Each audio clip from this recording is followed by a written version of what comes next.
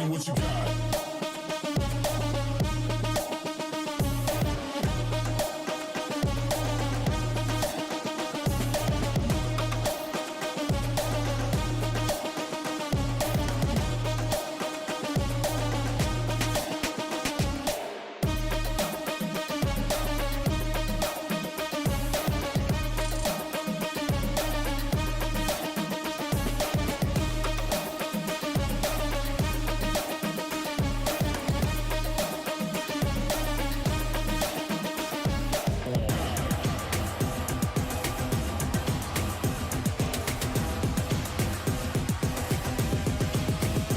Show me what you got. Down, up, back, back, up, God, down, up, back, back, God, down, up, back, back, up, God, down, up, back, back, God, down, up, back, back, up, God, down, up, back, back, God, down, up, back, back, up, God. Ain't no reason to back down, so step it up. God, down, up, back, back, up, God, down, up, back, back, God, down, up, back, back, up, God, down, up, back, back, God, down, up, back, back, up, God, down, up, back, back, God, down, up, back, back, up, God.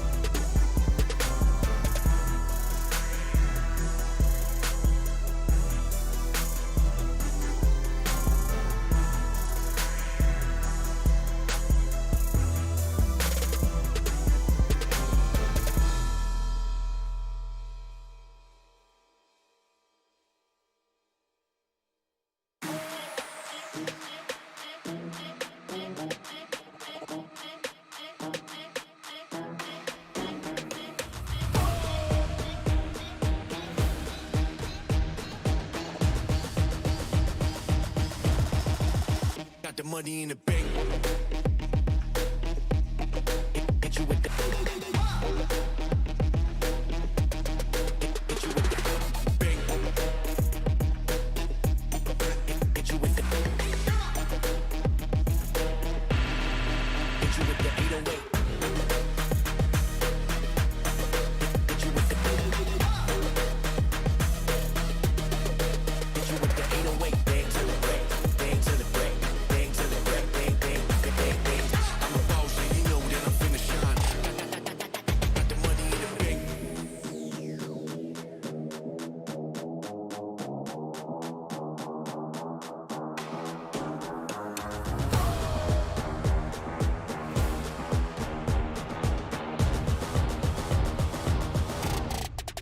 Got the money in the bank.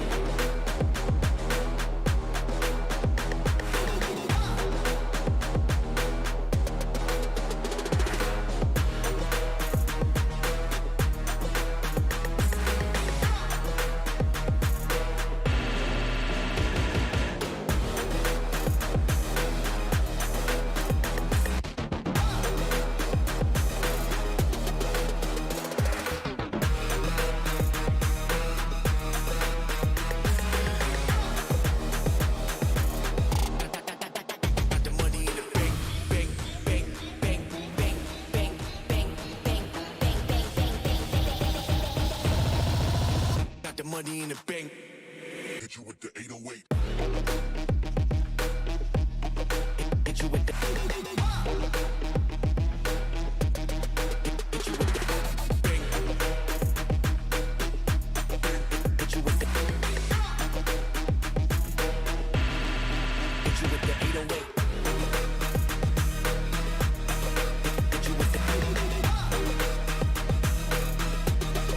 Hit you with the 808. Bang to the break.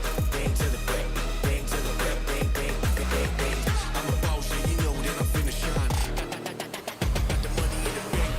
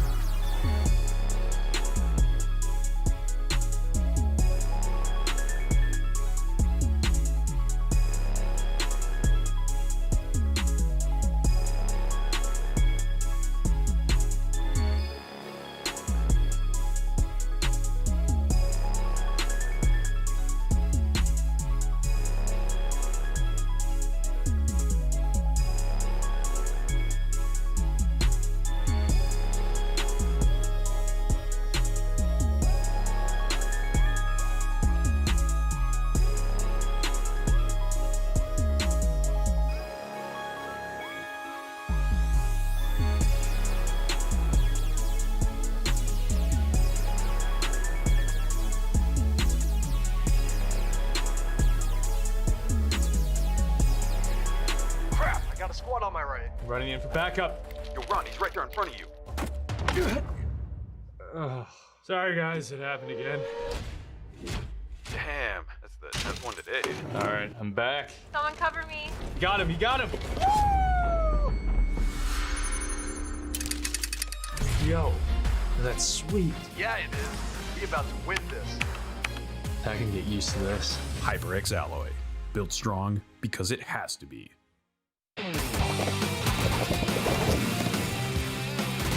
Blast X!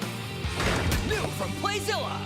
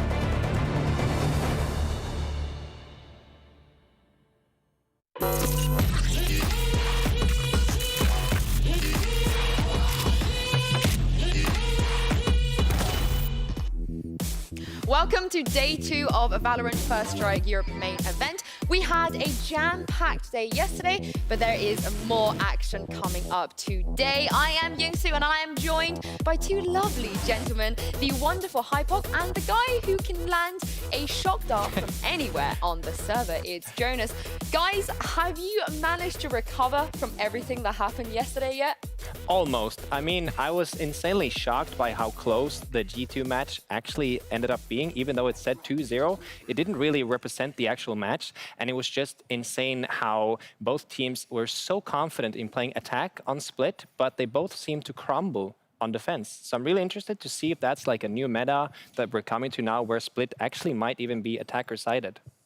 Yeah, I mean, yesterday was a fantastic start, more than we probably could have asked for from day 1 across both series as well. I mean, great, unless you're a Liquid fan.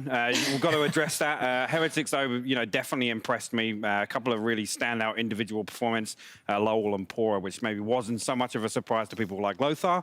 And obviously he gassed him up coming into this. But yeah, again, we've got a stacked couple of matches on the way today. So hoping for potentially a few more upsets. Oh, I mean, we shall see, we shall see. Well, yesterday, the First Strike main events kicked off in 7 different regions. We saw a lot of fun stuff, upsets, and everything in between. And I want to use this opportunity to highlight some of the things that happened on the server yesterday. In Europe, we saw the domino effect of the FPX Viper. She made another appearance in the G2 August game, with Boo showing off what he can do with Valorant's most underrated agent.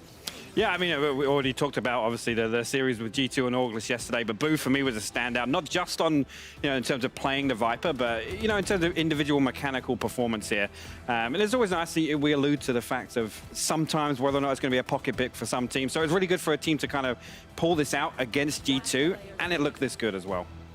Yes, it did. Well, across the Atlantic, Sky and Icebox were activated. Both Renegades and TSM brought out the Aussie Wolfpack, but it was TSM's Cutler who had the last laugh. Yeah, we finally saw Sky, and hopefully maybe we'll see Sky here in Europe as well. Sky has some really interesting utility. You see some of it here with the flashes being thrown from these weird angles, and the flash actually gathers information as well. So in a way, you can see her maybe replacing Sova, hopefully not. But it's definitely something that we're hoping to see today, because Sky is here to stay, and it's really interesting to see what she's going to be able to do. Well, Jonas, I never thought you would say that anyone could replace Sova. But let's bring things back to Europe. Lastly, we witnessed a bloodbath yesterday. Heretics took down Team Liquid despite the effort from Scream. He dropped 89 frags across 3 maps, but it just wasn't enough in the end to secure them the win. Yeah, I mean, it was heartbreaking to watch. I kind of do want to say this as well, a fantastic start to the day. It was a really exciting series. I mean, Scream just popping off. There were so many circumstances and scenarios we saw him getting into, and really, we can talk about underperformance, but the way in which they enabled Scream to make these plays was actually something very satisfying to watch. Yeah, and of course you can always say this, that of course when Scream pops off like this, it also makes the rest of the team kind of look worse, because there are just no frags left. But as always, a team wins and loses as a team, and that's the way we have to see it, and the team needs to go through what they did and find out how they can do differently in the future. Just to kind of echo on from that, Heretics played absolutely lights out. Let's not take anything away from them. Like I said, they really impressed me. There were a couple of really interesting setups. I particularly like their defensive setup on Ascent over on A side. That time and time again was causing problems for Liquid, and it just goes to show that there are some teams that are going to creep up and maybe surprise us this week and become contenders. And speaking of Team Liquid and Heretics, Mitch has picked out some of his key moments from the matchup yesterday. Thank you very much, Yinsu. Yes, this is Mitch's Moments, or should I say, welcome to my world. I'm going to take you through a couple of the early round setups that we saw from Heretics. We won't focus on the chaos that ensued in the late round, but I want to talk about the different setups that they deployed. Now, we've got this fancy new gadgetry here. I haven't had a chance to use this yet. Honestly, we've all been so excited, but I'll be the guinea pig. We'll see how this one goes. So what we can do here, playing, pausing, rewinding, forwarding. It's so much fun. But I can also draw. And if we zoom in on the map just to start us out, we can take a look at this camera over here. And this camera gives a lot of information over to Team Heretics. They can tell straight away that there is nobody outside a bathroom. Off the back of that, you pretty much have a one-man hold on the A site when you combine in these traps right here. This allows Cypher to rotate into a position where he can better help defend the B site if they do face any early contact. And that's especially important because of how aggressive they are in towards Hookah. And you'll see this, as utility and players start to move up B long, they actually begin to fall back and then take over Hookah presence while that Cypher cautiously rotates around. This setup is much more passive on A than what we'll see in a little bit, but on the B side, it's a unique take that definitely can catch a couple of teams off guard. Combining the smoke that they used on long, whoops, said it was new technology. Combining the smoke that they used on long with this ice wall that comes up in middle, it slows down Liquid's push. And what actually ends up happening is that Liquid don't quite know what to do. They haven't got control outside of A, so it's very risky to rotate back. So they kind of wait it out. They wait for the smoke to fade, they try to skirmish on the wall, but that costs them time and allows for the Cypher rotate to come through. Let's compare and contrast that to the next round, just one later, where we see a similar setup come out from Heretics. Now, they have the camera again, but you'll notice straight away that there's a Sage very close by. And combine that with the recon arrow that they throw out to get a little bit of info there's no one outside of B. They believe this to be potentially an A hit. Perhaps they've got a read on Liquid. You never know what's going on in the comms. The purpose of this Sage, though, is that when they face contact on middle, which this peek here gives away, that we're seeing on the screen, the ice wall goes down. Now, this wall is going to allow them to have a very advanced position where they know that nobody can push up in through Bath. What have I done there? Let's go back out of that one. So they know that nobody can push up through Bath because the wall is in play. Now, I know what you're thinking. Or maybe not. The camera's up, right? So they know they have that control anyways, but this allows Cypher to actually get over onto the site and help out in defending it without having to worry about someone pushing up behind, because you don't want to be stuck on your smartphone the whole time, not at the dinner table. Now, this round allows, because they have all this advanced information, it's very hard for Liquid to actually push up. They're facing tripwires. One over towards Hookah actually ends up, or Lamps, excuse me, actually ends up costing Scream his life because of that advanced dash, a very quick one. The rotates are coming in. There's 4 players on the A site before a push even comes in.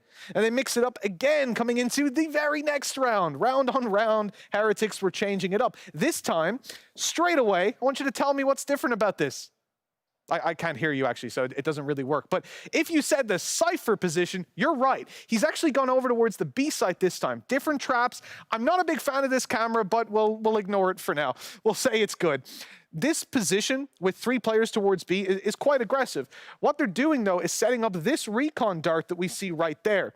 That allows them, it might not be the best one in the world, but it does clear out this whole area around here. They know no one's in middle. I've done it again. We'll stick it like that. So they're coming up around middle. There's nobody there. Then Sova's going to rotate to the A side. This wall as well, though, is very important. What this allows them to do is it blocks off this entire path, allowing, first of all, if there was some aggression coming through, which you'll notice here on our cool little rewind, that there was actually a Sova dart, right? That Sova dart means that the wall is popped straight away. They can get an ult orb, and they can start to move back over towards the site with their extra ult charges built up. It didn't really serve a lot of purpose in the early round because of what Liquid were doing, but it did at least limit down some of the options for their opposition. They end up going for a bit more of an aggressive approach to it, and we see a similar thing then happen in round number 11, 2 rounds later, where the setup again sees a bit of a difference on B, right? They do push up, but there's another ice wall. This time, a difference is that it's much more passive. The Sage actually plays on top of it to try and peek out and find an advantage in the early stage of the round, and when she doesn't, she starts to push up. Gets into a position then where an early flank can actually be had by this team, as you'll see here as we fast forward. The utility used up outside of the B site keeps the players out. There's still a 3-man stack in the first place, and now a flank comes in for the late round, where the Sage can actually completely catch them off guard, as well as allowing that 4th player to rotate through once ults are used.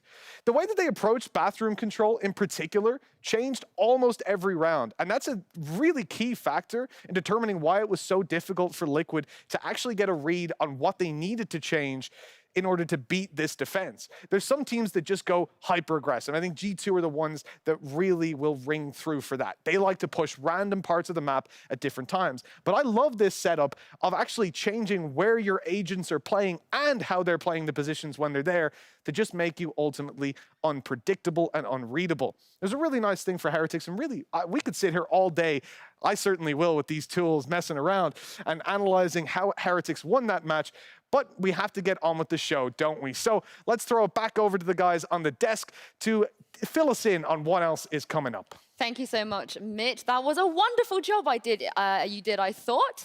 You know, first time on the tool, definitely won't be the last. But, you know, I am still digesting everything that happened yesterday. I think it's going to take me a while to get over it. But as I said, we have more First Strike action coming up today. First up, Summon FC are taking on Purple Cobras, followed by FPX versus No Penky. I'm so excited to see FPX play.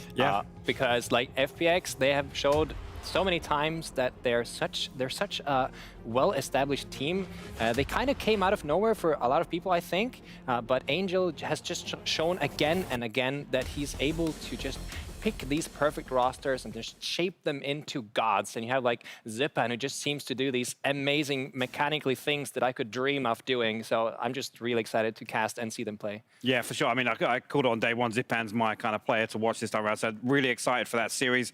I mean, Summon FC, again, it's not going to disappoint. There's way too many UK lads in a server at one time. So I'm expecting absolute chaos on that front. But I mean, both of them have had a good run, right? I mean, Purple Cobra's defeating NIP and Need More DM on their side of the qualifier. Summon, you know, building up a bit of a win streak as well. So they'll definitely make a run for things right now. And I think, you know, probably coming up on a lot of teams' radars. I mean, if anything, if we're going to go by yesterday, anything can happen, and I cannot wait to get into it. But before we get into the games, Jonas has kindly prepared a video, you know, because he likes Sova, in case he hasn't mentioned it yet at any point over the last 2 days. But Jonas really likes Sova, and he also happens to really like Icebox. Here is a video from him on those sweet spots you can hit with those Sova arrows on Icebox. Ladies and gentlemen, I'm going to quickly show you why Sova can be really good on Icebox. We're going to start with attacking on A. This recon dart lands inside the nest, and it reveals a lot of backside, and you can basically gain tons of info from all the regular corners you're camping at, and it's a really good way of getting a lot of info on where the enemy team is defending. If they're playing close in like an eco, you can do this recon dart to wallbang through this nest, even with a classic. It lands right in the door frame, so you can shoot on both sides. This is a mid-control arrow that lands right on the tip of the box, the ice box, if you'd like. And it's another one that's just meant to give you a lot of control, early info of where the enemy is standing. This is for early info in B. There are a lot of cubbies that the defending team can camp on, and this one clears out all the cubbies in the close area, and it hits right on the crane. This is a shock dot that you do after you've planted to kind of deny the defending team from retaking and defusing the bomb, and it lands on the most common plant spot. This is a double shock dart that you do after you planted on A, and it's intended to hit another default plant spot, and it kind of throws people off because they don't really expect it. It's kind of hard to see it coming because it comes over the box. This is another one after plant. If you have a teammate who plants for you, you can play all the way back here and it still works. And it's really hard to find you because you can see how far back you are here. So this is a really nice way of stalling the defuse.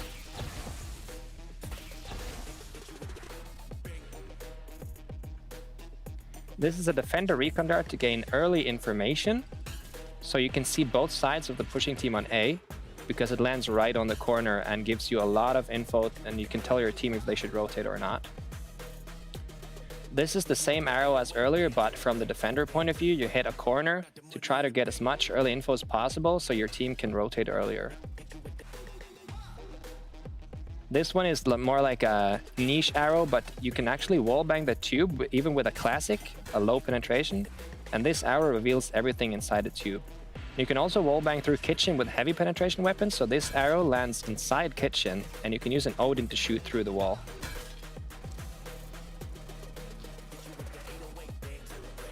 This is a retake arrow that hits on a crane, same spot as when you push as attack, except this is for after when the bomb has been planted. So it's going to be easier for you to find out where the enemy is playing post-plant. And this is another info arrow, except you shoot it from B. So it's the same principle. It hits the box in the middle, where you gain a lot of early information. And here you have anti-plant shock dart. You need to anticipate when they're about to plant, and this one hits right on default. You can also use it as a post-plant if the enemy team is playing retake from T-spawn. It's a really good arrow.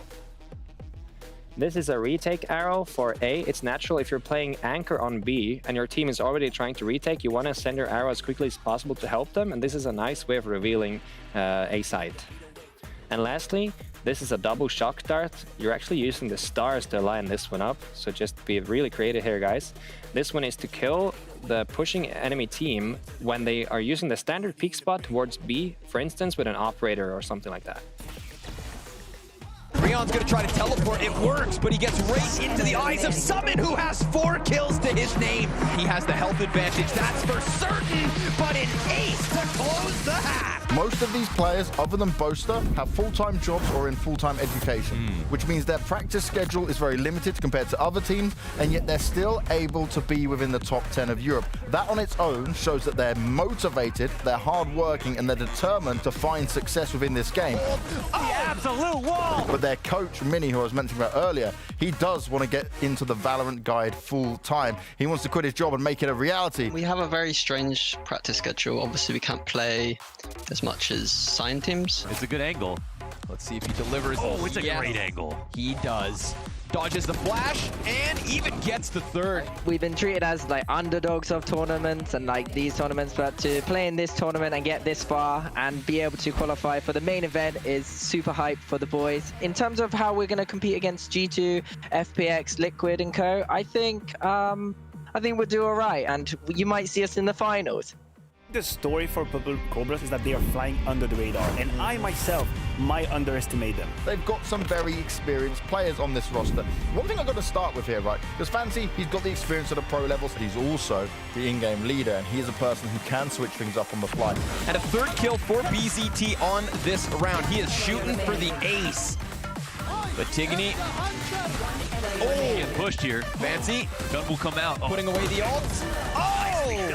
Right around the side of the box, he sends a message. Hugstar, he's the ex-PUBG guy. I covered him many years ago, and he wasn't finding huge success. He wasn't one of the big names in that. Gonna get aggressive on this A site. Oh my God, Hugstar. No way. What? Oh, he could have basically closed his eyes at that point. It's just his movie that we're watching. And you look at Machina. 3 players. Oh, poor Hugstar. The fact they try to get aggressive. Oh! No show started. Yo! Everyone would like to play like you right here. I don't know, just take off and left click. Ah, all right. That's the key. Operator left click. Our opponent for the quarterfinals is Summon FC. Boaster has impressed me quite a bit. He is the glue for that team. His in-game leading is quite hands-on to the other players. All in all, I think it'll be a good match to watch. I respect them as opponents, and I wish them the best of luck.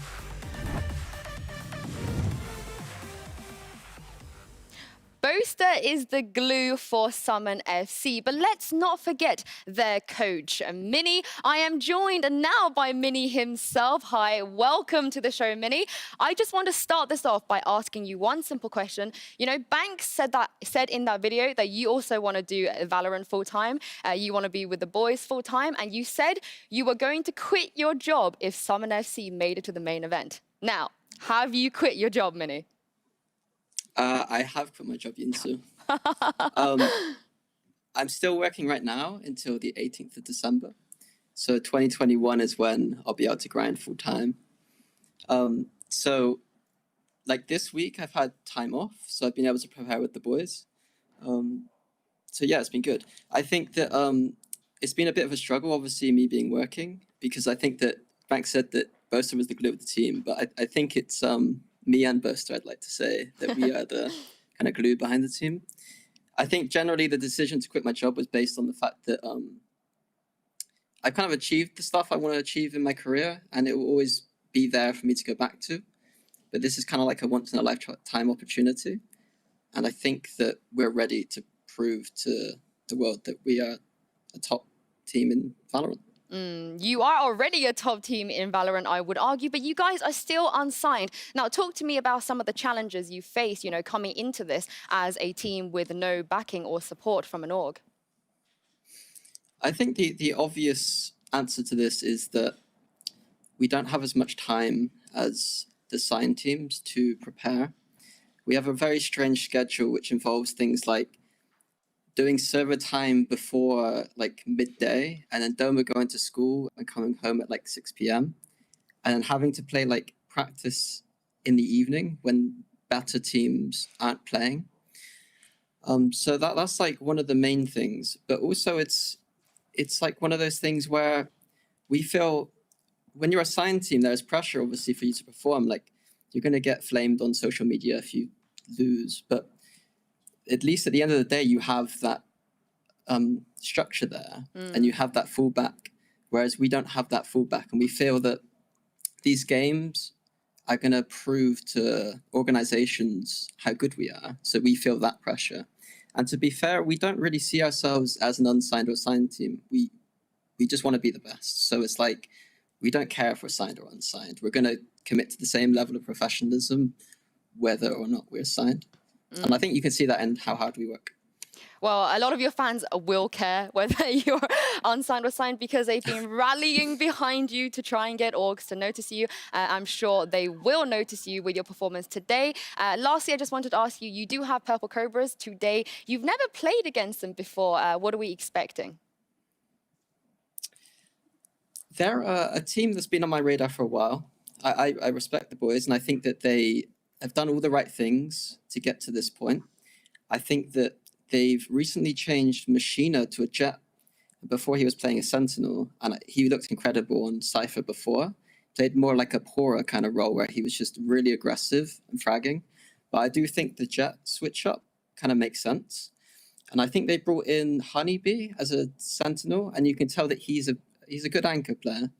So I respect the boys, and I think it'll be a good game. But I think to analyze this game and build the narrative that it's unsigned versus unsigned would be a mistake. I think that we are the favorites, and I do think it would be quite a clean game for us, to be honest. Well said, Minnie, well said. We'll have to find out, though, how clean it will be. But for now, I'm going to let you go to do a little bit more preparations with the team. Thank you so much for joining me, and best of luck in the quarterfinals. Thank you very much, Yinsa. Well, well, well, boys. Okay, you heard it from Minnie. He doesn't like the narrative of an unsigned team versus a signed team, and he believes that Summon FC are the favorites going into this. What do we think about that? Well, do they either of these teams have orgs? I could have sworn they're both unsigned. They are both unsigned. I mean, if anything, this is where you want to come and be an unsigned team that's then very successful at First Strike, right? Yeah, exactly. We're just trying to help them out by saying, you know what? They're unsigned, so get them while it's hot. No, look, the reality is for Summon, I think the big words being spoken by Minnie. Yeah. I want to start by saying I respect him. The quitting the job. I mean, look, we've all been there, right? Going full-time into esports is tough, especially if you've got something good already lined up, and it takes balls. Without an organization, without a steady flow of cash there, I really respect that move, and I think he's onto a very good team with Summon. Could pick them up because they're unsigned, I've heard. But also the fact that he's talking a big game, saying Cobras are going to be an easy win, that they'll roll them. I don't know that I fully agree with that. Well, he said clean. Clean means easy. It was a respectful way. Yeah, Hypok, what do you think? I mean, he said they're the favorites. Do you think they're the favorites? I mean, I said this earlier. I mean, there's a lot of British talent in this lobby. Anything can happen. Both of these teams have kind of been stepping up recently. I mean, we can look at records and stuff. Some of them have obviously been on a tear. I mean, in terms of actual map-for-map records, they're on pretty much the same on paper win streak as G2.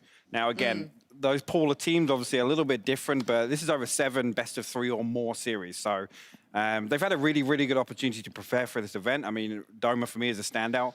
Statistically, he's been, like, on top, pretty much. And it shows in game as well that they're kind of leading the charge for the team. But, yeah, this, for me, Purple Cobras can't be underestimated. I like this kind of ethos that Purple Cobras kind of have come out of nowhere. I mean, previously, the roster with VZ, Hugstar, etc.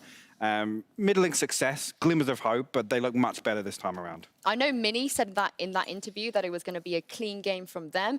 I just want to propose that I feel like this is going to be a very wholesome matchup.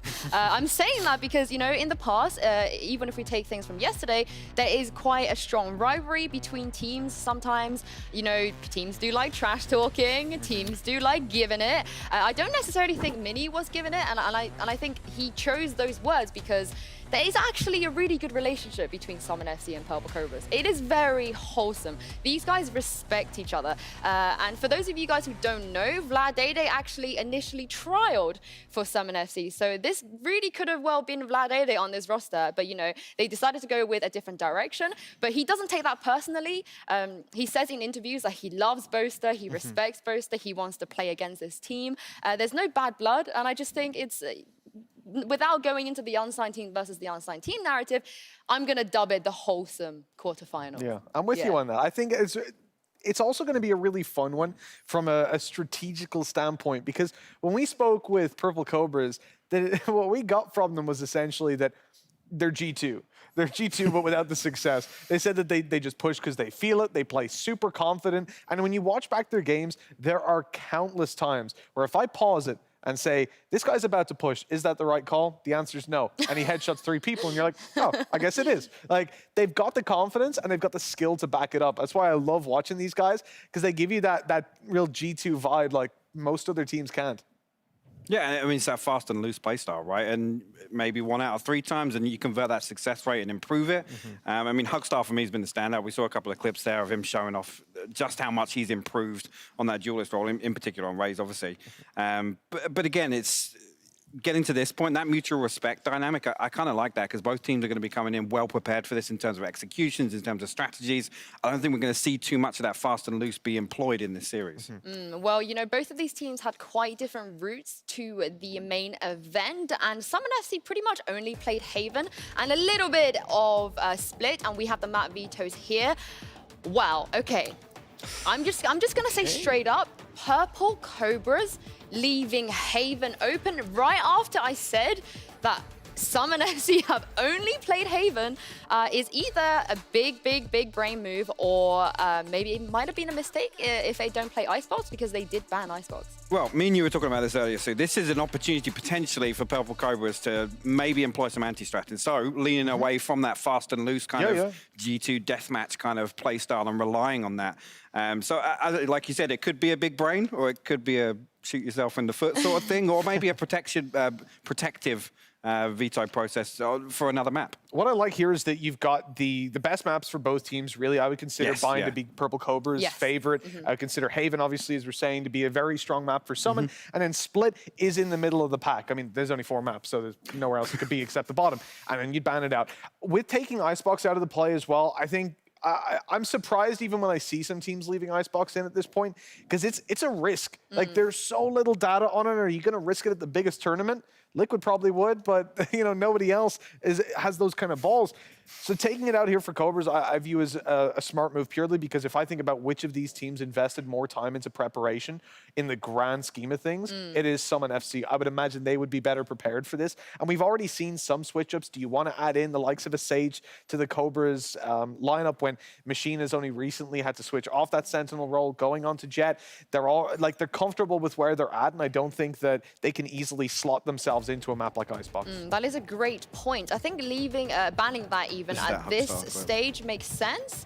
But then for them to not play Icebox, if they do win today and go through and play some of the other teams at the event, I think that might be a mistake, because if you're going to go up against FPX, I mean, it almost doesn't matter which map you ban and don't ban, same as G2. They're going to be great on them all. But, you know, guys, with the information we have now, given the fact that we are going into Bind first, and that is Cobra's pick, which team do you fancy in this series? Hey, I like that. Which team do you fancy? I had to. Obviously, you've got a history with Hugstar. I know Fancy intimately. This guy played Battalion. I covered his team. Jonas is going to be jealous. He is. You know what? We can share. I love Fancy. This guy, he's so positive. He's such a good player. It's so nice to see another guy from Battalion out there succeeding as well. I'm going to go at Purple Cobras. And the reason for that, I favor them going through the qualifiers. against Need More DM. It hurt me. I said everyone was going to underestimate them. They did. And Purple Cobras, they didn't dominate, but they did on Bind. And that's the key point for me. They 13-4'd Need More DM on Bind. That blew my socks off. My jaw was on the floor watching that game. I think that they've got what it takes to cause what I will pin as an upset, though. I will admit I think Summon FC are the favorites, but something here just tells me to side with the Cobras. I love that. I love that. What about you, Hypoc? I mean, Bind for me, again, I'm leaning the same way. Purple Cobras is Razor's playground. Hugstars look fantastic. And actually, Cobras themselves, they've worked around. They have two different dynamics to play around that Raze. They either enable him to put him into a spot to do so, but Hugstars also look fantastic from some solo spots, so to say. So yeah, I mean, statistically, I've got to follow the numbers, really. And I've underestimated Cobras a few times now. Took my eye off them when obviously VZ stepped away from the roster, but they've just looked so good. I can't say otherwise. So let me just preface this that... I'm sorry, but we do have Agent Select and Summon FC. They are one for my heart. Mystic. Okay, Mitch, you loved Boo yesterday for this. You have to love Mystic today for that Viper again. This is getting spicy. So, I am loving life. It's not just that, but it's Doma taking the Omen then instead. Exactly. So still playing with the controller. They've got two of them essentially. I'm really curious to see how these guys are going to go about using that Viper, because all that we've seen on Bind so far, for the most part, within Europe, has been using her as a controller instead of an Omen, instead of a Brimstone. The fact that you're going to have Doma, who's so solid on the Raze, stepping back into a smoker role, that excites me. It shows that they put a lot of thought into the value of utility as well. Well, this is really interesting. Again, a mechanically talented player stepping onto that. We were talking earlier about how innovative Summon FC have been in terms of their preparations, in terms of kind of thinking outside the box and trying new things. This is a really good example to kind of see the fruit of their labors, really. And it's not a Brimstone, is the other thing, right? Like, a lot of teams, most teams I would almost say, will go for that Brimstone route, but they've decided to put an Omen. Now, maybe that's because of comfort levels of Doma. I'm not 100% sure, but I will keep a close eye on the Omen and Viper combination and how Summon have got this one planned out. I mean, knowing Doma the way I do, I feel like he's way too flashy to be put on that Brimstone. He does not want to be the one sitting back waiting to shoot the molly for afterplan. Like, he wants to blind 5 people with that paranoia and just go in and get an ace. But yeah, that is very exciting. Like you said, we have seen Vipers. We've seen the FPX Viper. We've seen the Augurless Viper. And now we're going to see the Summon FC Viper. You know, it is time, you guys, for our third quarter finals. Like I said, it's Summon FC versus Purple Cobras, and I'm sure the caster desk cannot wait to get into this one. Ooh, okay, we've got some fun picks coming out. I'm joined by Lothar, but let's cut the nonsense. Let's cut all the niceties of, you know, welcome to the casting, don't care. Viper coming out straight into the pick. Omen as well. No duelist on the entire composition. What? I am so happy we're gonna see this. This is why I love Valorant. We're gonna go into competitive scene.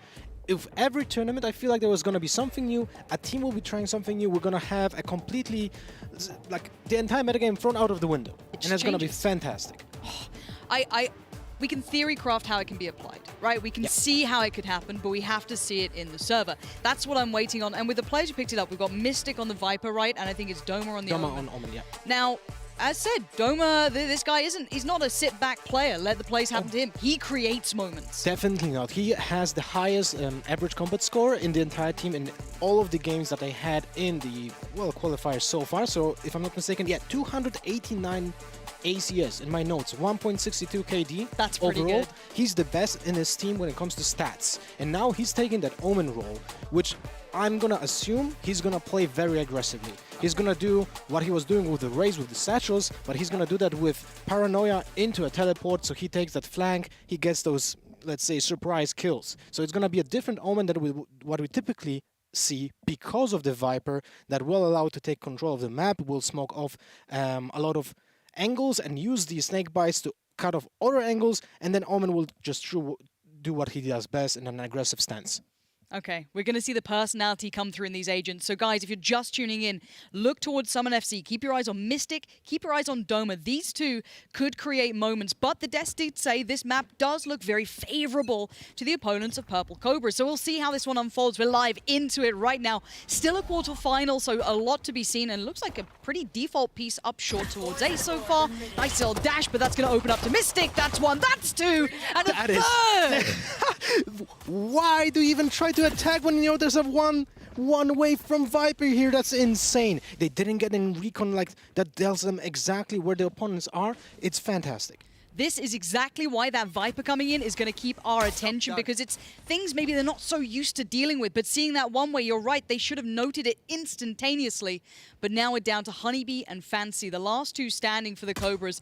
They'd love to get some damage done, but all the rotations are here. Mo's got the first. Fancy, that footwork better be good. The knife's around. Oh my God, the knife! Oh, Doma, Still, this was a prime gaming flawless round. Oh, I'm so happy. I'm just happy. I hope everyone's happy at home, because we just got to see a really sick round. Like, let's talk about that one way that came in and how they were able to kind of capitalize on that. So I think what is very important is when you play against a Viper in a pistol round and you don't know the exact playstyle she represents yet for that team, it's important to get that recon and try to bait out the utility first. What Cobras did is what they do typically in almost every single map is just, oh, let's just push. Yeah. And they pushed through a snakebite for a one-way. It was a recipe for disaster. Okay, let's see if they can recover. And hopefully for the Cobras, it looks like a very clean round coming out from them.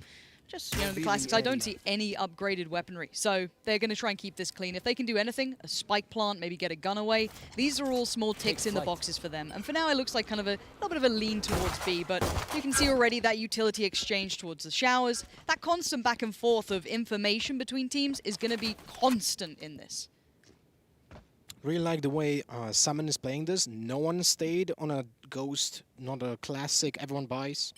I really like the fact that also there's one Stinger, because that's the guy that's going to be saving a lot more cash on top of the other people in this team. So there are no chances here. Summon knows that they play for their strengths. They want to keep this momentum going. They're not going to lose an eco. To an eco. Sorry. Exactly. But that is a massive thing, is keeping control of the economy. Now, good information for Doma. Already going to get the good idea of where they're going. You'll imagine they'll be trying to play as a pack, and now seeing that come through, there's at least a couple more players coming their way. And you can see for now, Summon FC keeping good range. They're not going to get trying toyed into any of these close fights. And exactly as expected, it's going to be a clean sweep so far. Yes, they've lost out on Shaq, but beyond that, this is safe and comfortable. And have Doma getting the kills is always beneficial. This is a player that will respond to getting that confidence early. It's something that I guess we were discussing, before the game started, is some of these players are a little less experienced. I'm used to not having to consider this, but some of them need that good start. They need that confidence builder. Get a couple of easy frags, yeah, maybe against pistols, but it gets that momentum building. True, we kind of need to see the stats on how old are the players. Yeah. Because when you consider other tactical FPS games, the scene is like, rooted in ground for a very long time. Yes. And here we have a lot of newcomers coming from other games, maybe even didn't play a competitive game before. Absolutely. So it's very interesting. One more thing that I wanted to point out in the previous round is that I have seen Cobras play for orb control. They realized that Summon is going to play very defensively, and because of that, they're putting kind of away any attention to the orbs, and that means that Cobras will be able to fight for those orbs without any repentance, basically, coming from Summon. Now, I like this one way being shown again. Now, I wonder if they've been able to read into it after that pistol. This is a very similar position for Mystic here. Tucked himself in the corner, waiting to see if anyone comes through. It is going to buy time. We're about down to a minute or so. The intention may be starting to be read here, but this is a very all-in piece, and that freebie that Boaster got at the start is going to help. A quick switch to the gun, and Boaster's going to get another. The man leading from the front so far as Mystic still gets away with it. Back goes the orb, and the chances once again get denied. Keep in mind, they have 2 leftover SMGs up against a fully bought out Cobras. They had all the rifles that they wanted, but now Vlad and Fancy need to do some damage. This otherwise will be a whitewash, but I love how Summon FC are playing this. Very considered, very playing deep, making the Cobras come to them. And now the last player noted, nice shot from Vlad. 30 seconds left. a 1v4 is a little bit of a tall task. Let's stick on board with Vlad, see what he can make happen from this one if possible. Have a little view, see what's up in potential. He's got the second. Not bad. This is great work. If they keep feeding him, they're going to cost them money. Those reinvestments get a little bit trickier. Of course, the money should be okay for Summon FC, but Vlad's still going to start working out a little here. 10 Spike is in a seconds very left. bad spot, so that's pretty much the end of the line, but damage is key.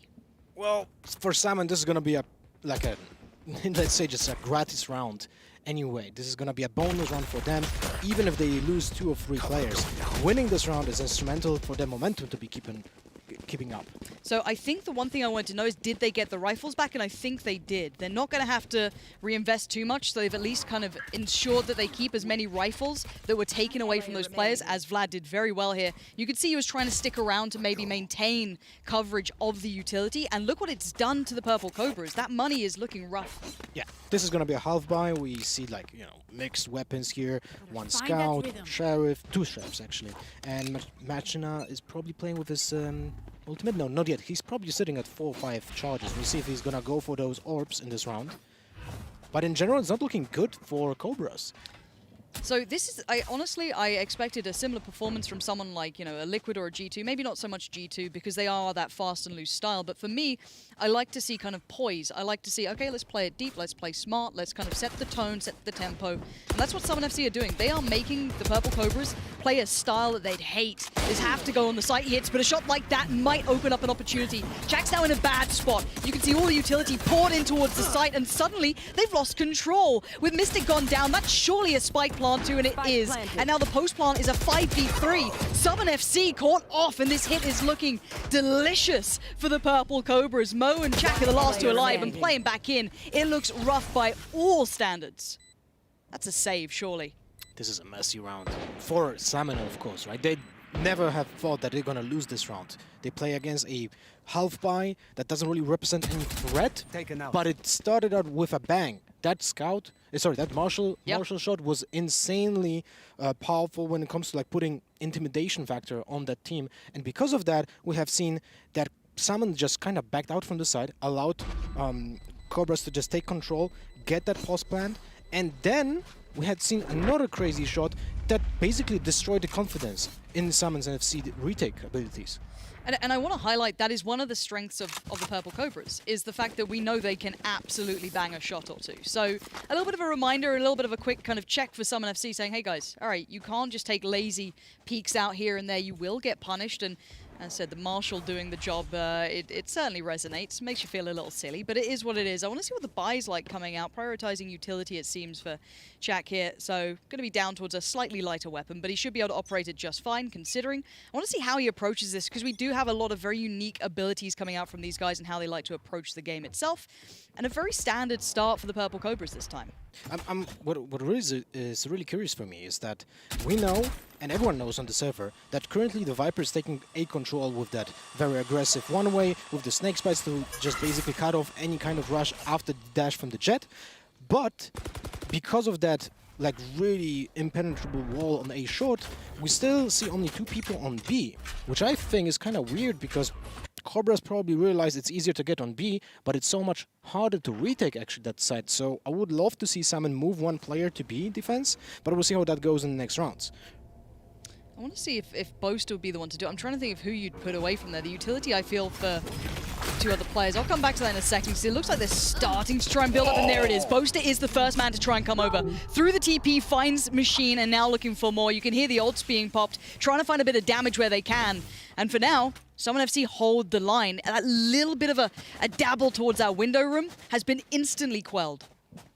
That just answers my, you know, everything I was talking about in a second. It's so perfectly played because instead of being defensive with 3 people on B, they just played an aggressive stance that put another player on that side. And now, easy advantage for Summon.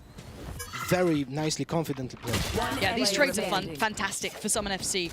Not overstepping, not taking too many individual fights on their own, ensuring they always have a trade available. Now, let's see if Honeybee can do anything. I think it's time to look towards keeping the gun up, trying to keep that economy building for yourself.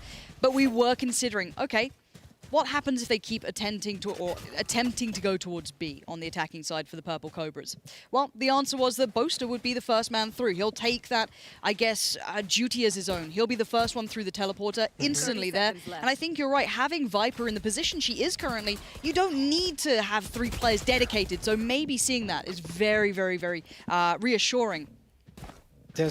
You're really right, but I wanted to point out that Salmon has all those small details really placed well into their strategy. The Snakebite going in on the garden to stop in the rush, because basically you cannot push through that. If you ever push for Snakebite, the damage that it does is really just doesn't matter. This is gonna be like 30 damage or something, but the debuff allows everyone to be just killed with two shots. This is sick. Okay, so we've had a 2-play push through the showers, and they've switched over Viper to just contain space. I love this little bit of a defensive strategy coming out from Summon FC. I hope the Desk can break this down if it does come into like a really nice piece. But this is a lot of pressure on the Viper. This comes down to Mystic buying time for rotations to come back around, because they have information that no one's here, but it's all up long, and the hit's going to come through pretty soon. Mo's in position. Mystic's already done incredibly well. Boaster's there, and it's just gorgeous to see a plan come together like this. The Purple Cobras, it's all been seen. He doesn't need to see the kill. What a beautiful round. This just brings joy to my heart. Everything here fell into place like a puzzle, you know? It was every single piece of utility was backed up by a movement from the team and ended up in a kill. So first we have seen Viper push with the utility, with the Snakebite to stop any rush to Hookah, which allowed 2 players from a teleport and get easy kills because the opponents were distracted by the utility in window on B. And then in the meantime, we had Rolling Thunder coming into on side that just basically dismantled the last two pieces of the opponent's team, which were put into a recon dart. So it's perfect. You could have just killed everyone without even watching that game monitor. I absolutely love that. I could watch that all day long. Seeing defensive teams taking a proactive stance is wonderful. And they only have to do it once, because now, for the Purple Cobras, they have to be so aware of the chance of someone pushing out aggressively for information. Now we're seeing a bit of a response, having Jet pushing in towards showers, maybe trying to reclaim some of that territory and build up towards a potential A hit. We haven't seen this kind of 3-2 split potentially, so I want to see how this works out. Mystic a little bit deeper this time. Jet's already in, so you're going to see it starting to build. Machine with a good first pick. That's isolated Doma, and now he's dead. But Mo's going to try and even the keel, but nothing coming for this one, but over-aggression from Machina. That's going to be a problem. Mystic still holding the line. If I'm not mistaken, Fancy's on 2 HP. He was sitting in a Snakebite while droning. He had to cancel the drone and just basically change his position. He should run. You know, it's a 4v4, but Salmon still has a lot of utility that they can use for this retake, but I don't think they will need it. At the moment, it's going pretty well. The Killjoy's been removed from viability, so Huckster's sweating bullets now. It looked so good for just a second. He's got one, spins around, the second evades, and Mo gets the job done. I am thoroughly impressed once again by Summon FC. That was the best we've seen, I feel, from the Purple Cobras. Get on the site, get the pick, spike down, but then that retake was so well choreographed. Yeah. You know, this reminds me a little bit of Heretics from yesterday. Yes. It's a very similar playstyle, but I do think Salmon are actually better at it. Like, it looks like a ballet. Coordinated, everything just feels right. When you watch it, it's like an orchestrated piece. Very nicely done. And I also like very much one thing that Mystic is now doing with the Viper. He is not a character like, let's say, Killjoy right now, who needs to be in a certain position or range of her utility to make it work. He can be roaming the entire map. We have seen him first 3 rounds basically put an anchor on A to give information to the opponents that he's not moving from here. But now we can see him. He was once on B, now he's on Heaven A. He's taking different positioning, so it's pretty tough for Cobras to attack on site and be aware where can anyone be. They have to check all the angles. There's not a single common one that they had seen in the past. I'm enamored with how Summon FC are playing so far. I want to see if it continues. I think the Purple Cobras, the problem is, stylistically, playing up against a team so well stratted and prepared makes it very hard for their playstyle to apply. It's kind of that FPX up against G2 style. Those kind of contrasting abilities, but the Cobras just aren't getting the opportunity to get going. We know they can frag out, we know that they can take big results, but this was meant to be a good map for them, keep in mind. So if you're just tuning in, this was meant to be probably the one the Purple Cobras were going to do well on, but we'll see. Already the ults are being popped, so maybe keeping control early on. Curious. First time we're seeing towards the showers. Peculiar move. Typically, a Viper would like to cut out a bigger, let's say, range of possible motions from their opponents, but in this case, he just shuts off showers completely for anyone. Oh, by the way, one very interesting thing. Salmon plays 5 Phantoms, which I love, based on their compositions, because there are cages from Cypher. The Mystic plays Viper with the wall and the smokes, and then we have Doma with the smokes as well. Basically, the entire map will be smoked off to some degree, and because of that, you want to play Phantom because of the suppressors. There are no traces. There's no way of shooting you through the smoke because you leave basically no signs of your shots. Well, those knives are going to leave a couple of signs. They know what's happening now. So Jack's a little isolated on his own. Could be in danger, but wait, they don't check on it. That could have been a bigger problem than it was, but he does manage to live. This will be a retake time, but let's have a little look, see if maybe Hugster can get something done. No, through the smoke, the wall just plays so well for Boaster. He can sit patiently on the other side. And they've maintained this kind of defensive side territory here. So this retake has building blocks. Now the utility, what's left? A good amount. They haven't burnt through their utility on Summon FC. Whereas for the Cobras, it's the guns at their side at this point, and they are weaker, but a plant is good. It means the clock is in their favor, but the retake is so well done. The trades are there. 0 threats to be found. I'm really liking this team. So, what I really liked about this situation is how calm Salmon played. They know they play against a half buy. So it's crucial to not give any weapons to the opponents. This is why I have seen Chuck not play aggressively on elbow when he could, because he did dink the opposing Jet, which was Mahina, and he didn't push him, even though he knew he's basically one shot. So he played strategically. He didn't want to go for a possible trade and give that Phantom, because that actually gives more opportunities for Cobras to win that round. So very well played, good communications, I'm going to assume, because someone is keeping everything in check. Yeah, and I want to go back to what Mini said as well at the start. The fact he said it was going to be a clean game, I didn't think he meant like this. This is as clean as you could ever dream of. As a coach, you're sat there just beaming at this point. But the Purple Cobras need an answer, and we've seen this again, this aggression. I love seeing defensive side aggression, but it is going to always leave a gap available, and this is seeming to be aware to Doma. They seem to know, well, we've left short open, so there could be a threat. Let's see if they handle it. They do. Doma just proven to be better. That Omen just different. And now Machine is still here towards Lamps, looking for the opportunity. You can see the ult being popped, so now the information starts to filter through. They haven't got the spike down yet, but the shock darts are there, and that Jet is going to be feeling a little uncomfortable.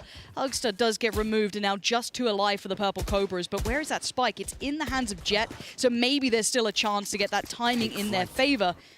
So they're looking for information. Machine trying to pull himself back around, look for a player. They could do with a pick in this, but you can see Mystic already taking territory. Yeah, takes territory, takes the head. Machine goes down. Say goodnight. This is an outclassing, and I really didn't expect to see this.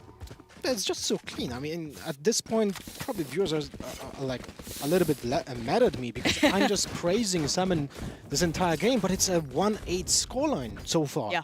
It's really because of the fact that they play so well, and this is why I'm so happy seeing this, because personally, I love a playstyle like this. I don't like bravado. I don't like being, flashy. Like Scream impressed me yesterday because he was playing out of his mind. Of course. But this is more impressive. This is something I love in tactical shooters.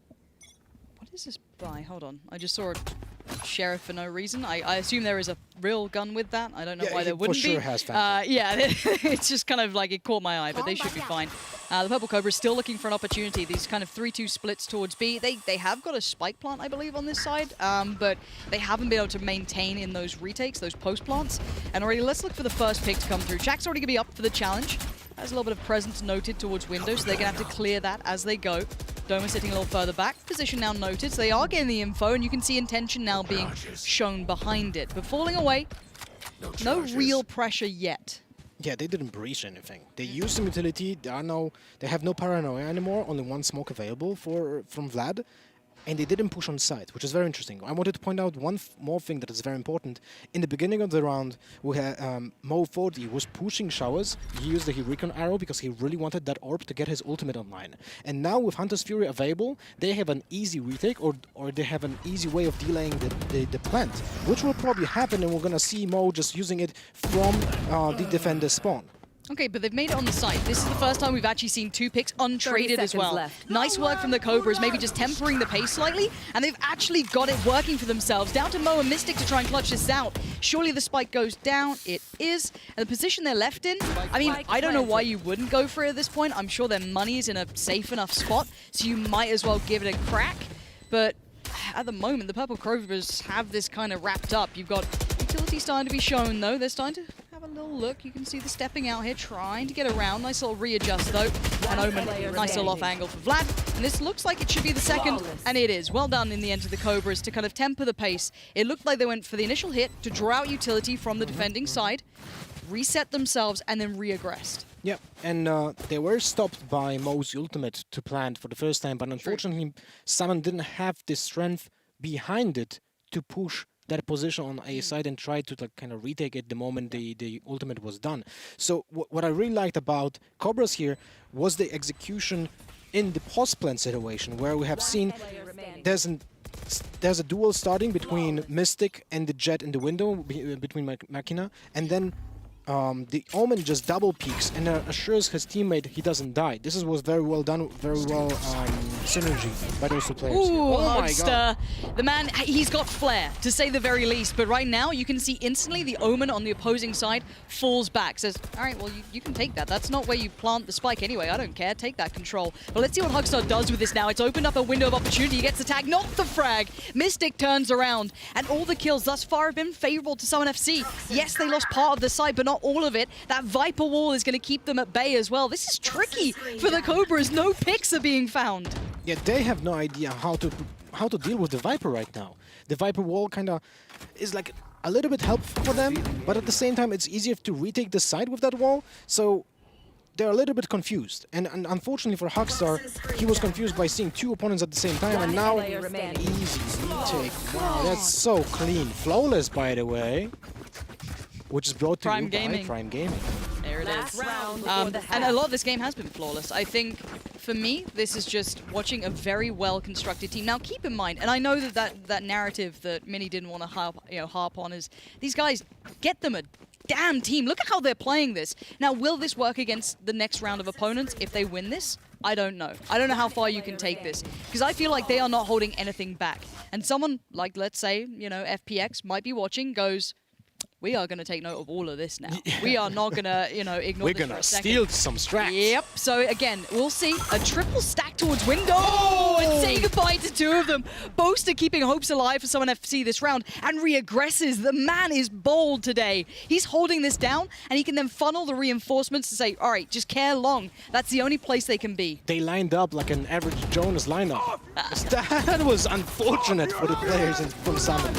All the utility being poured down now, all the ultimates pop. The Cobras know that they need a buffer of bare minimum 3, something to work with on that second half. And you've got to give it credit where it's due. They've just about found it. I thought maybe there was a chance for it still to go the other way, but yeah, they're not letting this go for a second. Mo is going to be forced to fight and potentially forced to die. And yeah, Vlad's going to seal that deal. He was shot in the knee, but he had 4 HP, so it didn't matter. Yep. I really like this. I think this is the round that was kind of showing how Cobras typically play. Yeah. Overconfident pushes, good shooting, and kind of dismantle the opponents, right? Yep. But it didn't work for the first, well, let's say, 10 rounds. And they found their pace when the half was already over. Now, the big test comes in. We know that Salmon doesn't play with a single duelist. How they will use now the composition to a coordinated attack. And I'm 100% certain. They have to get something, like they have something in their pocket, because they cannot rely on flashes from Phoenix, from like getting any kind of aggressive push with his ultimate. There's no Reyna that just goes in, uses Leer, and just goes with a massive confidence on site. So it's going to be interesting. And I'm also interested because we have seen so far all the Viper players on defense only play with one setup. which kind of surprises me. So I would love to see now something like a little bit of variation coming from Mystic when it comes to his utility usage. Yeah, let's see how they try and navigate the lack of duelist for Summon FC, and obviously for the other side for the Purple Cobras, they've got. I honestly say at a scoreline like this, you kind of need the pistol to start with. It's so imperative. Yeah. So for now, it's actually a big stack towards the A site for the defensive side. They have 4 players here. They've left just Killjoy on the other side. A quick nade and a quick bait through the TP. Summon FC go, and they're waiting for anyone to come through on the other side. No one's there. So for now, it's all for nothing. But they're going to draw utility, but keep your eye on Viper. That Viper wall is the one with the bomb. ingenious. Yep. I'm gonna talk it a little bit Do it. later, but no, let's see what is happening with this round. But that wall is beautiful. Okay, does Hugster realize what's going on here? That's what I'm waiting to see, because this is all another fake. They're trying to pull rotations around, and they have dismantled the stack. But Hugster's getting curious, and curiosity, well, we know it can kill cats, but can it kill Summon FC? No, not right now it can't. Mystic's already found him, and you're going to see once again the wall goes up. They start to take map territory, map control. Round we go again. Where are they going to end up? If we don't know, I'm pretty sure the Cobras don't know. They're baffled, but they're still banging out headshots. Oh, the plan didn't fall through, let's say like that. They wanted to push a fake towards B, but Cobras actually checked Showers and the A short, so now they have to come into B control, 30 seconds which left. wasn't a fake in the first place. But they've still got a favorable fight towards the site itself, so Spike should go down. That wall kind of allowed safe passage for the Viper to get across through the TP. But now in the post plant, it is a 3v3, so chances are pretty fair in this one, and Machine's position is going to be rough. Oh my god, Mo somehow wins that fight, and he's still going! Headshots. He's just turreting around on his own, and yes, 2 still stand, but look at them. They're walking wounded, and now that post plant utility is going to make this horrific to play against, and they know it. Oh, and he dies to the snake bite. Yeah, okay, this was beautiful. That was one thing that didn't really make me happy, but it's still not done. 1 HP on Vlad, but that snake bite is so powerful. And yeah, the defuse, done for. Mystic, you are my MVP. You've just shown how you play Viper with style. All right, so I'll take this and make a segment later on, kind of like Mitch, and I'm gonna explain what happened here. Yep. But first of all, Mystic did wait for the round to start to use his Viper wall to go through the teleport, which allowed him to fake entrance on A short and then cut off the CT on B side to allow passage when they fake. They want to fake B. They go with the Breach, I can't remember, I think Breach and Sova go on B with those 2 players, they have the best ability to kind of fake it, because they go for the flashes, they go for the recon arrow, which kind of signals they're gonna go in, and then they're gonna want to execute on A. Unfortunately, Cobra's kind of, read through that and pushed Showers to get information if someone is waiting there. They got 2 kills, and that kind of ruined the plan, but I really loved it. And then Mystic with the lineup on the snakebite for the post plant, everything was really well orchestrated.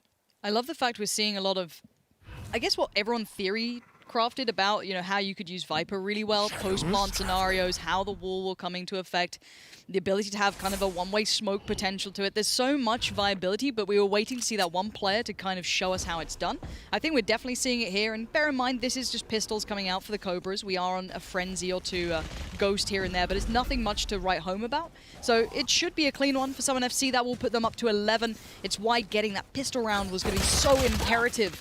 And for now, keeping it very clean. Hugster's the only one to do some damage. And yeah, this is great stuff from Summon. And the Cobras unable to make much happen with these pistols. Yep. The same buy coming from Summon they had on defense.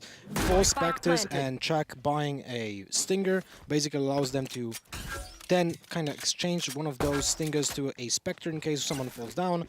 But in general, they don't really overcommit. Because I personally really dislike when someone is buying a Phantom or a Vandal on second round. I'm with you, yeah. So here they play very safely, and at the same time they know how to use that composition they have now for close combat range, combat. And because of all the smokes, all the snake bites, all the ability to just close the range between them and the opponents, they can play with Spectres and Stingers really well, so they don't need to force Phantoms and Vandals on second round.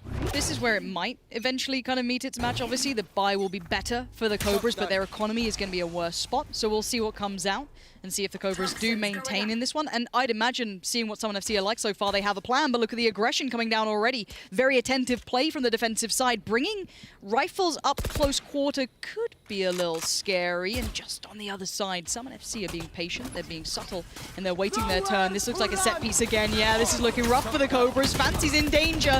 Doma's there. Goodbye. That's 2 big kills, but Huckster desperately trying to keep this together, but Summon are still being so competitive. This is a clean plant. The retake is still a mile away, and there's rifles to be collected. If Jack wants one, there's got to be one nearby. Yeah, Mo already picked one up, and I think Chuck can find one on this side, but he went for lamp, and I don't think anyone died in there. Still, this is a round already won for Summon. They killed 3 people. That hurt the economy so badly. So even if they're gonna fail on this post plant, it's still a good round. But it doesn't seem like it. This is gonna be tough for Cobras. I don't know how they're going to get him off the spike at this point. They're going to have to commit to it eventually. Halfway there, gets off, goes back in, gun out now, turns around, Jack's down. Oh, the perfect setup. The crossfire was so well done. And the moment he peeked was also great because 2 players from Cobras were busy with that one man backstabbing them. And then we have seen the Lambs peek the perfect moment when the Killjoy had to peek and help his own teammate. Beautiful play. This isn't it. I'm happy to see this. So much composure coming out. And the Purple Cobras, it must be horrible to play against a team that is so well prepared that you've seen occasional moments from like Hugster just popping off. Individually, the guy is sick. Like, I don't need to tell you guys at home that. You should already know, but I mean, he is having a tough time here. The way they are playing is not allowing much, and it's the final go of things, at least in map 1. Boaster leading the way towards long, over towards B, but you're going to see a couple of players up for the fight, and it might be a brawl. Already Honeybee going to try and sting, but makes only a touch of damage come from it. And effective trading leaves Boaster still standing, but at a player disadvantage. Still, decent round by Cobras. This is like the Hail Mary. They need to win this round, but fortunately for them, they did stop the initial rush. So the 1 kill coming from, I think that was Vlad, on the Omen in the garden, the judge did work. He needed that 1 kill. If he wouldn't have a kill there was no trade coming in from Machina, so this was imperative to actually get anything going for that round. I want to see what Boaster does with this. How bold are you feeling? Because you've got the spike right now, Boaster. Now you've cleared the back of the defensive side spawn, the tunnel that leads around, so he knows there's no one there, so they've got time to play with. If they could get a pick, that would be perfect. That's the plan in their mind. Is anyone anywhere near us? Can we get an aggressive pick going? And for now, for the Cobras, stand still, hold an angle, and just play for the retake if we have to. Yeah, I really like what Cobras are doing. They're 30 seconds left. playing very patiently, something that is off-brand with them.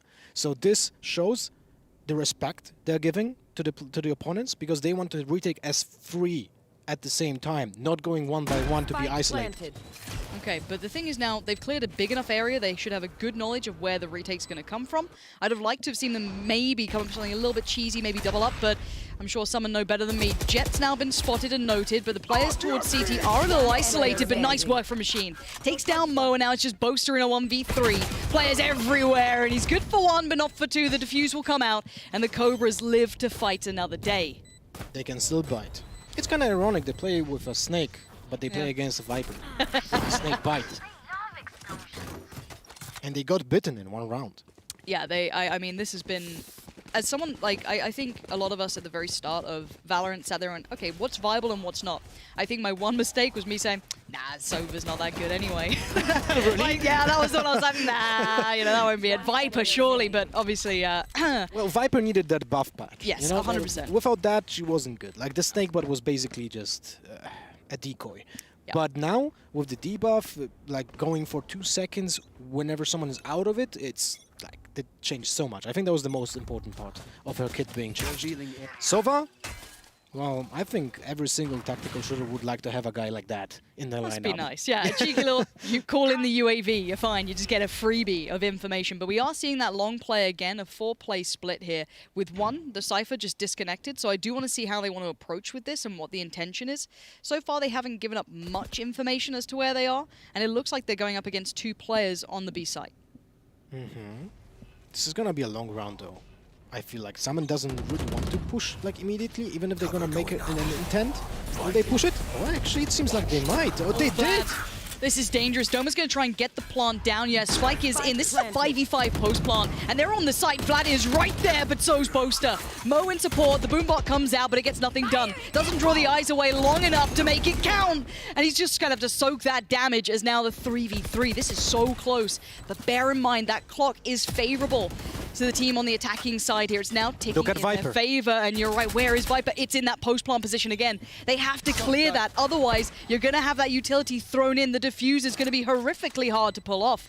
And Jack is just going to buy time. That's going to be another dead. And this is surely going to be it. Mo sealing the deal. I've got to say it. Summon FC just made Valorant look gorgeous. Yeah, this was beautiful. I do actually feel so impressed, like I never had been impressed before when watching someone play Valorant. Everything was in a playbook. They've written it down, they practiced it, they know what to do, when to act on it, and they knew how to press like their own strength to get an advantage. This last round, by the way, when they had a post-plant, let's say delayed utility usage set up, the Viper Snakebite and Sova's Shock Dart at the same time basically kills everyone there, because there's also, as you can see, a Viper Smoke. Everyone is getting decayed by the smoke. Snakebite applies the debuff, and then even if the Shock Dart deals 20 damage, it's like 40 out of the blue, so maximum 180 with one Shock Dart. It's insanely powerful. Oh, I am so happy to be seeing this sort of playstyle coming out. Now, I was worried that the nerves might get the better of Summon FC. Confidence was going to be key, and it's come through in droves. Having a game plan in mind has kept them set, given them that task to follow and chase towards.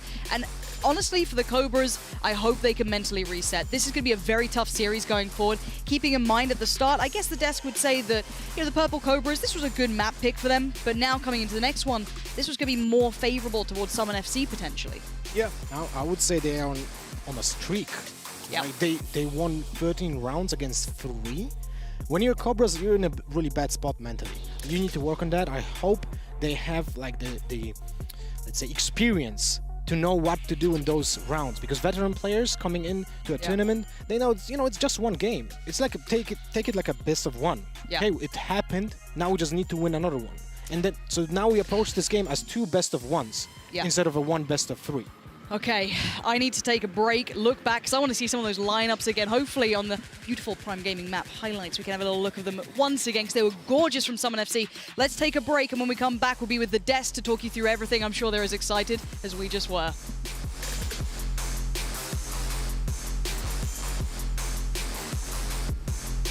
"30 seconds left.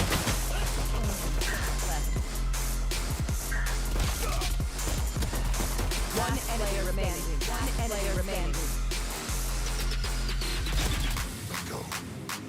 30 seconds left.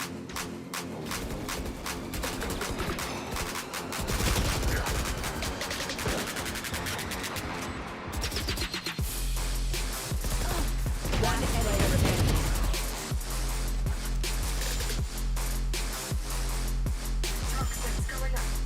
One player remaining.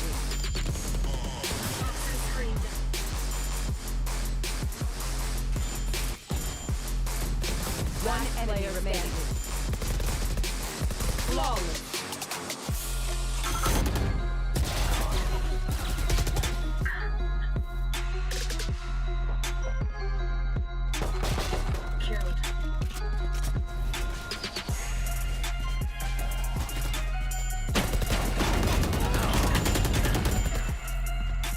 Off your feet! One player remaining.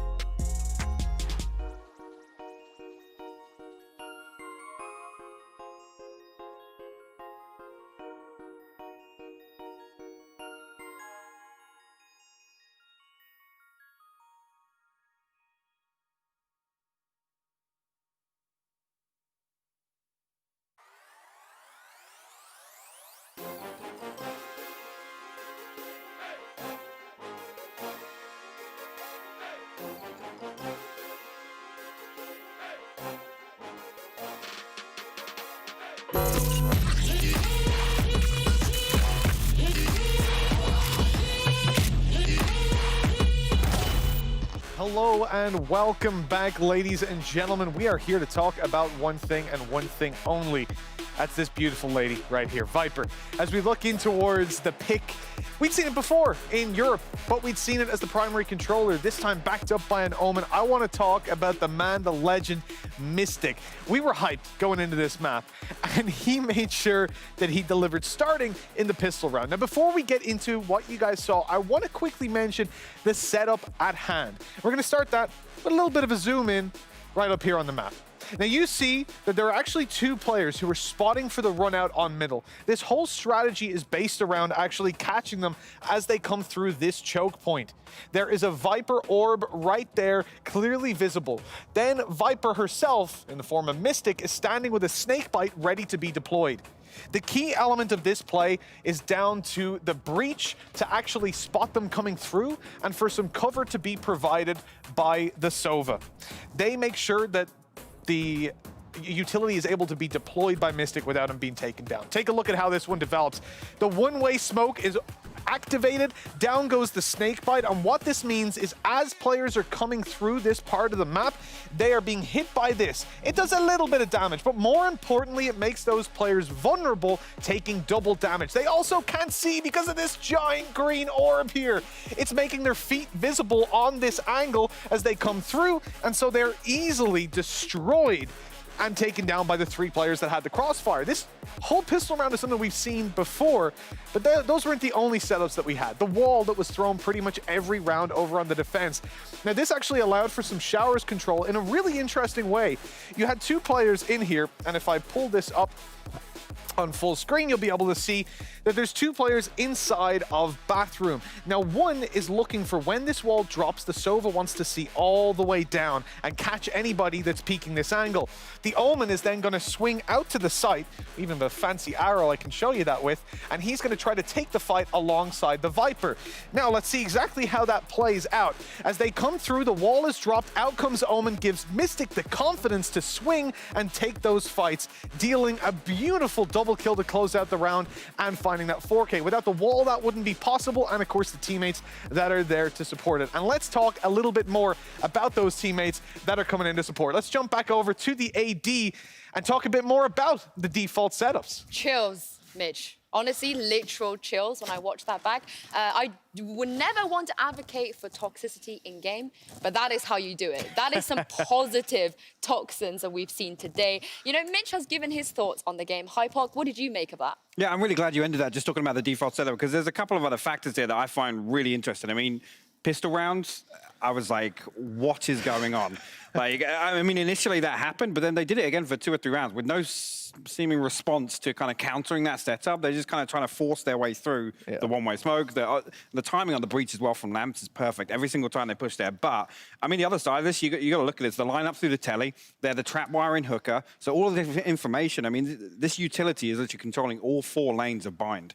Like, there's nothing the Cobras can do without someone FC knowing about it and having utility to deal damage or to slow them in their tracks on the way through it. I mean, it's just absolutely fantastic. The other side of it that I loved was how choreographed they were. If they did get pressured, they forced away from those initial positions, playing very close to the front of sight on contact.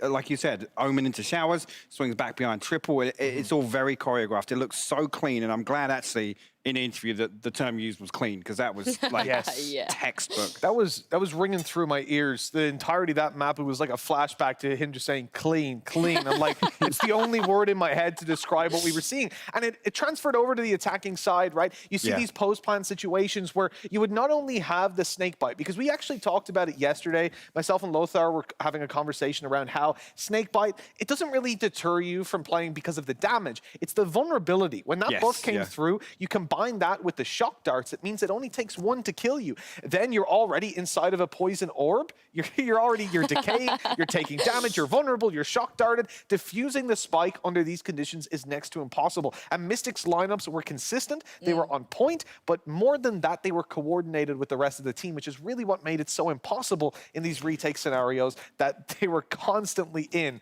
over on the Purple Cobra side. Well, it's interesting you talk about coordination, because seeing Dome reflects onto the Omen, again, I know we were a little surprised at that with the agent select, but I mean, putting Viper in that role and then not utilizing utility to actually get onto site, using it as that post-plant kind of protection.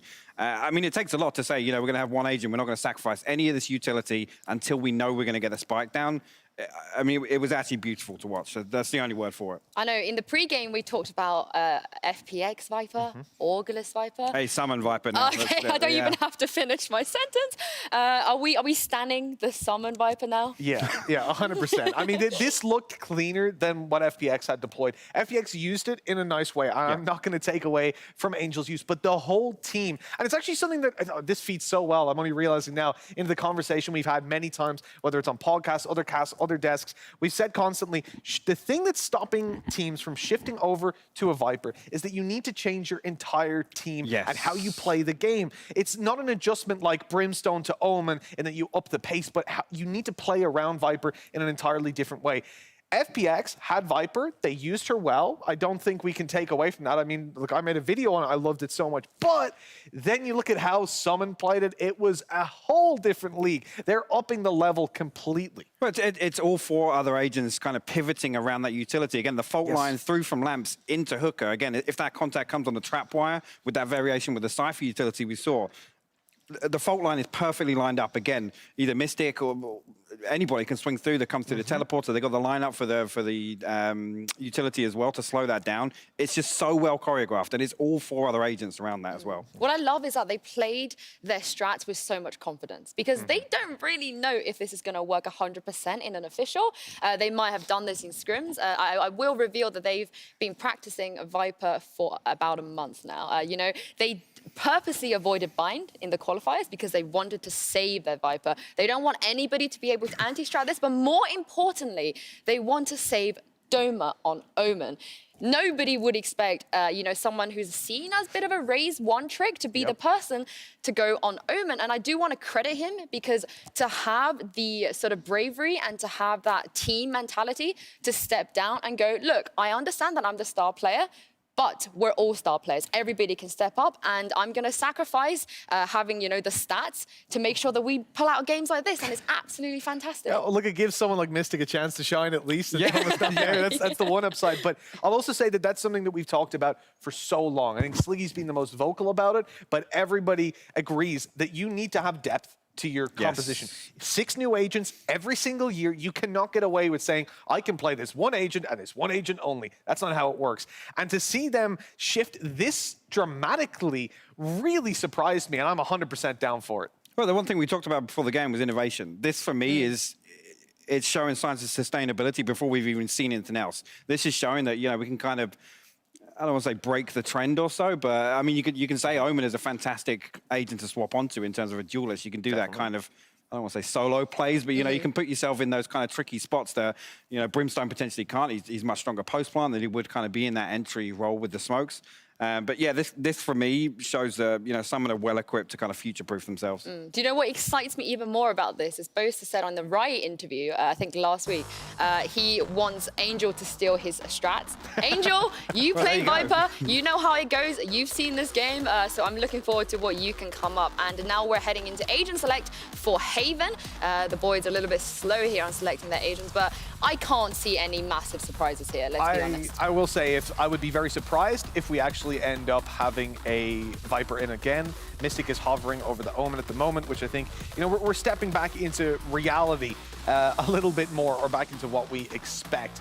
Haven is a map, though, that we have to mention. That previous one, Bind, it was where Purple Cobras were able to take down Need More DM. They looked very good in it. They won, I think it was 13-4. That's why I favored them on that map. Coming into this one, regardless of agents or any surprises, this is someone's home ground. This is where they look comfortable. I view it as a bit of a mistake by Cobras not to ban it out. They didn't want to risk the icebox. I get it completely. But instead of testing someone somewhere where they're maybe going to be great, they're testing them in somewhere where they're definitely great. But we did speak about this, them leaving Haven open means that they could maybe anti-strat them, but perhaps Summon leaving Bind open is the same exact thing. They've done their homework, clearly. Yeah, I mean, my concern would be I would have expected Cobras to be much better prepared than Summon, given their, obviously, their statistical record on it, but I mean, I just got. I think pretty sure we both thought Cobras are going to win bind, but we'll bury that in the past. No, for me, this now. I mean, if the playbook runs as deep on Haven for Summon as it did on Bind, this is going to be terrifying. The one thing I will say is interesting, Hugstar actually pulling away from the Raze and going on to Breach. Haven't seen that yet. Whether or not they've got something geeky to show us, because I want to see more geeky stuff now. I want to see lineups and stuff. Yeah, absolutely. I imagine Hugstar's got that little bit of depth. Yeah, I do, honestly, I've said this for a long time. Raze, when it comes down to playing on Haven, I'm not that big of a fan of. It can flex. The utility that you have is more difficult to use, shall we say. And I think in such an open playground, and I think that's why so often you'll see players actually flex between a Raze and a Sova, because Sova is much more useful here, whereas Raze can be used on maps like Split, where you typically won't see a Sova. I will say that this is Doma's Raze, so I have a little bit of faith. Well, of course. And of course, Doma tweeted that he's very happy to be back on the Raze. Now, Lothar and Lauren, you guys have had a great cast in Game 1. We are heading into Haven. I'm going to pass it over to your lovely casters for Game 2.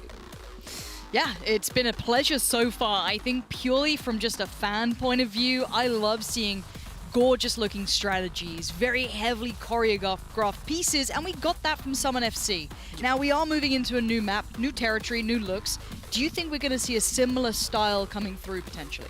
Well, this time we're going to see some duelists coming from Summon, so it's going to be a little bit different. We're going to see Doma probably playing way more confidently, being an entry fragger on sites, trying to be that force that was driving Summon in the past games on the qualifiers. In general, though, I'm a little bit afraid for Purple Cobras. The only time they played Haven in the second week of qualifiers they went through was just the decider against Needboard DM, and they won 14-12. Okay. It was a very close match, and now when you take a history of Summon, they played Haven 1, 2, 3, 4, 5 times. Yep.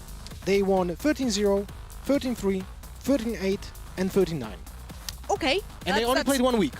Okay, that's two very different stories then, isn't it? We've got one of great success and one who, yes, did it against a very impressive opponent, but it was a close scoreline. We'll see how it now comes through. Honestly, if you're the Cobras, you're probably feeling a little bit rough around the edges. You've got to pull yourself back together here. This is your one shot at this. These two teams, yes, they respect each other. Yes, they know each other well enough, and, you know, even trialing for each other, as the desk highlighted.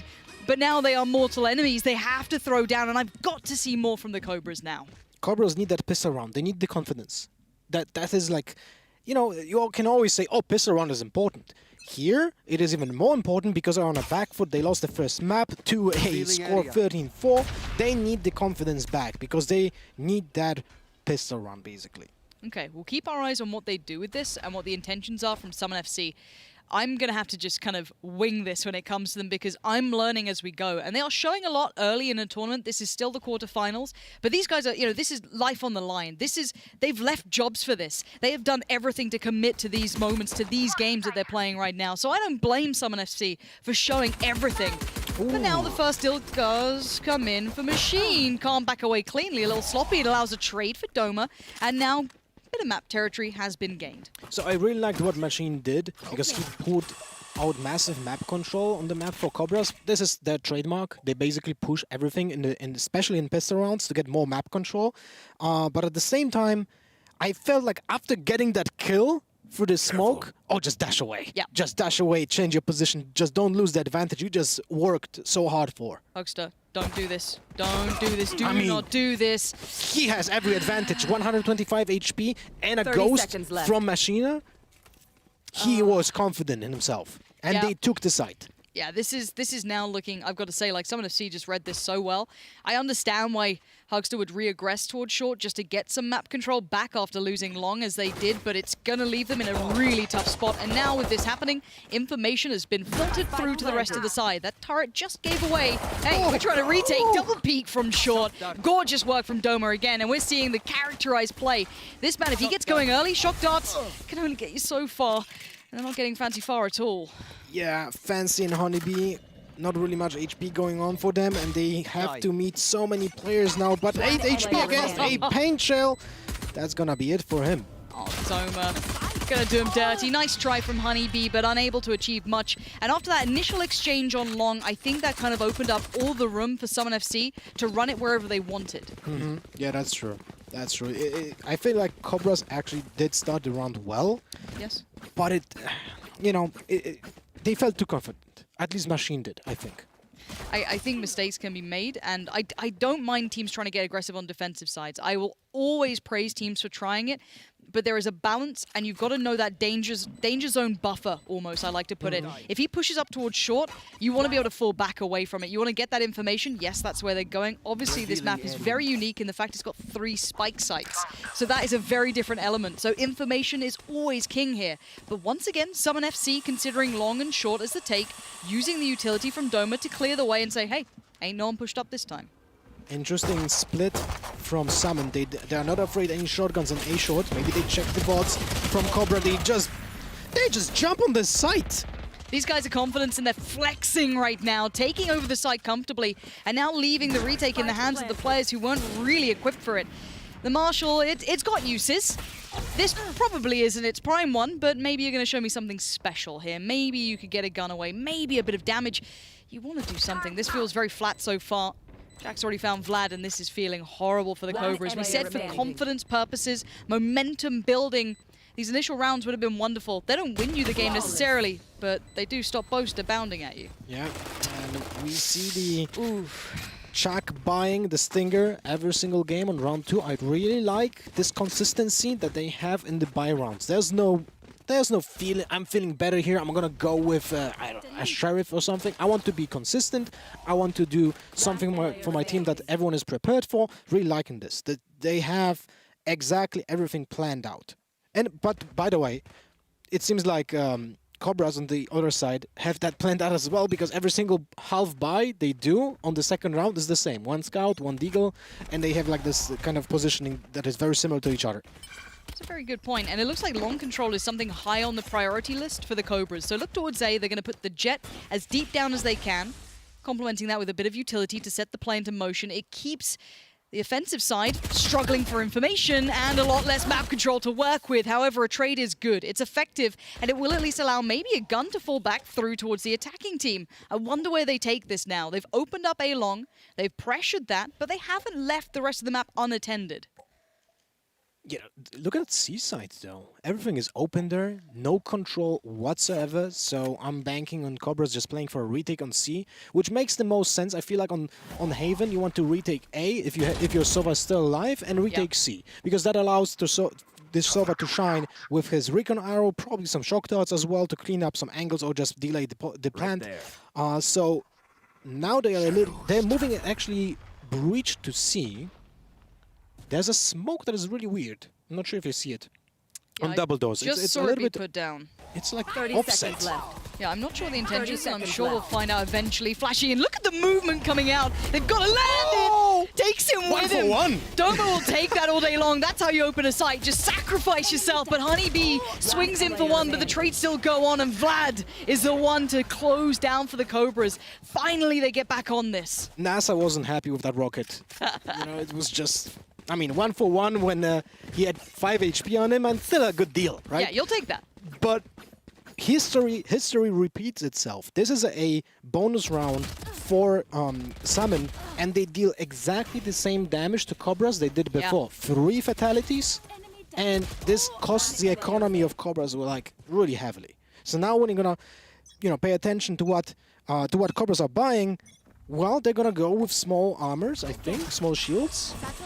Let's see in a second. Yeah, 2 people with small shields, which is quite unfortunate, especially when you play against Phantoms from Boaster and Jack.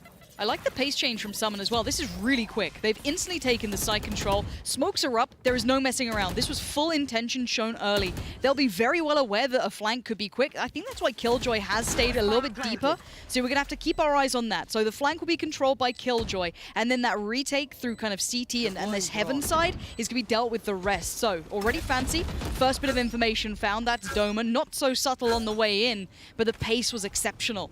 A little bit more information going here, looking for that first contact on long. Now, Chak's got it. That's his job done. Tick in the box, that's going to be a pat on the back later for him, but now the rest need to deliver, and it gets a little dicey now, but Doma's up to the challenge, and looking for another. No one else is feeling it. It looks like they're backing away already. Yeah, they need to save those weapons. This is too important. If they lose the round now, they lose all the rifles, there's no way of coming back in the next round, unless they pull off a miracle like they did on Bind, but this is more consistent. I like the decision-making here. It's not always smart to save, but this is the situation where it's very smart because they know if they don't win this one, they're most likely going to lose the next one and it's going to snowball out of control. What I wanted to point out in the post-plan situation, really liked what Mystic was doing. He knew he is not needed to keep a first angle of contact, so he was sitting below Haven with a Paranoia out, which was an assistance for Doma, who was keeping check on CT, and when there was a call out, do it now, Paranoia comes in, Doma peeks and gets double kill. It wasn't needed in this case, but he had nice that prepared. Yeah, exactly. That's a really nice theory craft kind of mid-round or late-round piece. Now, it does look like the Cobras are going to have to keep respecting the fact they need to take map control somewhere, because if not, already someone's showing what they can do, but it looks like Mystic this time is going to go walkabout. It's already Omen on Omen action going to happen pretty damn soon. Mystic up top, though, looking to be a danger, trying to be the turret. Boaster on the plant. This is above a minute. This is madness. Boaster's dead and buried, and the Cobras finally show a little bit of venom, holding the line here. Doma and Chak, it looked like they went for something, a little bit of a pocket play, but it's really come up with nothing. Yeah, this is the first time I've seen Salmon a little bit more chaotic. Kind of seemed like out of place in the playbook. And now Doma and Chak to try and find a way back through. They do have a fair enough chance of this. If Doma can get another pick, it's game back on, but Vlad says no. Big Vlad's having none of it. And Chak now in the 1v3, noted in middle. Smoke dissipates. Ace. Vlad making it look oh so easy. Well played to the Cobras then, but it was Vlad, that initial Omen on Omen action. Well, he won the initial fight, and then he won the rest of the fight. Well, Vlad has to feel good with that ace.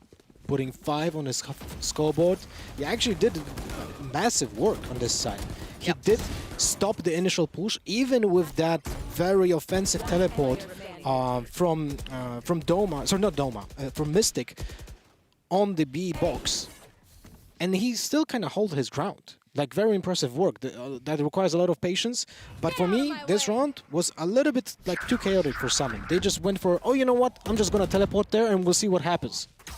Yeah, I sometimes do like a kind of weird thing. Oh, the damage coming off of this already. Hugster should be happy with what he's achieved. He doesn't know how much damage he's done, but Doma, Mo, Chak all looking worse for wear. Mo's going to try and regress towards long, and it's not really gone well. The Cobras have held it this time. This fight's on long, finally favorable towards them.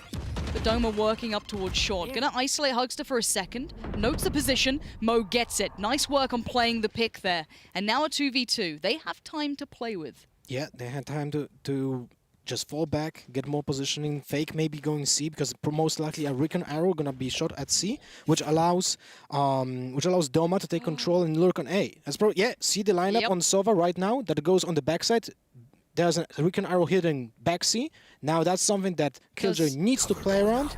He probably gets an information, oh, they're going to C. This is why we see Omen using the smoke, which allows Doma to take control of A, plant the bomb. Now Omen hears that sound cue, gives info to Killjoy. Killjoy rotates through mid, but makes noise. Most likely. Long Doma. Doma's no idea. Well, he's got time to get the gun out. This is terrifying. This is a very viable round now, a 1v1. Vlad still standing. Yes, he went around the houses to get back here, but did he spot the cross? Does Mo know what's coming his way? He's sticking the defuse. Vlad gets off it. He's going to try and expect the information starts flowing. He's got to push it. Oh, he's got it. Surely he's done this. He has. That's ridiculous from Vlad. He had it. Like, I was suspecting a lineup from Shock Dots coming from... That's what I thought was going to come in, but... Coming from Fancy, but he didn't fancy them. So, wait, sorry, that's not Fancy. That was Mo. Mo 40. I was certain he's going to use some Shock Dots into that common position for the plant. He still has 2. Why has he not used them? That's why I was a little bit confused. He went for the information. I don't know why he did this. A choice made in the final moments there. Even if he did go to get the information, sure, I get that. But he swung on it so late, he would never have stopped the defuse. But it was such a cool round. It was a really cool round. You're right. just, again, I have to remind myself, some of these players, this is the highest pressure they've ever been in. So those just seconds of choices can make big differences. But Doma, back on this quick play, this may be the answer that they're looking forward to try and take down that long presence, taking big site control, but taking so much damage for That this. Nano Swarm bites. 100 damage coming from it, but Mystic finds a kill on his counterpart. Oh, Doma, you are so He crisp domed on him. these. I like that. That's pretty good going. Huckster and Fancy, though, the last two standing. And you can see where they currently reside. They are not in the right place, nor at the right time. And Huckster just had to watch as his team got slaughtered. But I think we've seen the difference of Summon FC being super comfortable on a map, like the first one we just witnessed. And a couple of kind of quirkier rounds. I think there's a lot still in the kind of laboratory for them that they're working through, maybe some theoried pieces. And they've tried them out here, now feeling potentially more confident. But a good round for them now. Yeah, I see a very big difference for Doma, though. Yeah. Him on race, he kind of like changed his entire playstyle. As an Omen, he was a little bit more reserved, but still aggressive. He was using a lot of his teleports in an aggressive way on Vine. But here, he just runs in. He doesn't care. He plays it kind of like a jet. He just goes on site. If he gets a contact and he's worried he might just die, he just uses the satchels, goes back, or just changes his position vertically and goes out of sight. So interesting playstyle coming from Doma, very confident, and it pays dividend for the entire team. Was that a Prime Gaming Flawless round? Was it? I think it might have been, yeah. I was just like thinking to myself, wait, no one died on the other side. Very nicely done. So shout out to that. But it has ruined the economy of the Cobras now. So this has been a bit of a contested start. A couple of the rounds have been incredibly close, hence the scoreline being 4-3. But the Cobras now suffering at the very end of, at least kind of mid to end of this half here. The money now going to be a little bit trickier to play with, but going to try and supplement that with a bit of aggression towards middle. Vlad going to push up towards window, gets a fight. This is unseen so far. That is a freebie. Mo's going to be a little frustrated, I'm sure, but Doma instantly with a response. What a shot from Huckster! That was beautiful headshot. And now he pushes even more confidently, but he misses the second shot. Still, 2 versus 2, and the HP is actually on Cobra's side. They have, I think they lost map control. They have no idea where everyone is. Yeah, Honeybee's doubling down on this. Like, surely they don't go window again. Surely they won't be. Oh, the gun barrel gives it away. Honeybee just so crisp on these shots. We got a little excited on the first map when he hit one of those, but now we see a 1v2. Mystic, let's see how you do this. Jet is so close. He gives out the sound cue. She knows. I felt like Mystic could have used the shift a little bit earlier. He knows where everyone was when his breach died. So he could have just paid it more patiently, maybe even teleport somewhere. If he did have it. I'm not sure actually now. But still, fantastic round by Cobra. But it just fits into their playstyle. They played aggressive mid, took control of the map, got a fantastic kill. With that here, he opened that round. This was crucial for this round's success. And even though he did die in the next peak, killing that Sova was just so important to not give information that there are 2 in the window. This is why Huckster was allowed to get an additional kill and basically open it for Honeybee to get window control again. It was small pieces that actually all fell in place because of the aggressive playstyle for Cobras. And I like an intended plan coming in for those thrifty rounds. A little Playzilla thrifty round, we can call that for now. However, Summon FC wanted to try and kind of get back into the pace of things. Another pacey piece towards B, it looks like. The this teleport. could be nice. Yeah, we've seen this before, and we're seeing it again. This does look like it's got kind of moving parts to the puzzle, and you can see where they go. Put down the smokes, force them away from the sites, in towards the extremities, the connectors, and then you have Doma flying through them. And now left with 3, the Cobras. I mean, you're just bamboozled at this point. This is what they tried to do before, but it didn't go through. So basically what happens, Mystic is teleporting on B's side on the boxes, while Doma pushes to back of the double door with the satchels when the paranoia hits. Very well coordinated, and that allows Doma to get control for the C push that is happening simultaneously on C long. I love the fact that we've now seen the two versions, one where it works and one where it doesn't. We've seen how much it takes to get these right. So for Machine and Fancy, it's going to be once again those the awkward fights. We don't love to see it. Right-click classic. Oh, dearie me. But the op does still stay into play. That is the main thing. These two really want to keep the money, not necessarily favorable to them, but they need these guns to go forward. Otherwise, they'll be in a lot of trouble because, well, the economy is going to be in a bit of a tough spot, I'm sure. How does it look, actually? I'm actually not 100% certain, but yeah, you don't want to be messing around without an op at this point. Still kind of awkward. Vlad has nothing. He can buy a big shield and a Spectre, and I'm guessing he's gonna go for that because 4 other teammates of his do have a full buy. He needs to commit to something. He actually goes for small shields and a Bulldog. Okay. He did have one. That ace that he did was actually on the same buy. Hold on. Are we going to see some mid-aggression coming out from Machine? Yeah, a little bit. Now, I love the way they've utilized the smoke there to keep that initial peek on window favorable to them to allow that peek towards kind of the double door push. That's a very nice little pocket piece from a Jet, just a personality piece. But this is still someone going back to those quick A hits that we've seen time and time again. However, what a nice fake. Doma selling everything. 4 players here, and look where that spike is, all the way over towards C now. Killjoy is still over here, so they do know that there's something going on. They've seen and heard enough, but the spike should be planted. That was so well played by Summon. They got that crucial info for... I feel like they kind of marinated Cobras for that, because they played so fast on so many rounds on A that they just didn't know what was happening. I thought it's an execute already, but now 2 lockdowns coming in. Teams need to play around them. Oh, this is going to get just sloppy, isn't it? Okay, one's been destroyed and no other players detained, so they've almost negated each other. And you can see this is them trying to draw the utility out. So smart. Machine needs to still deliver, stay alive. You can see the ultimates being popped, everything being thrown down. Honeybee is trying to clutch this out with Hugster, and they've just about done it in time. Finally, the Cobras looking so venomous here in that scenario that just didn't favor them. They got drawn into that A hit. They believed that. 4 players were there, but the retake finally worked out. It worked out because of the utility usage. Honeybee with the lockdown was super instrumental to put everyone from C side onto the backside C long, and because of that, the breached Rolling Thunder actually hit 3 players at the same time, which allowed to get easy kills and that defuse. So there was, as you can see, he was still stunned. Yeah. He was just standing there and, well, I guess I'll shoot 2 times when you should be 10 Yeah. times. It's not really fair. 5-5. A fair game, though, we're seeing here. And I like the intentions from Summon. They've been looking good, but there has been answers now. The Cobras are waking up. It's exactly what we wanted to see. A little bit of a fight back. As much as I loved that first map, I'd rather see a close affair between For sure. This is way more entertaining as well for everyone, I guess. Yeah, and it looks like coming into this, Summon are just going to take their time. This is very much a default round. They're going to try and feel out any early aggression from the defensive team, see if they're up to anything. Jet has pushed A short, so that is going to be given away. I think that was the op shot coming through, so that's maybe what they were trying to feel out for.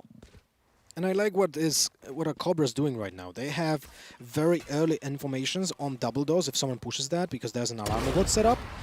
Ooh, that is a crucial first blood from Machina. But now they're kind of committed here. They're putting a lot of faith in Fancy to keep that short push safe. And there is going to be 3 players posted on this angle. They can't back away for the attackers. They're kind of locked into this. So keep your eyes on how they approach this. Does Omen bail them out? Has Mystic got something up his sleeve to help with? Because they've lost long control.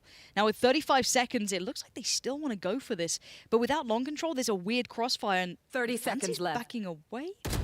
This could be a mistake. Boaster knows there's a player still along. That is so well done by Boaster. He knows which fight is more important. He's trying to get rid of Machine, and that is what they're pouring everything into, but that's the spike. There's only so much you can do. And now with 15 seconds, Hugster's come on over. They've regained control. I love the idea. Machine may fall for this. He may die, but look at the time. 7 seconds to play with, no spike to be planted, and Hugster's going to put his body on the line for it. And Hugster is keeping this together. Jack, that's an op in hand. Maybe keep that into the next round. Yeah, so this was a very good round. I would say the plan was falling in place. We had seen that the A short push was actually so dragged out that it got the Cobras double guessed themselves. So that because of that, the Sova was falling back from CT. But unfortunately, it all came down to the actual shots.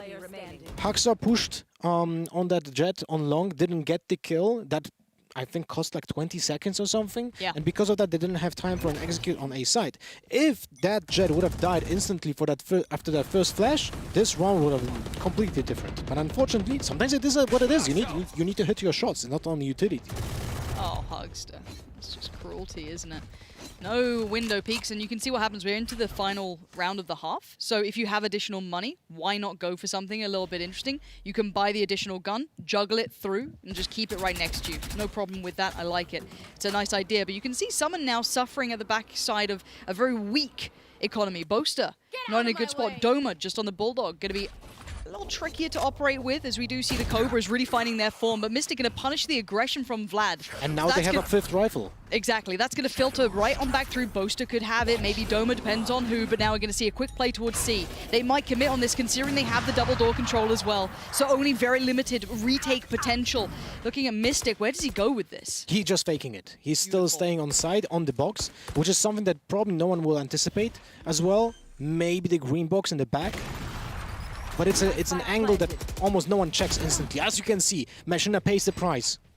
And now Honeybee did so well in this retake last time with Hugster, but it's going to be tricky now. They really have to work out these angles. They still have that man towards middle for Summon FC. You can see this is getting trickier, and Doma takes the gun that was on the ground and he puts it to such good use. Hugster now in a 1v4. He's got to commit to it. It's the final round of the half, and Mystic thanks him for his time, and they'll take that round to close out at a nicely competitive 6-6.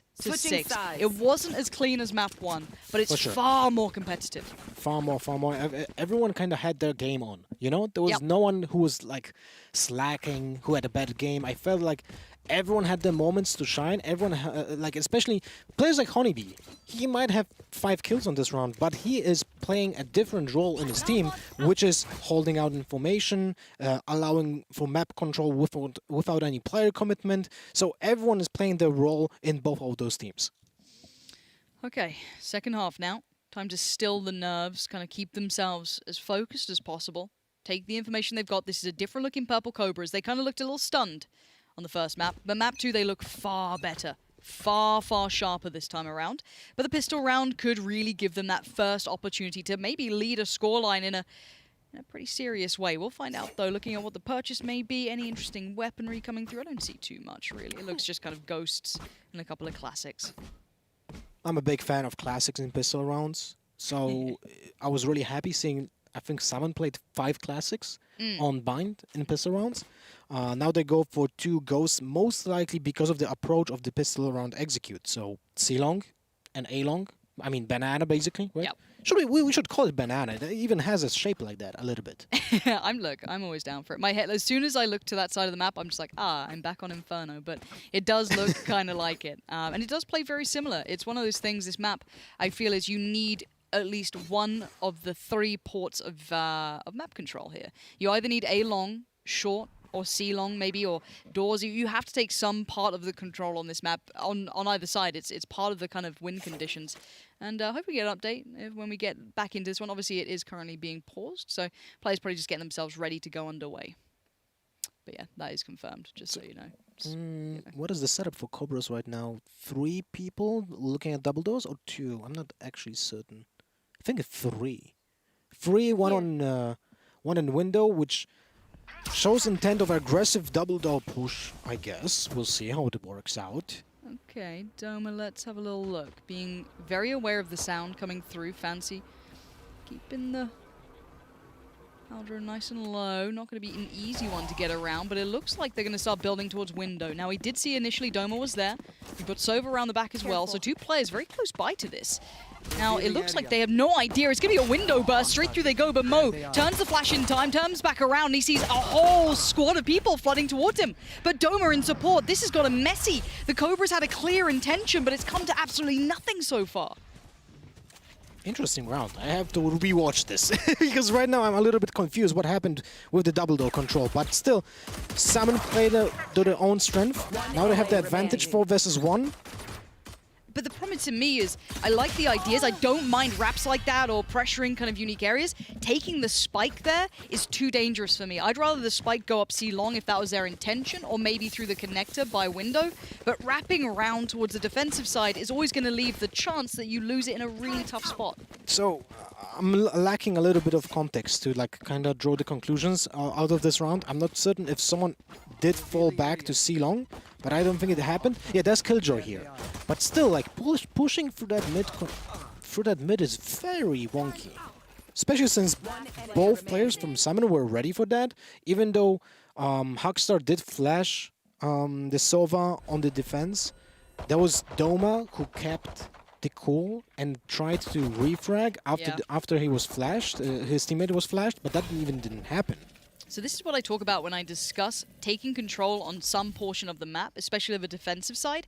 I love the combination of utility, allowing Boaster to be pushed up to this position, because it'll allow Killjoy, as you can see, to rotate and supplement one of the other sides, which looks like C, maybe B, depending on where this hit eventually comes through to. And it looks like rinse and repeat. They love this window room, but I mean, I guess they do have just classics for now, so this should be Mo kind of free farming, and he is, making it look easy. Eventually found by Hugster, though. The Cobras do get a gun to kind of filter through, but with no armor, no additionals, it's going to be very tricky to make much count. Doma under pressure, nice work. Trying to capitalize, they do get down 2. If they get down a 3rd, I'd call it a success. Sadly, 2 was all they got, but not too bad. I really like the execute on the breach jet dash. It was really good timing, allowed for an easy kill, but at the same time, you know, they play in a disadvantage 2v3, and they give out all their positions, right? You know where exactly breach is, you know where the jet dashed, so when the breach died, they knew, Summon exactly knew where the jet is and which position they can just play it off call, and although they did die a little bit on this side, so they still have to rebuy, and I wouldn't be surprised if Mo goes for a stinger here, and Chak just stays with the ghost.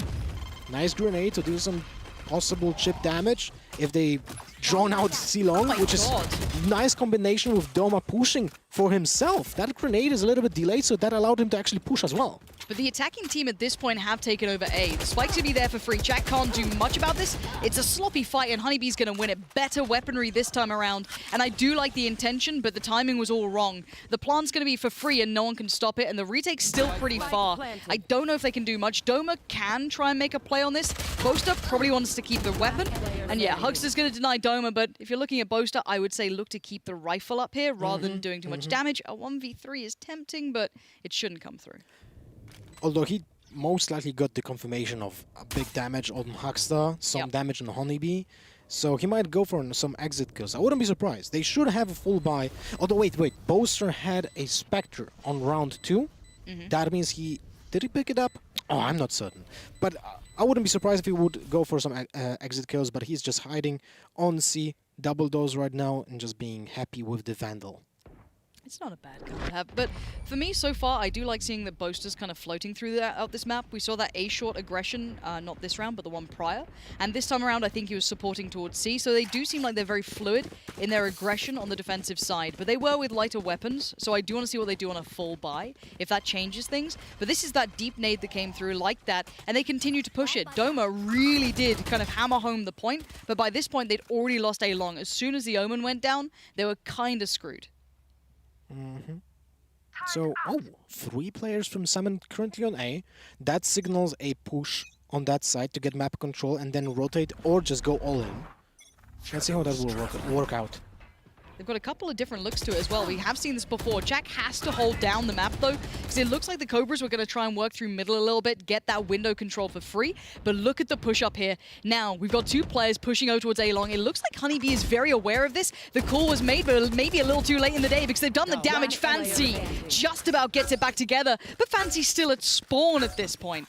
So well played by Summon. We're going to break it down a little bit, but let's take a look at Fancy if he's going to find a way out of this situation, because 1 versus 3 with a full buy, that doesn't really sound too good for him.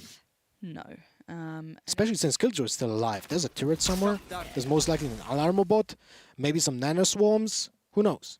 Yeah, if he could isolate one of these into 1v1s, maybe. But you're right. There's too much information available, and this off angle is going to be Fancy's death. 3, 2, make it on 2. There it goes. Mo, deep hold, ensuring that no one could slip through either side of B. I really like what Summon was doing with this, because they knew he got tagged. He tagged this opposing Sova with the drone, but at the same time, they played deep sides because they know if they get isolated and die one by one, it's gonna be pretty tough. So they don't push anything so they don't give that occasion for anyone to get that one-on-one fight. Because the other option would be just group up in the spawn, wait for the plant, and then retake as free. So those two options were viable. But I really like the paranoia from A short from Summon to push up long, and that worked out perfectly. Okay, there's no subtlety to the Cobras so far. This is, we're going to put all of our utility towards A. And now look at the Sova on the other side. Mo has gone from site all the way around towards heaven. And he's like, hey, I don't want to die for this. I'll wait. We can play retake. And the name of the game here for Mo, don't get picked early. Do a bit of damage if you can. Yep. Nice, cool. nice. That's a kill. Oh, no, he missed the second shock dart. No! Vlad with the 54 HP after the first one. Okay, and now with the Killjoy ult coming in, this could be a problem. This could make it a little bit trickier to control. Let's see what Vlad can do. Ready to swing with the Frenzy, wants to get up close, wants to get personal, and he's going to have 3 potential targets. That's one. The dink was good. A decent amount of damage, but they're going to go back in on this Summon, looking for the opponents, trying to find them. But is there anything tricky up the sleeves on the post-plant? Yeah, no, there's nothing. You can't stop them. No one's going to deny the defuse, and 5 still stand for Summon. A little bit of damage on the way out, but death nonetheless. Ooh, the disrespect. Body. Ooh, I like it. I like it. Well, he had a finisher, so there was no body there. That is, yeah, you know, but the theory. the intent theory. was there. Yeah. Don't tell him, all right? But no. Again, I think the Cobras are actually a good team. I think the problem is right now we're seeing Summon FC elevate themselves to being quite a tactical side and showing, yeah, they've got the fraggers like Doma, who's popping off here. He's on 23 kills. The guy's having a great series. We've seen what he can be as a technical player and now as a fragger. That is a very diverse skill set that not many have. Now, no information really. Yeah, Recon Bolt does go down eventually. But this is now turning attention. Look at this Summon. Just turning the screws now. They're in their spawn. They want to fight them. Huckster doesn't want this, though. He's trying to stay bold and brave for his side, but they can't make it out of spawn yet. Yeah, the Cobras know that that Summon did push with 3 players before, so they're probably going to do the same. This time with a different synergy, because we have seen that Recon Bolt giving information on Garden in front of A. There was no one there. That gave an information for the push to just go through it. But is he walking the smoke? Didn't play. Oh, I thought he was walking. Oh, he was walking the smoke, but Honeybee is very aware of this. Honeybee's been trying to keep track of that so often. And this time does succeed, but is down to less than a one-shot, but no real stack for the defending side to deal with this. This is a lot of players coming their way. 5 players still stand for the Cobras. This should be a clean site take, unless Mystic, Mo, or Jack can do something about it. And so far, low HP on 2 players. This is actually doable. Maybe. We'll see. Look, give me a first kill. Give me 1 clean kill and I will be a believer. Until that point, I don't know. Some tags through the green box. It's little by little. It's getting there. Jack's trying to test the waters. But look at the other 2. They're still so focused towards double doors. What are they looking towards? I just want to see what they're after. It might be exit kills. I actually don't know. Machine's aware that there could have been someone around, kind of hunting quite close by. Yeah, they're saving now. Right now. Straight up looking to get away some of these guns. Mystic's got 1. That's Honeybee dead. We knew that Honeybee was very low, though, earlier on after a little bit of an exchange. Entire team of Cobras is safe here in this position from the explosion of the spike. So they don't need to push anymore, and they know they should value the economy. They shouldn't go for kills. But Mo doesn't value that, and he knows that they still have some cash. And he's destroying the economy of Cobras. I really like the push from Summon here. It just kind of came down to who hits his shots. And Doma failed the first duel. Then we have seen the same from Breach following up upon the smoke. So it looks quite unfortunate. But I really liked what Mo did. Mo did put that Recon arrow on the Garden, which allowed the push. Without the paranoia, I even think they saved that. Yeah. So it was a well-coordinated attack, but didn't pay off this time. And I feel like maybe they shouldn't try it for the 3rd time, because it worked once. Maybe not try to push it, too much. Thank you, production, for the Boaster replay package. That's my favorite so far. I'm kidding. We are going to be looking at the Cobras to see what they can do with this now, though. I think they've been kind of tamed to consider that there may be aggression wherever they go, so we'll slow down the attack slightly. They have to be very methodical and meticulous in how they clear this, because they don't know if is Boaster going to be pushing somewhere? Do we going to have Doma flying around? But no, for now this is very standard, very traditional. This slow approach towards C will be noted pretty soon. Oh, Machine's definitely seen that. That's information to be fed across. That's There's someone actually on the something side. that you don't see. They didn't? Okay, fair enough. Machine, let's see what they can do with it then. Already seems aware that there's someone around. Jack's got one, that's... Oh, how has he gotten away with a second? And Mystic is blind at the same time, so this was all on Jack to stay alive. Does eventually go down, forced out, but Hugster going to clean up. And now 3 still standing on long, but they are going to be mauled if they keep going up this way. Now down to 2, as Mo did very well with that. Honeybee removed. And Hugster and Fancy, look how much ground they've gained. 30 seconds left. Yeah, but they also, like, Salmon didn't get any map control apart from Seaside, and, well, that's basically it. Everything else is open. Cobra's can be anywhere right now, but they're still on C-Long, so they're just waiting.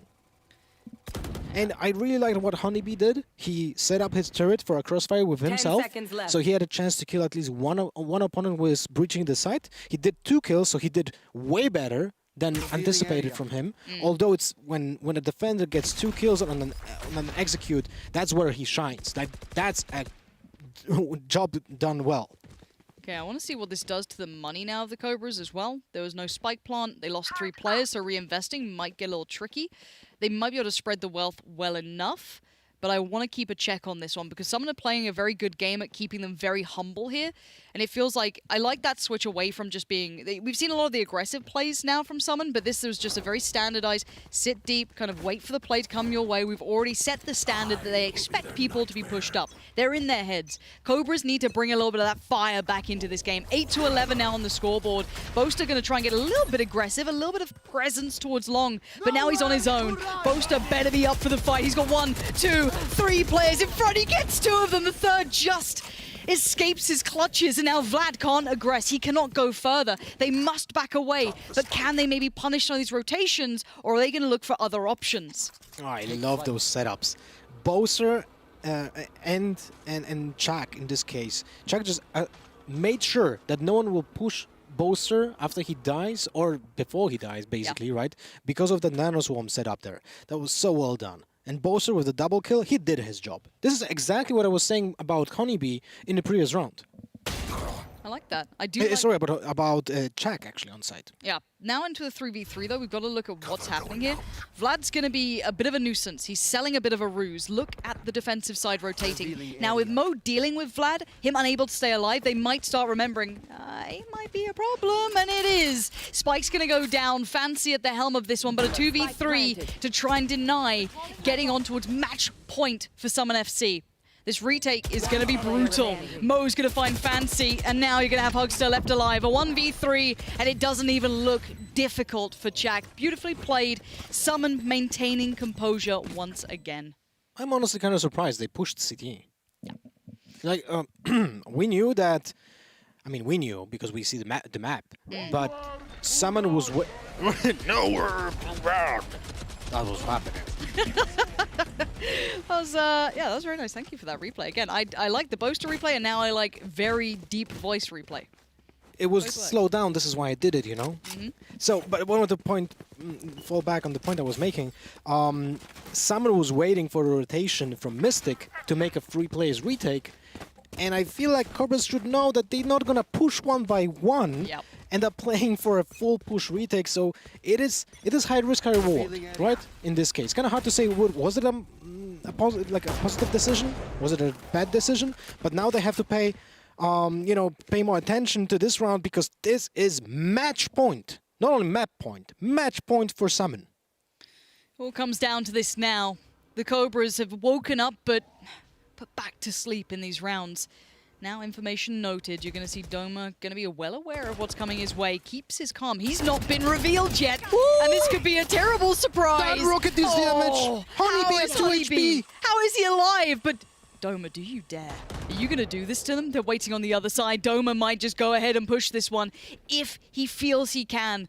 The corner It's only got 4 players there, but he's holding an aggressive angle. If they don't clear these angles, they are in so much trouble. It looks like Honeybee's curious about it, and maybe Honeybee can be traded on. Lower HP, but Doma still stands. This could be everything. Summon FC, the barrel shows, that's 1. Doma goes back in, he's gonna get the second one. Excellent play from Doma, and it's gonna put the worst scenario now in the heads of the Cobras. You've got Machine is still standing, Hogster a little low, Fancy a little low, but you do have a good position for Machine. Trying to wrap around Pincer towards Mo. Pincer, I think, towards Boaster, but Mo's shot is so crisp. And surely this is it. Machine has to save the day here for them, but I don't know if he can. With 14 seconds, Spike on the side, but does this deny it? It does! Mo is doing everything for his side right now, and time is of the essence. Machine is desperate for this, but time 4 seconds left, this is it! They just need to live, and Machine has no options available. GG, well played. Summon FC just styled on this game. Wow, that was so well played. So well played. And you know what's the funniest moment of this round was Doma was just sitting in A short, and unfortunately for Cobras, they chose the player to push him with the Guardian, which is even longer than Phantom. So the battle is just like, oh, you know, I'm here. He could have just waved it and make, you know, noises before he pushes. Oh. Man, that was a decent series. I'm glad we got to see a little bit more coming out from the Cobras. It would have been a shame, I think, to how well they'd played leading up to this point if they didn't turn up in Map 2, and they did. But all said and done, for me, this is now a real welcome to the Tier 1 for Summon FC. They just played a fantastic game. They've shown that not only are they a one-trick pony, right? If it was one map in the pocket, not so impressive. They've now done this on 2 maps. They've shown really nice strategies, really good approaches, and a fantastic mentality. This is why they went through the first week, and everyone was like, do they belong in the first week? Was it a fluke? Maybe they, you know, just got it because of the best of 1. They showed prowess in this quarterfinal. First match on Bind, fantastic display of synergy, of strategy, having a playbook, bringing something new to the table, like just Tier 1 playstyle, like really awesome. In Haven, I feel like we have seen little less complicated summon, but more like a brute force with Doma just hitting heads. Everyone kind of showing up, you know? Yeah, imagine having a team where you can have those 2 looks. You can have your Doma being a fragger, or actually let's switch him onto more of a thinking man's role, and we can play both styles and win our quarterfinal. They'll be heading through to the semifinals now. Who would they face? It would be potentially... It's the first pair, so they're gonna play. Well, they're gonna play. Wait, for FPX versus Nolpenki. So winner of that will go against Cobras. Against Summon, and that will be a banger for sure. Yeah, like I mean that is some of the smartest players and the smartest teams with the, I guess, geekiest stuff out there, but I'm kind of into it. I kind of want to see that matchup. The Vipers could come out now, dueling Vipers on either side. Who knows how it's going to go. But regardless, I want to know what you guys at home are thinking. Get onto Twitter, have a little look around, get your votes in for your player of the series, the HyperX player of the series. Are you more a fan of the IGL boaster, the man who puts on a show, or maybe Doma's impressed you? Who knows? You know what? Take your pick, take your time. Okay, you know what? We're going to get out of here. I'll catch you guys real soon.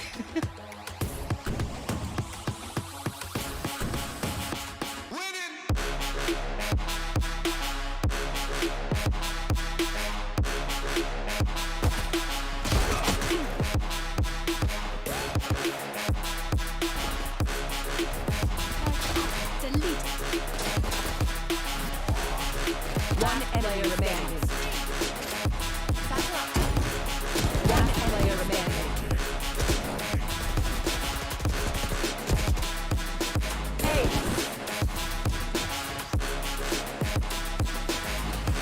Clutch.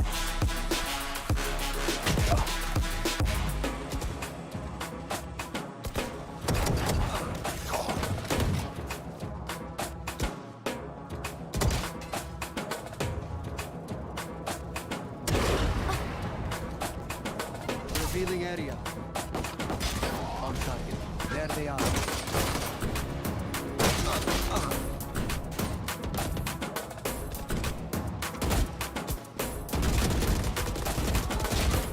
One enemy remaining.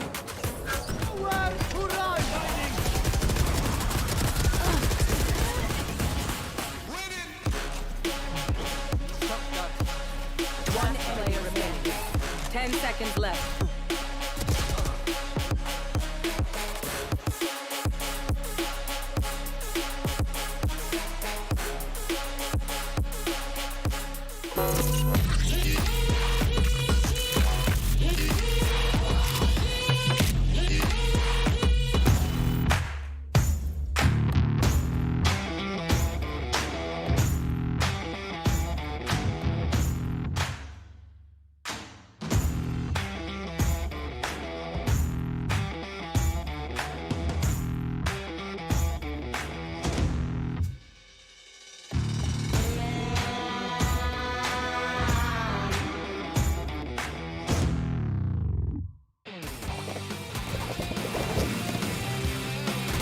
Blastex! New from Playzilla!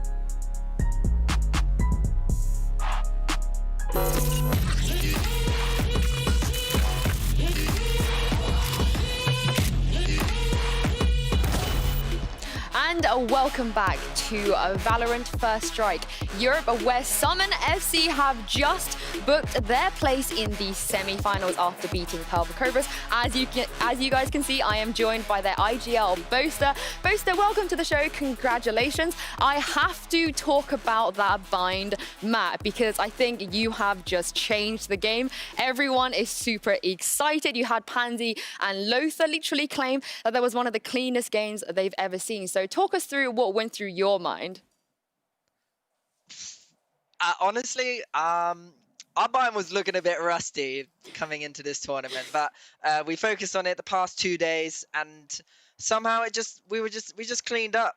Like, we had me and Minnie going at the boys like, you gotta be reactive, you gotta be doing this, you gotta be like, and luckily the boys listened, and then they just aimed. They just out-aimed our opponents, and it was looking pretty tasty, yeah.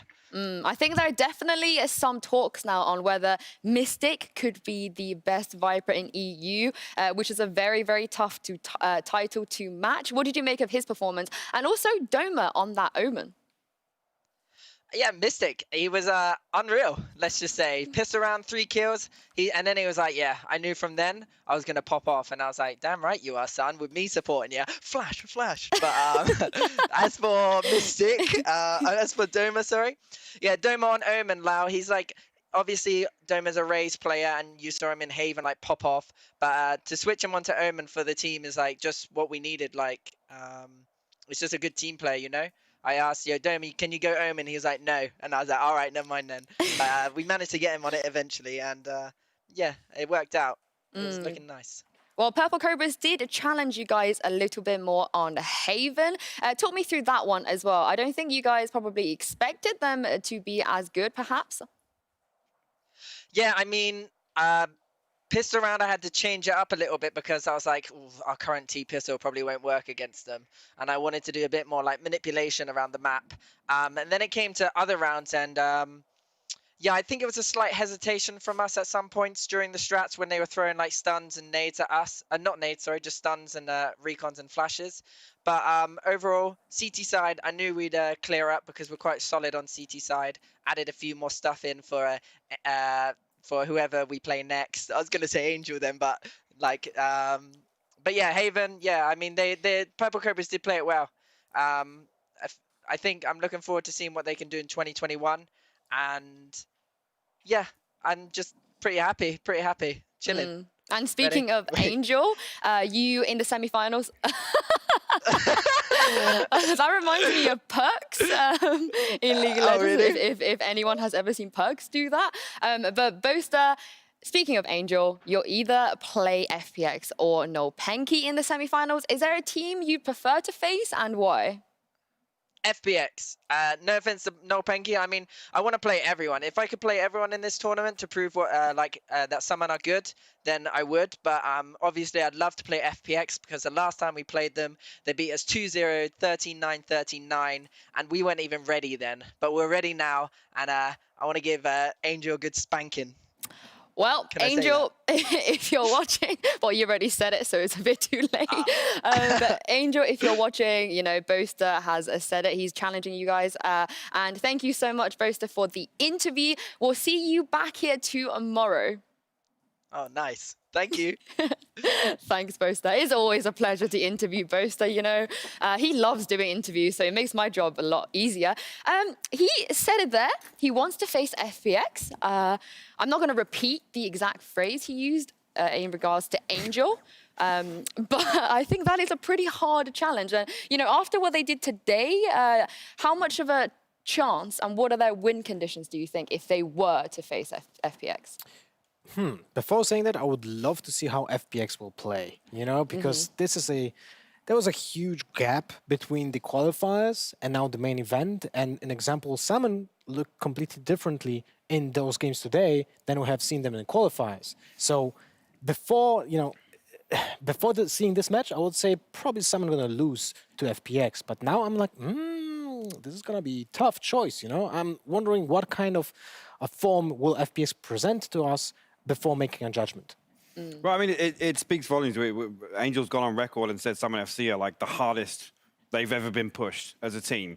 And to say that, we weren't ready for Bind, they come out, put on that absolute masterclass of utility and setup it's kind of scary to think now. I mean, no wonder he's absolutely buzzing, because if they feel as if they're ready now, absolutely go back, redeem yourselves, topple FPX. Well, before we move on to the next match, I do want to talk about Purple Cobras, because on Bind, it was a bit unfortunate. I think Summon were probably just the better team. But on Haven, they showed some good stuff, Lothar. What did you make of that performance? They played on Haven the way they played in the qualifiers. They moved aggressively, they had map control. Something that was a trademark for them was pushing aggressively on every single map to maintain control. So they played like a reverse attack and defense positioning, right? Because when they were playing defensive, they were just pushing to get aggressive, to show an aggressive stance against their opponents.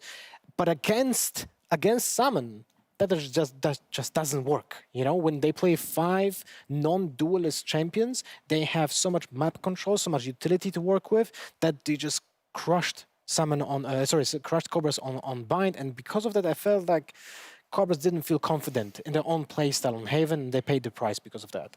Well, you guys voted at home. I just want to quickly reveal that the HyperX player of the series is no surprise, Mystic. Definitely well deserved. I mean, this pistol round alone for me was absolutely insane. Hypok, just take us through Mystic's gameplay again. I mean, it was disgusting. Again, just the innovation and the way in which the Viper utility is used and the other agents kind of synergize around that. I mean, Bosun was talking about the flash out from Lamps time and time again. The timing was perfect on that. It absolutely deserved. Again, sacrificing the utility on the way in on the execute to pull things like this off in the post plant. This is like month 1 and 2 Brimstone kind of plays we saw with the Molly. So absolutely deserved. I mean, it was a standout performance, but to come and pull that pocket pick and make it look that good was just insane. Yeah, well played, Mystic. And, Boaster was getting ahead of himself a little bit, saying he wants to play FPX, but FPX would have to beat Nolpenki first, and that is not an easy feat by any means. We are going to have to head to map vetoes quite quickly, so Lothar, I'm going to let you make 1 point about... Okay, 1 point about Nolpenki. It was actually very close to Nolpenki not being here. In the qualifier, they played against Enterprise, who it went all the way. They played split as a decider in an 11-11 scoreline. Nolpenki was 2 versus 5 in a post-plant situation, and Enterprise didn't close it. If they would have won that round instead of throwing, unfortunately, I don't think Nolpenki would have been here. At 2v5, seen it, and I have Aaron, if I remember correctly, seen it, and Aaron pulled it off. That was insane, absolutely insane. Nolpenki just went ecstatic after the round and closed the match on the next round. So this would have been the other way around if Enterprise would have actually had that round 5v2. Well, Hypog, Nolpenki an unsigned team, but if we're going to go by what Summon managed to do, we absolutely cannot underestimate them just because they're unsigned. How do you fancy Nolpenki in this FPX matchup? Because a lot of people would say that FPX are the best team in Europe right now. Yeah, I mean, I personally would lean that way as well. Nolpenki, you can't write them off. That's the one thing. And even when we look back when Vac was on the jet for Nolpenki and before Cena came in, the 2 players that, I mean, you just used an example there of at any moment, somebody can dig deep and find 3 or 4 kills in 1 round. And again, as a team, you never want to rely on that. I think the polar opposite, if we're to talk about it, the contrast really of the way Summon just played there. It wasn't relying on individual performances, it was relying on everybody, putting a piece to the puzzle, so to say. So that's definitely a huge factor for Nolpenki. The concern is always, if one of these huge impact players has an off game, how heavily does that impact their performance? Well, you let's say when someone kind of tries to put a specific reason why Nolpenki is winning, typically I hear, oh, Cena is carrying the team. When in reality, it's actually kind of split, because right now, from what I remember, Zeke has the highest average combat score, 276 from what I see on my notes. But not only that, he is holding the highest average KD per game from all the qualifiers. It's over 20 frags per game. So he's popping off, he's popping off. I feel like he's the glue for the team. He's also the IGL. The team is fully international, so they play with different communications when you compare it to other teams that might play, with all their native languages. But in general, there's also VAC, so they have like those 3 possibilities of someone popping off and just having an insane game. Yeah, I think on the flip side of that, just to talk about FPX for a second, the reason I feel this is kind of weighted their way is the discipline that Angel brings to this roster. I mean, we talk about him having one of the biggest brains in EU. I think he's kind of conditioned this team now to be well prepared for a team like that. You know, individual performances aren't going to be a big factor against a team like FPX. I mean, there's going to be a few that slip through the net, but FPX, I think, you know, are the perfect counter to the things we've just talked about. I absolutely agree with that, Hypog. I think just before we move on to map vetoes, honestly, watching FPX play, even though even though it's a replay, I am beyond excited. I think this is going to be a very, very good matchup, and I do think that after the other big teams in EU, what they've been able to do, I think FPX do need to step up. But now I like to move to the map vetoes right off the bat. Nopenki have banned Icebox, and FPX banned out Ascent, which means Bind will be first. You guys, Angel saw Mystic, and he said, do you know what? Everyone is saying Mystic is a better Viper than me. I'm just going to come and prove them wrong.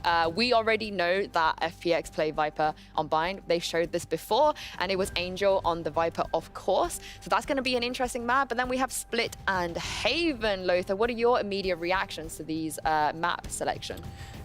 To be honest, I feel like with FPX, I don't think they have to worry about any maps. Yeah, they have such a wide map pool. They play whatever.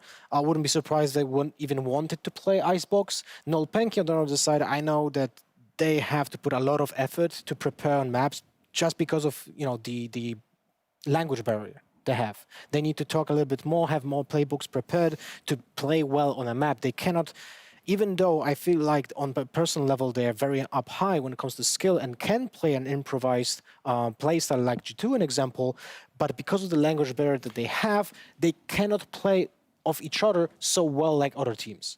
Yeah, I think Lothar makes a really good point. That preparation kind of feeds into FPX's versatility in terms of the map pool. Whereas Split, I mean, you know, the polar opposite, really. You can let Jet run wild on Split. And obviously, if you have a Raze to complement that, we've seen time and time again how well that works for teams. So definitely agree with Lothar there. FPX are going to be better equipped in terms of, you know, defaults and stuff versus... Nopenki. Well, with the map information in mind, who are you guys backing for not just the map, but the series? Oh, the series. You know, there's actually my brethren playing in Nopenki, a Polish player.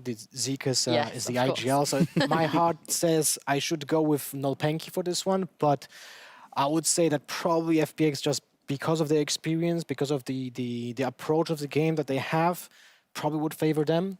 But I'm hoping for an upset because, you know, this would make this series interesting. I really hope we don't get like a stomp from either side. Yeah. You know, I just hope this is going to be a close match, maybe goes for the third map or something like that. I would love to see that. And just kind of to learn what those two teams prepared for the tournament, because it's always cool to see stuff like an example Salmon showed in the previous series. Exactly. Hypog, what about you? I mean, for me, for day one, I've been foaming at the mouth to see Zipan play. So for me, it's FPX all the way. I want to see a 2-0. But again, just coming back to, you know, the way in which Angel approaches the game, I think we might see some very Summon FC-esque things pulled out in this series. Again, I just want that to continue. I want the geekiness to continue from now on after we've seen that previous game. I love how you're now saying Angel's going to pull out Summon FCS. Hey, he's going to follow suit. When it would be the other way around, like Summon actually pulled out very FPX-esque things, I would have said. They're the masters of it now, I'm telling you. Summon FC are the masters of it, hands down. I love that, Lothar. What do you think? Just wanted to put one more thing about FPX. When you compare them to other teams, if I'm not mistaken, they have the smallest minimum and maximum average combat score difference between their players.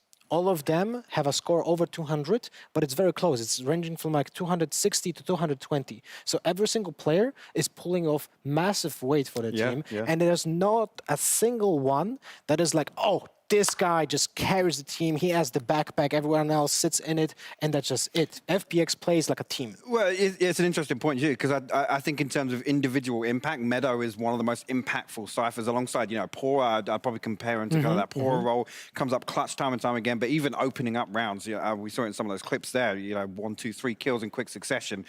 some other things. I mean, you compare it to Pit sometimes. It's a more passive kind of setup, usually. So a huge fan of the way Meadow plays that role. Well, speaking of Meadow, let's head to Agent Select and see what they have picked for Bind. You know, I am expecting to see that Viper. Other than that, I don't think there's going to be that many upsets. Okay, we're waiting a little bit longer for Agent Select. No, we're not. We are back into Agent Select. Interesting stuff already happening. Oh, yeah. Look at CNET. He's on Raze.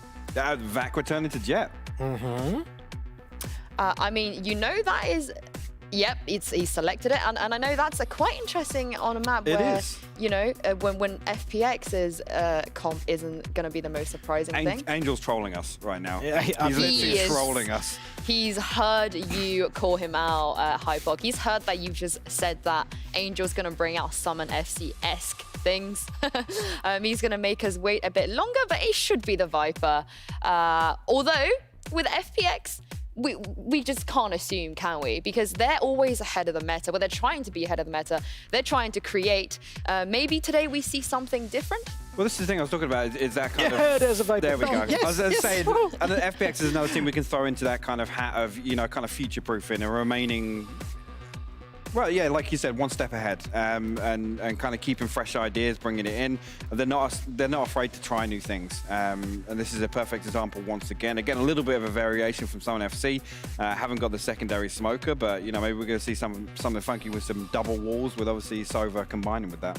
Of course, Xiao on Phoenix too. I get very excited every time Xiao plays Phoenix. He, for me, I know Zipan is the player that a lot of people will look to, and rightfully so. But for me, Xiao is just so scary. Xiao is actually has a higher score in ACS than Zipan by 7. There we go. And his KD is higher, obviously, because he's not typically the first player on site. So he has 1.9, while Zipan has 1.4. But Zipan is known to just breach the site and just get those really risky situations where he might just kill one, die, but opens the site for his team. So, but while Xiao is the second guy coming in Zipan and cleans up. Zipan go boom, basically. That's the best way to put it. I mean, as you put it earlier, Lothar, that the sort of disparity of impact between them is so small. And I feel like they're one of those teams, one of those rare teams where every single player is a star player, like within their own right, but also the fact that they work together as a 5, I wouldn't say individually. I mean, in some cases, you can say individually they're the 5 best players in Europe, but as a team, as a unit, as the synergy, as the organization and everything they do behind Angel, you know, I personally do feel like that this will be the team to beat in this tournament. Well, I'm not sure if No Penki are going to be the ones to do it, but we are heading on to Bind, take it away to our caster desk. Thank you very much, Yinsu, and the guys over on the desk. I am very excited to get on into this one. That cannot be understated because, of course, we have got the Viper being picked. As soon as I saw Xiao locking in his classic from way back in beta of that Phoenix, I knew we were going to see a Viper. And you know what? That's not the only new thing, although we did see it once before from them. I got someone else new right here. Hello. Look at this. Oh my god, I'm so excited to be here. And actually anything can happen in this match as well as this casting desk, because ladies and gentlemen, this is my professional casting debut in Valorant in a language that's very far away from my regular mountain language that I speak. So if anyone's gonna make fun of anyone today, you should make fun of me, okay? Also, another thing, it's the first time Mitch is gonna carry me and not the other way around. Listen, we've had a couple of games. I was unlucky. Let's accept that and move on. But talking about carrying, I mean, looking at this server, Xiao on the Phoenix, man, I'm so excited. When we saw this from him last time, I was a little bit concerned. I'm not being the biggest fan of Phoenix since he's come through. The way they use him alongside the Viper, though, is really interesting to me because with that large Viper wall, they'll use Xiao to kind of dissect it a little bit, flash through, get them into some of those engagements that are harder to do with the more structured or with the slower paced flashers, shall we say. Yeah, and I feel like Phoenix, together with Viper, you've seen Phoenix being used on Bind. Even Sinatra actually used to play Phoenix on Bind in NA, so this is not something you just see here in EU. Obviously, now that we have the Viper in the pool, the wall can be flashed out of, and that's just like how you do when you play Phoenix on your own as well, because you can flash off the wall, and that's such a huge tactic to do in a game like this. Well, here's the thing. Angel said on Twitter that he was maybe a little bit impressed.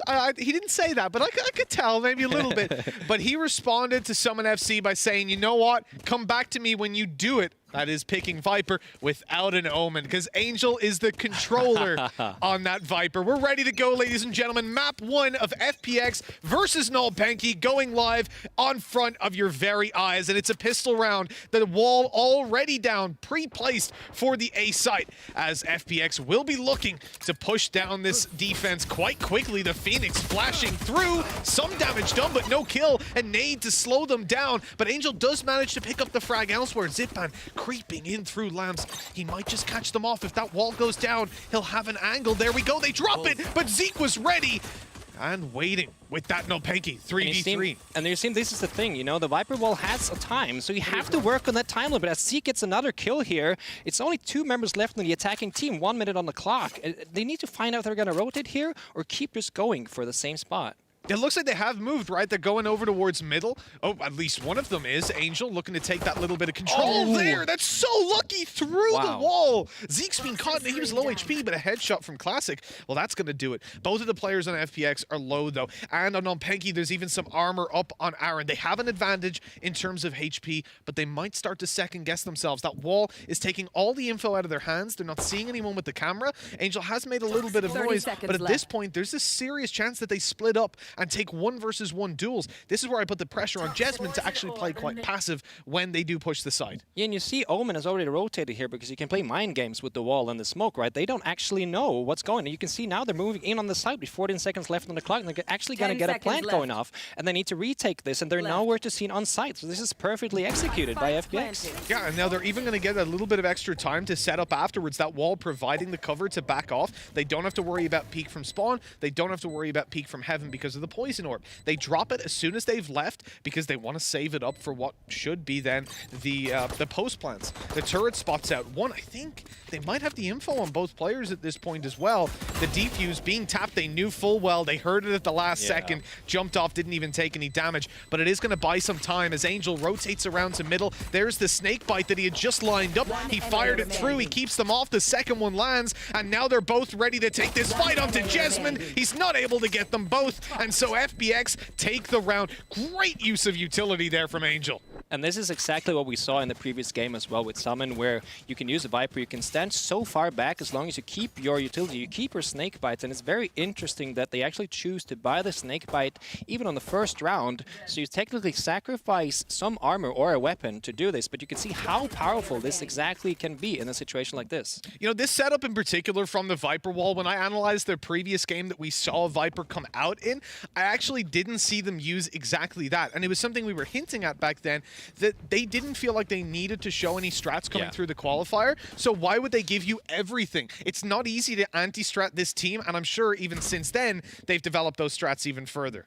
And this is something that's hard to balance. How long do you save your strats? Because you don't want to lose a game either. Suddenly you can lose due to momentum. So there's this fine balance on when you show your strats. And we see here there's a nice wall coming out from Angel here. He's already closing off Jet into lamps here. So she has no information if they're pushing on site. And together with the Sova drone, they're actually going to get some info.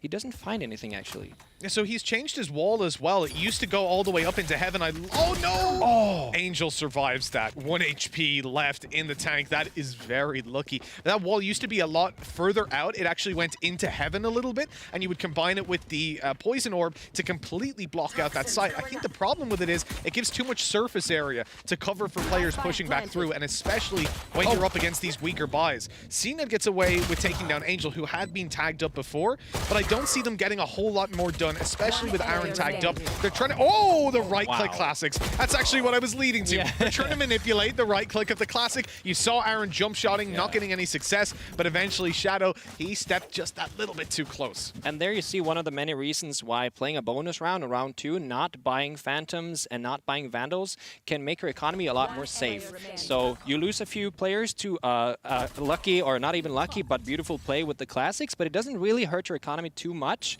because you didn't buy a Vandal or a Phantom. Exactly. Pushing into those sites, you're going to have to take some close range fights. You're going to have to clear those angles, and if there's a classic waiting there, it can sometimes be a 50-50. Oh, yeah. Goes there. You would know. I would know. Yeah, especially when I'm already tagged up by 7 different shock darts on the way. So we have our first actually buy round here from the defending team, as FPX are still saving a bit of money here. They're still playing around that economy game, which is probably good. Vac gets a pick off here in Shao, so this actually looks a lot better for the defending team for the first time. I do really like Vac's aggression. So he pushed all the way through Bath. There was a smoke down, but he was confident to just continue the push because he had that dash to get out of there and go back through the smoke. A very beneficial start. It was actually his own smoke, I believe, that he put down, this cloud burst. Yeah, With it's a typical play with Jet, isn't it? Where you get a quick pick, either you dash away or you smoke. It's just really hard to refrag a Jet. Yeah, well, I mean, he did both, right? Dash through the smoke, then you can't even see him to get the trade. Dashing through the smoke. With 1 kill on Jet. So there's a poison orb up for window. Again, this is what we're expecting. Blocking out Heaven, blocking out Spawn. Zeke tries to cross back. He can't get anywhere. A Spectre going to be upgraded now by Zipan. And there goes the... Oh, no, Angel! Ooh. He knew he dropped it, so I'm surprised he's not peeking it or doesn't have a teammate doing that with the gun. So Vac's able to at least grab a second as he moves away to sight. There's another Angel falling, and it's a 3 versus 2. FPX falling apart at the seams. Shadow has got shock darts to play with. He's in position over towards Bathroom, but Meadow's going to have to do a lot. He's been spotted. Now the spike being diffused. Shadow gets pressured so he can't get his shock darts out. That Nano Swarm not quite extending enough, and there we go. The defuse goes down, and the Killjoy ultimate expanded as well. That was not the best time to use it up. That looked so well as well, because you can see the execute here. It kind of forces the player playing defensively on A Heaven to push forward, which is really awkward because you have to drop down. Yep. And as soon as you drop down, you have been decaying from the smoke as well. So it's not an ideal situation, but still they managed to come out top here with some really hero plays by Jet especially. Yeah, I mean, yeah, Vac was the hero of that round. He's got 4 kills, and they were all in the previous. And the fact that he got out of Heaven with the perfect timing. Yeah. I mean, Angel was... He had the poison orb up, and then he took out the snake bite. Yeah. That gave about a 2-second window, and he pushed out just in that 2 seconds. Sometimes life be like that. It's that awkward moment when you're playing a lineup character, and then suddenly you're caught really red-handed. I'm sure you've noticed that a few times. I think Solkus was the best example. He was lining up one of your shock darts, actually, trying to get those subs. You had to mention that. Well, like, that's the thing, right? Sometimes you can just be caught with your pants down, and it costs FPX in this first buy round. Now, I say first buy, they did still have some weaknesses. Now, it's the full weaponry, mostly Vandals. Yeah, absolutely. This is an important round for both teams as well, as the economy starts to get pretty scarce here. So we'll see if they're trying to push into Hookah. There's a smoke coming out. Killjoy utilities being used. They're not really finding any pickoffs yet. So they're slowing down the gameplay, maybe looking for a rotate here, as Sova is just lurking in showers, possibly looking for a pickoff here before they decide where to go. This is definitely a lot slower than we've seen the previous rounds. The teleport by Viper, that's Angel moving back over towards Bathroom, but they have to contend with Vac. Still with a dash in play, gets one, but now Vac has to try and find his way out of there. He gets out using the cloud bursts and the dash. Back onto the site, now looking to skirmish around them. He's lined himself up. There goes... Okay, so we've actually got Angel popping his ultimate. That'll get them out to sight, but they're not able to get the spike across. The ultimate popped the tag there. Angel in for 1. Zipman, he popped his showstopper onto a dead body, unfortunately. Jesman with the flank of the game. He's just picked this round up for free. Great work by Jesman on the sneak through. Yeah, that's just one of those things that now happens a lot more commonly, because in the current meta, you don't have as much flank protection as you used to, because normally you would just place your Killjoy turret far back to make sure that no one could push behind you. But it kind of forces you now to play more aggressively and watch your back, simply because the turret only works within your limit. And that's why you see the Killjoy turret is literally placed on the middle of the bomb site. So that's a very different playstyle than what we used to, and a lot faster.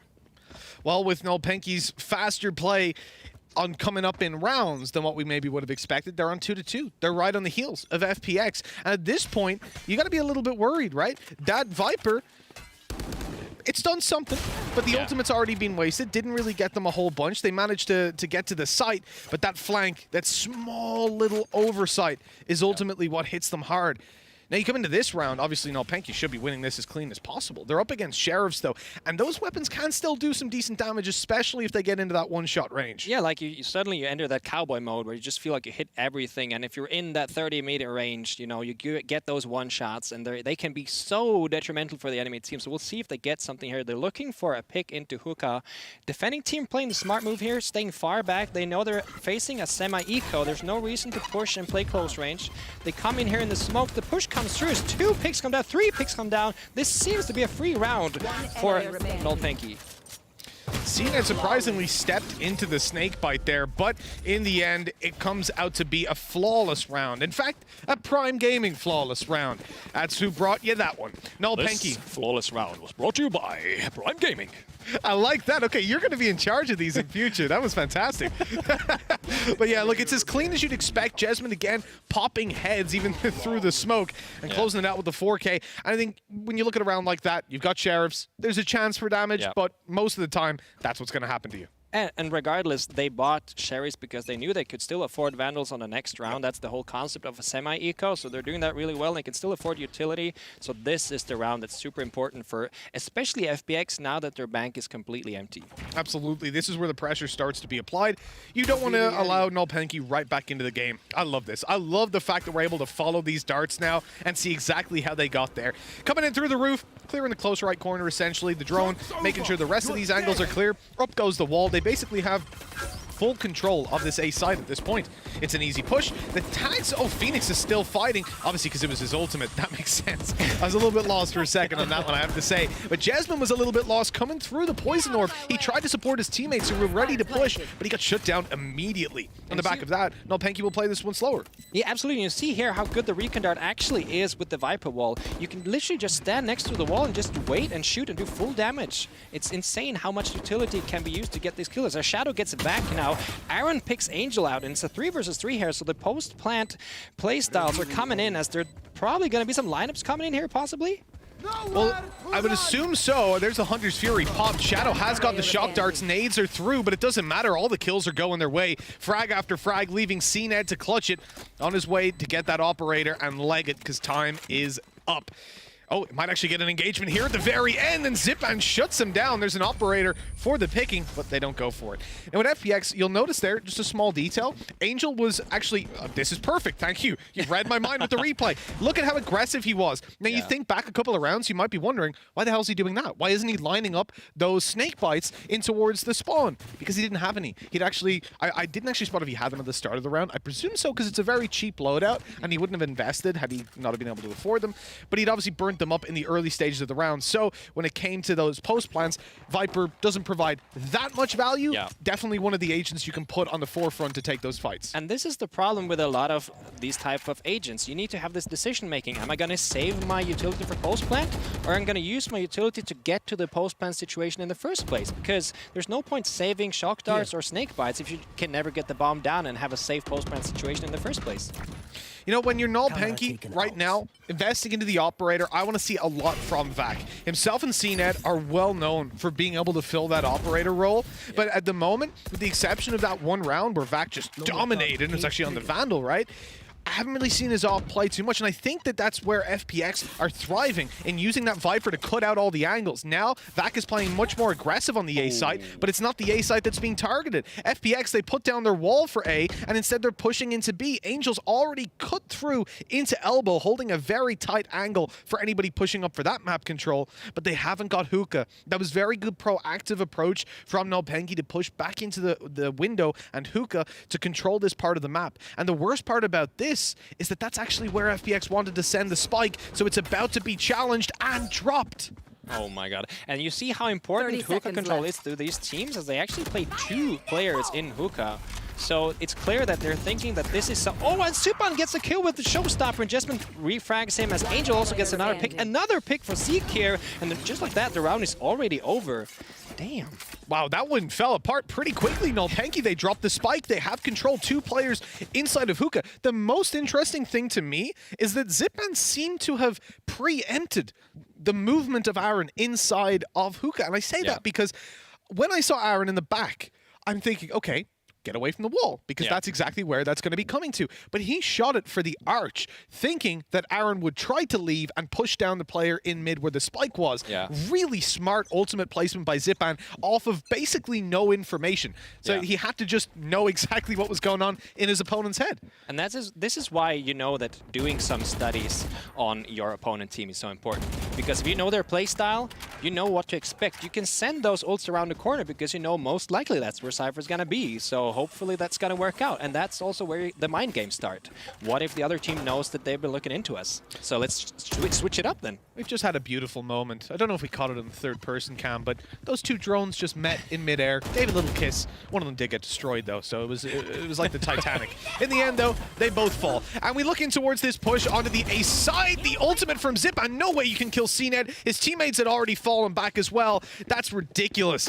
Zipan just shutting him down. FPX controlling the site now, as Zeke is the only one in Bath, but he's been pressured from both sides. They haven't got the utility down to block out Heaven, but it doesn't matter. Oh, they're being pushed on the spike, but I don't know how Meadow survives that. I don't know how Meadow gets away with the kill, but in the end, Nolpenki only managed one frag. It was such an interesting play there by Zipan because when CNED had his showstopper, obviously he's going to look to find an easy target. But as soon as Zipan is on top of the box, he can do two things. He can stay on the box and then the mind games start. Are you going to aim for him at the top of the box? It's actually quite hard to, you need to get a body hit. Yep. Or are you going to shoot at the ground and hope that Zipan doesn't take the bait or does take the bait and jumps down. And that ended in an ult that was completely wasted. Yeah, he fired into mid, right? But his teammates, like Zipan was calling, okay, they've popped the ult. We know that the Raze is playing on the site, so don't push now, or you're going to run right into a rocket. So really good comms by FPX. And again, Zipan, he used his ultimate excellently in the previous round, and he predicted the ult of CNED in this. Now, I said both of these players, Vac and CNED, are known for their operator play, but it comes as a surprise to me to see the double op deployed and shut down by Angel as well. Vac on long, he even had support, but both headshots. This guy entry frags with Brimstone, he does it with Omen, and for God's sake, he's doing it with the Viper as well. Angel showing no respect here, being the IGL, the freaking puppet master. Still, he just runs forward like a Legion commander and just pops two headshots like it's a walk in the park. That's ridiculous. With the Vandal as well. That's the thing, like, spray transferring with a Phantom, I'll accept. With a Vandal, that quickly versus an op, you get the first shot off, then you kill the guy who was there specifically to trade him. Just stop it. It's nasty. And we talked about Angel, you know, the old man in the team. He's surrounded by very young players. I see that look you're giving me. But he's way above the average age of this team, and yet he's still able to deliver. He's got that big brain, and, you know, there was always that conversation of, is Angel going to be able to hold his own in this? You know, his Counter-Strike career did start to dip off towards the end, and he even said himself, and another interview came out recently where he backs it up, the fact that he was getting tired of CS. He wasn't excited anymore, but he's got the passion when it comes to Valorant, and he certainly still has the individual skills. Oh, wow. It's just textbook performance. Even if you're unlucky there, you get picked up. As Shadow gets Aaron and another round goes to FPX, it seems like to me, in the start, you know, they kind of battled back and forth. But I feel like right now we're seeing this adaptation. Oh, yeah, let's see this again in slow motion. You have Angel here, looking to the left, gets... Disgusting. So beautiful. Oh, no. Oh, look at this. Look at him. Look at the smirk. That is the happiest I've ever seen Angel look. The man doesn't smile. No, actually, you know what? Genuinely, in Counter-Strike, he didn't smile. Okay. I've seen him win games and just kind of go, okay, we won. He's so passionate about this game, and you can see it on his face in moments like that. That's absolutely true. And we see here, Angel's actually using his utility here to push up on B long, so that's probably one of those situations we talked about earlier where he doesn't necessarily save it for the post-plant situation because it gives you a lot of real estate to work on. Oh my God! And the pre-fire through the smoke, that's insane, Angel, what are you doing? Somebody stop this guy, please. Thank you, Zipan. He's like, you know what? You've got too many kills, old man. I'm coming in. So I like that usage as well. Something that FPX have long been known for is committing utility towards taking ultimate orbs because they are very, very valuable. Now, Angel has his ult because he just got 2 kills, but he was going to go forward, I presume, pop down his poison orb. Of course, the benefit being you can pick it up and then grab his ultimate from that, at least steal the orbs away from his opponents. And you can see that Xiao has actually gone through showers and they've made, or bath as we call it now, and taken that control as well. Although Aaron picked up a kill, the problem for him is he's in a 1v4. And also, he's been shot in the head by Xiao. Yeah, and one thing I wanted to point out was the synergy between Angel and Zipan there. It was almost like, you can see it here, he gets 1 kill, he gets another one, and then as soon as he's like, okay, mate, I need to reload Zipan, can you take the next one for me, please? He's there. I'm kind of missing. Yeah, thanks. That's good. It is actually the second he runs out of ammo. Yeah, it's like Gandalf telling Frodo, like, you know what? I got you for a little while. now you take over, you know? It's like 3, I'm on 10 bullets, 9, 8, 7, 6, 5, 4. In comes Zipan. He's there to save the day. That was beautiful. I love it. I love it. 7-3. FBX, they're dominating. Yeah, look, you see Nolpenki give us the scrappy fight the desk was hoping for, the fight that we were hoping for, but then it falls apart a little bit. Xiao, interesting little molly going through. That'll clear out the left side of Hookah, but they don't try to capitalize on it, right? And I wouldn't say the smoke has scared them back. I think that's them telling Nolpenki, okay, we're going to fight you. Nobody moved from the left side, so unless this is like a passive hold in Hookah up on top of the box, they're not there at all. And with that map control out of their hands, you know they're going to be slower to rotate, leaving the A side open for the taking. That's an interesting ult.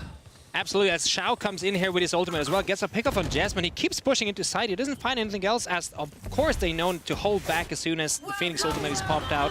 CNED pops Shadow as well, and the operator guy is already taken out. The Sova ult comes out as well. 4 versus 4, almost gets another one. This is insane.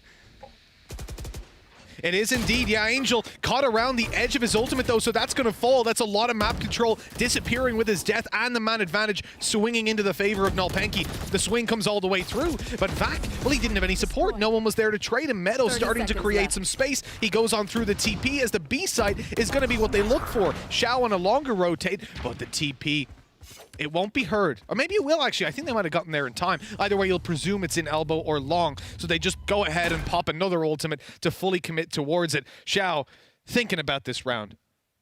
He's in an intense focus. Angel also thinking about this round. It was interesting. You like to see inside their minds. Angel was just watching his teammates, not calming too much. I like it. Big thunk. Dead men don't talk. I was kind of questioning myself there as the round ended. But yeah, here we go. So the plant went down after we saw the lockdown in play to push those players out of position. Aaron's just shooting at the bomb in case his Killjoy utility. Meadow and Xiao. Nice crossfire to trade out Zipan. And now Zeke. He's in a 1v2, but both of these players are low. Xiao going out with the molly. Doesn't use it to heal. Instead, pops it on top of the spike, making sure it cannot be defused. And Zeke's got no choice but to run for the hills and save this weapon through to the next round. Heartbreaking, considering it's now the last round of the half. FBX have just really turned on the buttons here now, as they're just really playing so. It's so beautiful to see all these refrags. You have these perfect. This is from the CS background, you know. They're holding their angles. As soon as he starts to shoot the guys that are in elbow, he gets peeked from garden, from B long, and there's just no way that you can turn 90 degrees and kill that guy. It's just so perfect, and it's just beautiful to see, really. He couldn't even get the 2 kills in towards elbow either. That was the thing. Although they were blocking each other, the player behind was just about to die, so it ended up working out pretty okay. On 8-3, Nolpenki, now they're coming up to give it a shot.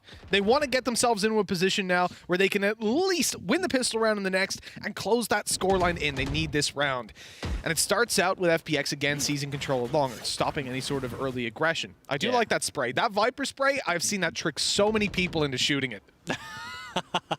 You also see here the classic Sova drone coming into showers here. He doesn't really find any information, but at least he knows that there's no one else there, as Shadow's lurking and gets back through this freaking wall. What's going on? And then he gets refragged by Zeke as well. Angel takes out Jasmine as well, and this is just another round where suddenly everything gets out of hand. They're winning their duels, taking the refrags. It just seems like you can't kill one without dying yourself. Yeah, just look at the position by Xiao. CNED has got to be hitting his table after that. Why would Xiao be there at that time? Because he's ready to trade his teammate out. There goes Angel, closing out the half in excellent fashion. 9-3. The fragging, entrying IGL, smoker, supportive controller. This guy is absolutely unbelievable, and he's the brains behind the operation, taking these 4 young guns and molding them into the squad, and the well-drilled squad that he wants them to be.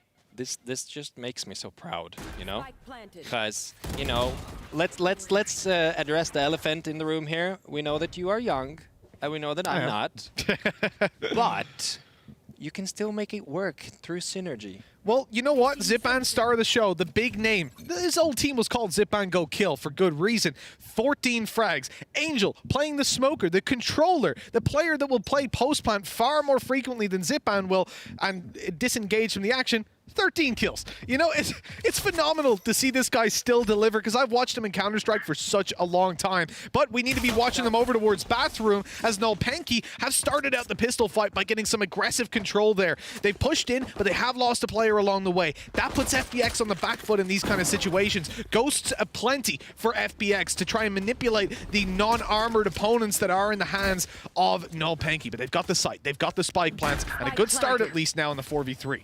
Absolutely, and we see her shadows just lurking around into lamps here, trying to find a pick-off here. It's really important as Jet is... Oh, they're gonna get pushed. He gets one. Does he get one more? No, he gets refragged by Aaron. It's 3 versus 2. Zeke is very low on HP. They need to find out how to retake this side. There's not much utility left here.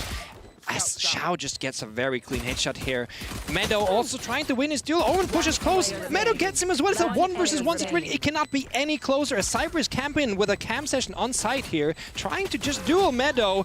Will he win the brain game? That's the question. Oh my goodness, 3 HP. So close, yet so far for FPX. 3 health is what defines it as Nolpenki pick up the round. One little point I think that we can bring up, when you're going in for that fight in Lamps, you're actually, and it might be quite counterintuitive to some of the viewers out there who don't know the game that well, but the free pistol, the one in the hands of Shadow, is actually probably better to have oftentimes than the Ghost for that kind of fight, because the right click lets you put 3 bullets out, and at that range, it's basically a shotgun because it's pinpoint accurate. Not just that, but also the fact that a lot of them, they don't buy armor in the first round. Yes. So you need to hit 1 chest shot, 1 headshot, and they're dead. Yeah, the right click makes that very easy to do. 105 damage, if my boomer brain is not mistaken. There we go. Big brain calculations on the spot. That's why we've got you here, Jonas. He can calculate a lineup for any position from any position. That's a selling point. And if you don't believe me, you just check out his Discord. He's got them all there. Plug it for you. Discord.gg/AverAgeJonas, everyone. I've had a long look over there, and I know a lot of the professional players have too. Shout out Hiko. When we look at the 9-4 score line, and FPX, they're looking for double digits, but with pistols in their hand, they're unlikely to get it. Meadow, I think he's hit the edge of his mouse mat there. Right-click the wall, just in case. Maybe it's like an alpha play, like, I'm over here, come get me. Oh my goodness. Zeke gets Angel here. It looks, you know what? I'm kind of glad that they won the round, so we might have an even game. And Zeke, Meadow gets 2 with the classic. What's going on here? There's no way they're going to win this with just pistol, is there? Please, no. I mean, I said it was the alpha play, but maybe getting all these kills is Meadow just about misses the right click, but this could be a 1v2. Instead, it's pretty unwinnable for Shadow. Okay. He does get shut down. What I'll say there is that the smoke placement from Aaron was really nice. You're up against pistols. You don't need the turret to be harassing you as well, so he just smoked up on top of it. It also creates that extra paranoia potentially of him shadow stepping into it. Obviously with the turret there, he can't really do that without you finding out, but it's a nice touch just to take away some of the utility that was at play. The problem is they then just ran at a classic close range and let him shred them. Yeah, and that's the thing. Even when you play a semi-eco against classics, it's a pretty even duel in close combat. So when you're playing attack here and you bought Spectres, you still want to play long range, even though Spectre's not the best long range weapon in the world. Exactly right. I do always question, you know, in those kind of rounds, how else you can clear a position like that on site. I think it was just really good positioning from Meadow. CNET, he's known to be up close. He's going to drop the boom bot and continue to try to take the fight. Boom bots giving a little kiss to each other on the way by. Exactly, yeah. Robot wars. Yeah, that's the word, sorry. There we go. The nade over actually going to do some damage. Could take Jessamine down, but he gets away just in time. They actually all get away through the teleporter, the unique selling point of this map. That TP, and I love the wall that it's actually put down by Angel. He's dead though, so it can't be used. It goes through the TP to cover mid and all of B. Meadow though, he's actually managed to catch out Vac, who was going for a very early aggressive stance. Remember, this is a bonus round for Nolpenki running through a molly, never ideal. 2 players spotted. Did he tag him through that as well? Either way, CNET and Jessamine very, very low for this retake, but Jesmine's able to take a wallbang frag to put a man advantage in their court. Meadow's just sneaking around in the smoke here. They still have quite some time to take the bombs. They need to figure out, probably wait out the smoke here. There's a lot of players with low HP. CNET and Jessamine can barely shoot their toe. They're dead. This is just a really hard retake. They're gonna play it super safe as well. They probably have lineups for this, don't they? Possibly. Well, actually, as you say that, let's not talk about who's dead and not, but... I was just looking. What, Cypher Cage lineups or what? I was doubting myself and thinking Jonas knows lineups for Sova. What else does he know that I don't? But yeah, well, either way, it doesn't matter because Meadows getting away with his rifle. He was going to save because they just won those 2 aim duels to start it out, and so we'll end up with 9-6. Little note, you saw at the end of the round there, Omen from the other side of the map just threw a smoke up in the air. I always like to do that. It's like little fireworks for you. That is true. And now we're actually on 9-6. This is getting close, so it's really exciting. It's so strange to see how well teams are performing on attack now, because I think it's more natural to have these set plays you practice on attack, right? With the Viper wall and everything. So it's just so cool to see how maps are not necessarily that defender-sided anymore. What I'm going to do here is I'm going to just... There we go. I've rolled the dice. FPX are going to win this round. I've seen it so many times where they're able to capitalize with these stingers up close. We've seen it in this tournament more times than I can count. But for FPX in particular, already able to capitalize in rounds where they had just classics. Now there's that slight upgrade. They're on the defense. They're turtling in. They're 4-man stacking the A side as well. Now Penky, 2 players through Bath. If they commit to this, they're in trouble. You've already got the Hunger's Fury committed. Zeke gets tagged. Zeke doesn't get finished off. And look at that, Vax baited out by it. He tries to dash in to take down the Sova. Now realizes there's players up close, but he's able to take the frags. And so it looks like the die have lied to me, as it is a 4 versus 2. And all the players on Null Penky need to make big mistakes and die to these weaker weapons in order for FPX to win it. And this is probably the first time you've ever lost a dice roll, isn't it? As Shadow gets yes, but it's still a 2 versus 3. It's still possible to retake this. Maybe not. Oh, the dash comes out. Shadow's still lurking around into lamps here. Tries to find something with the recon dart, but they're playing this perfectly. They have no reason to peek. He's just outmanned at this point. There's no way he can win this. As Aaron just does a run and gun. That's what you want to see. So Vac in this round, I thought from his positioning that he'd actually popped his ultimate, but it seems to still be there for him. I was wondering how I didn't hear it, but that would have been a reasonable time to pop the Blade Storm, because things did get a little bit dicey. Yeah. You know, they're pushing into a heavier stack. There was the dash as well, but with a Stinger in hand, I guess it's the perfect weapon to really take those kinds of engagements. I would question that push by Jesmond versus a low buy, even if it's a classic. We already talked about how much damage that can do, and you're running in, giving him a Vandal. I like how you said dicey just after you lost a dice roll, but let's not dive further into that, as we have a full buy from both teams here, and CNET is lurking. He wants to find his pickoff as the one-way smoke from Viper is out. Doesn't really find anything yet, but possibly we can see an A push coming through here, as there's not much happening on B side as the Sova comes out, gets 2 tags, 80 damage on 2 defenders here. Oh, it's a good start with Angel dropped as well. There's the one-way, no longer needing to be worried about. They're winning every duel on the way forward. FPX, this is a full buy, and they've not gotten a kill. Back goes down, little bit of a tickle onto Zipan. But a 3 versus 4. And a tough position to get back into, especially with Aaron. Look at him. Oh, yeah. And it's just so hard now that teams are so good at playing post plants, as they're sneaking up on A Heaven. They probably don't know that Aaron is actually camping on top as he swings out and gets Zipan really well. Peter gets another one as well. Meadow has an impossible task here, as he also gets taken out by Zeke. And just like that, we're actually at 8-9. So Aaron in that position is even more threatening if he has his paranoia to go on down that alleyway. Absolutely. He didn't have it at least, but still managed to pick up the double. It's just a surprise element, isn't it? Because the way he plays outside Heaven means that his team needs to watch every other angle, because he's so exposed to A short and showers. So this just means that they have a very set idea of how they want to play this post plant, and the only angle he needs to worry about is exactly A Heaven. Yeah, so they exactly that they played it around him. That was the focal point of it. Now, what I'll talk about for this thing, you might think we're going on the player cams. The pistol round must have started by now, surely.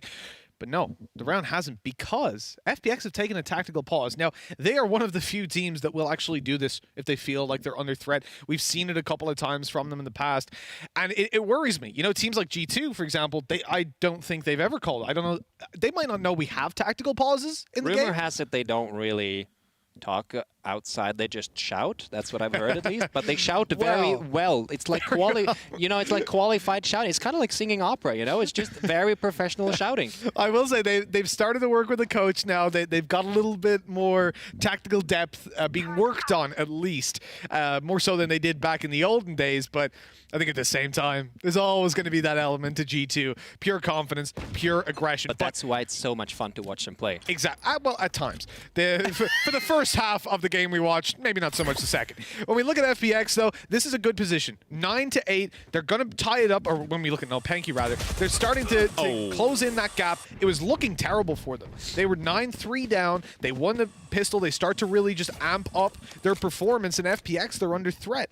Straight away in this round, you have to identify the fact that they're not going to be able to match up in these fights. Again, we're seeing the Sheriffs in play, but on the defense, if you run into these pistols, you can be torn apart.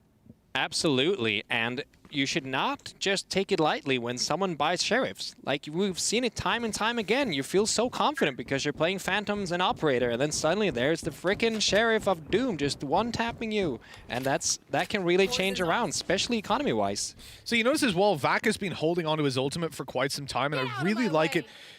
Well, he's popped it. The caster curse. So, that literally, he's holding.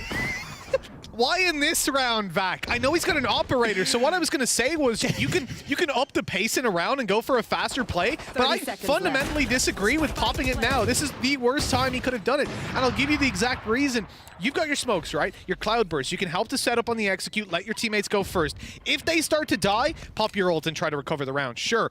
But versus a low buy like this, maybe they suspected it to be a force, I'm not sure. But considering the buy he's up against, it definitely wasn't the best time. Because when you're up against a full buy, you can pop that ultimate and then entry for your team. If you get pressured or cut off in a close situation, you can do that. But look, either way, it's a flawless round, but to me, that's an ultimate just thrown away. Absolutely, and what kind of flawless was that, sir? I believe it was a Prime Gaming Flawless. There we go. Flawless round brought to you by Prime Gaming. I'm too in love with the way you do that, man. I swear, I'm not doing a single call out. It's all on you from now on. But any promise over there?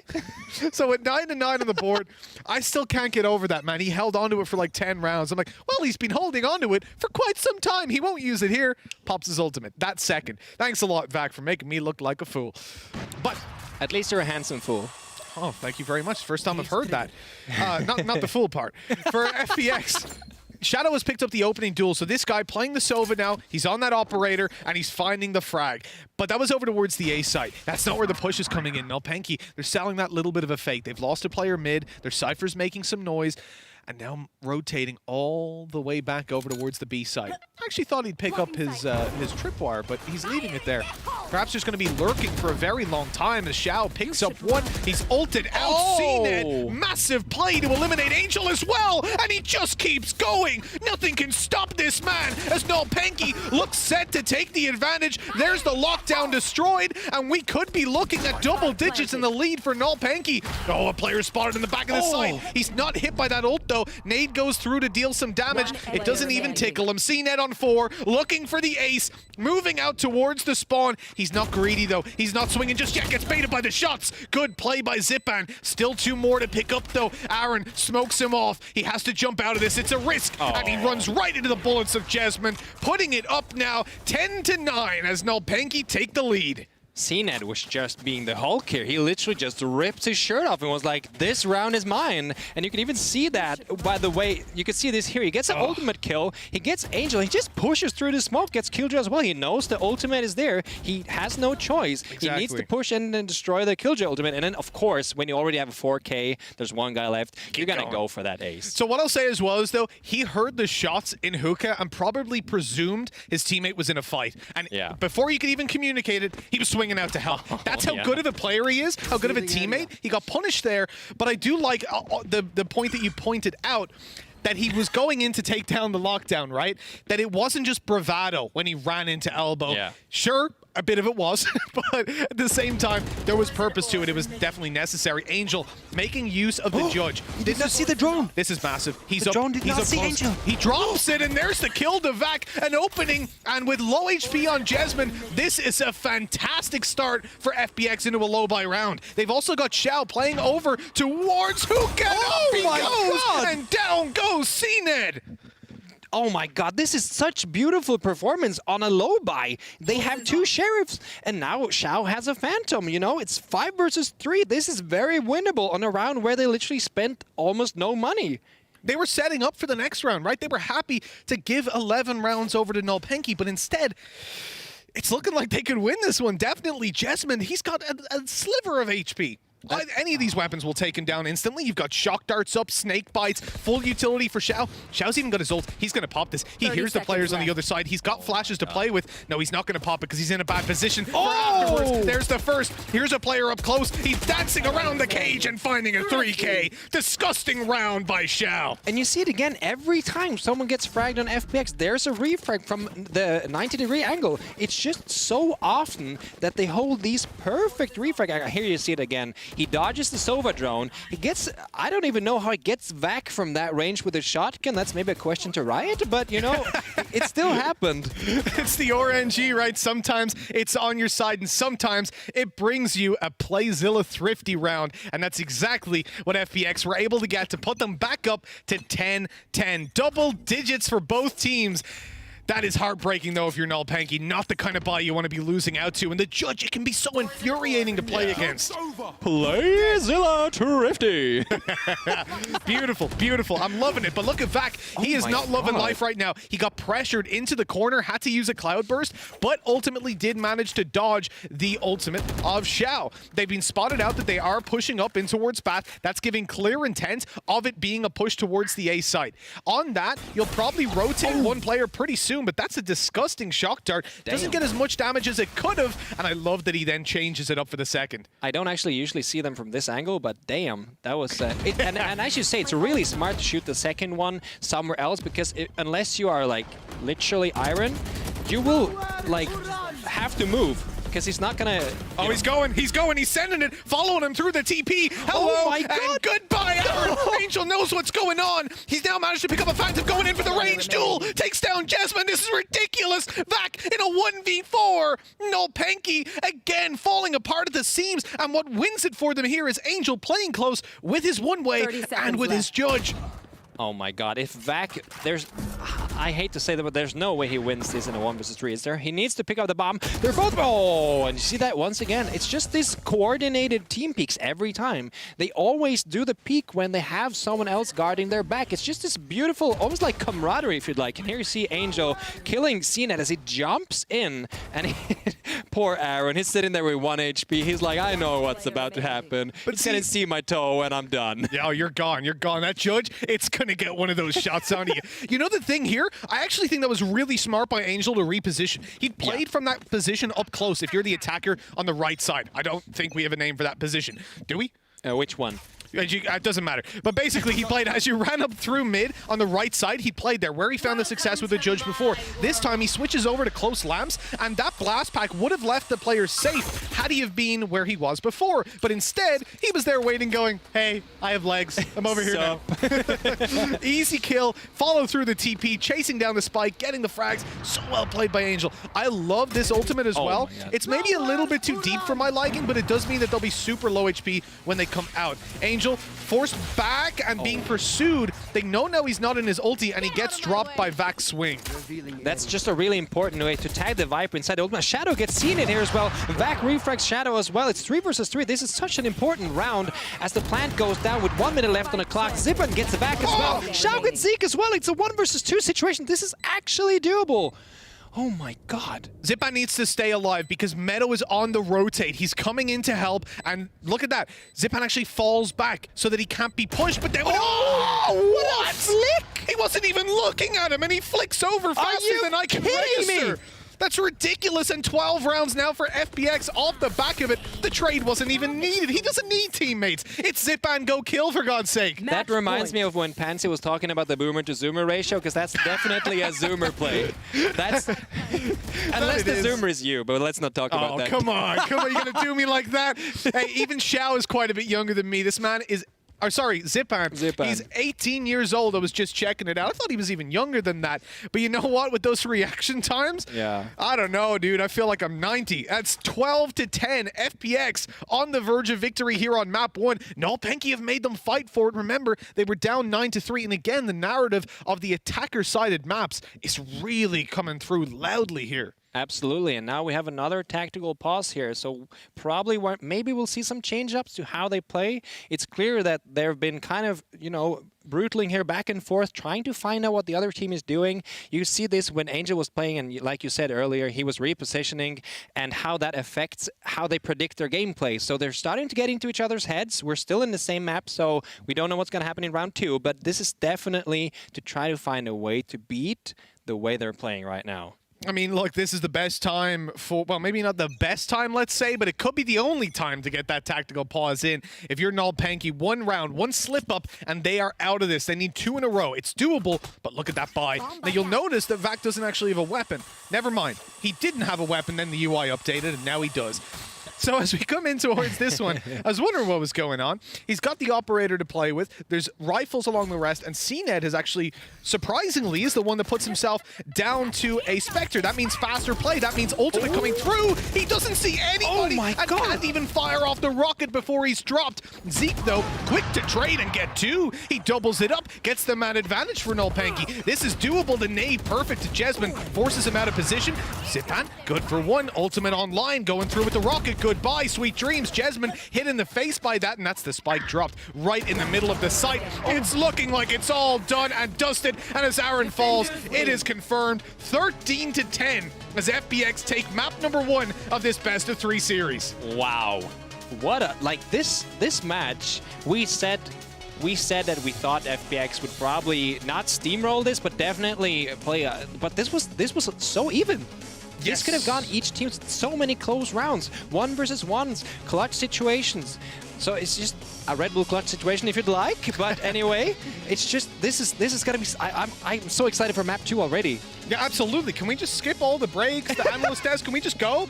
Angel, you ready? Let's go, baby. And because the gameplay was so clean. We saw individual plays, but that's not what it was all about. It was the situations leading up to them that almost are more exciting in some ways. For FPX, though, this is the victory that they wanted, the one they needed. Now they're 1-0 up. Their Viper and their Phoenix play that we had seen trialed before, but that was when they were already a map up. This time, they had the balls to do it early on, and it's worked out for them.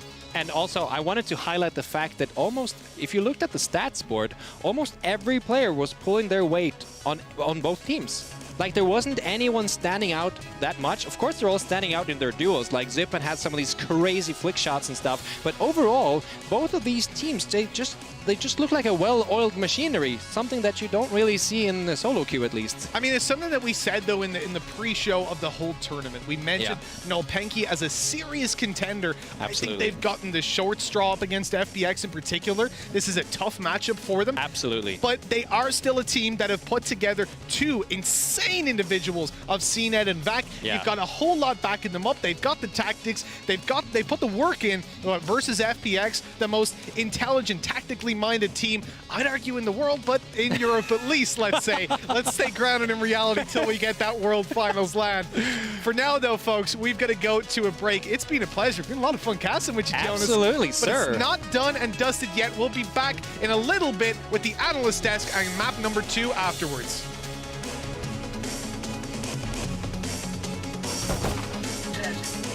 One player remaining.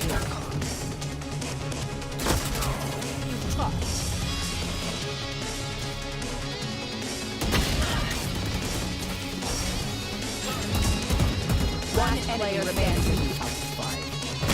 Flawless.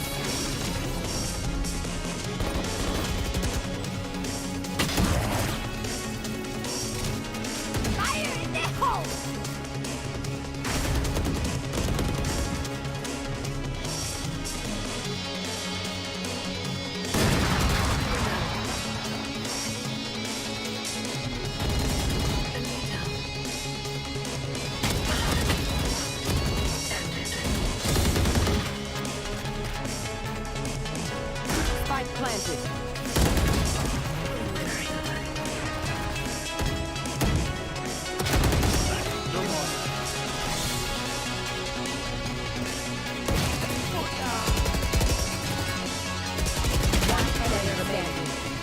One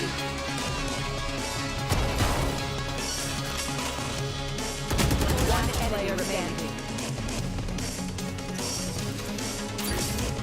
One player remaining.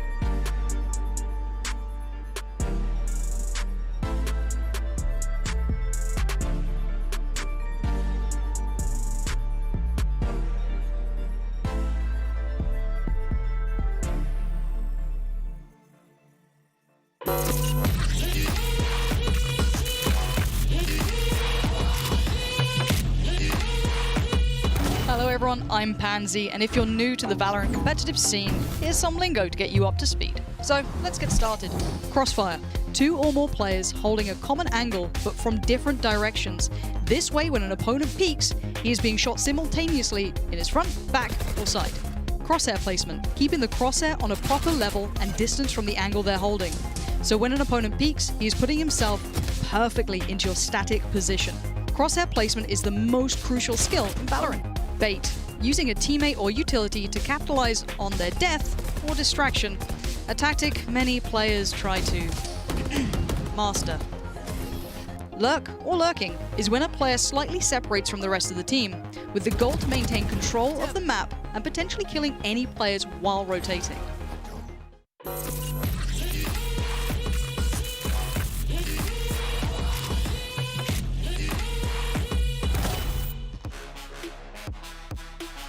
Hello, welcome back. Today I'm replacing Mitch on the Weatherman stand, so I'm gonna bring you a very different round what I've seen with Mitch. It's a round 11 between FPX and NoPanky, which is a perfect example of how to use ultimates, because we had actually 5 of them used in one round, which is not something we see often.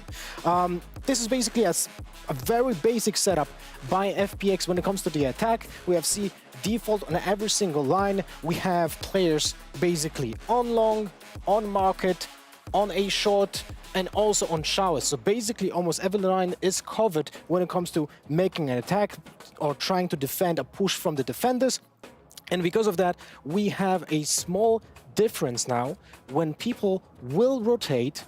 And you can see here, let's zoom in on the map.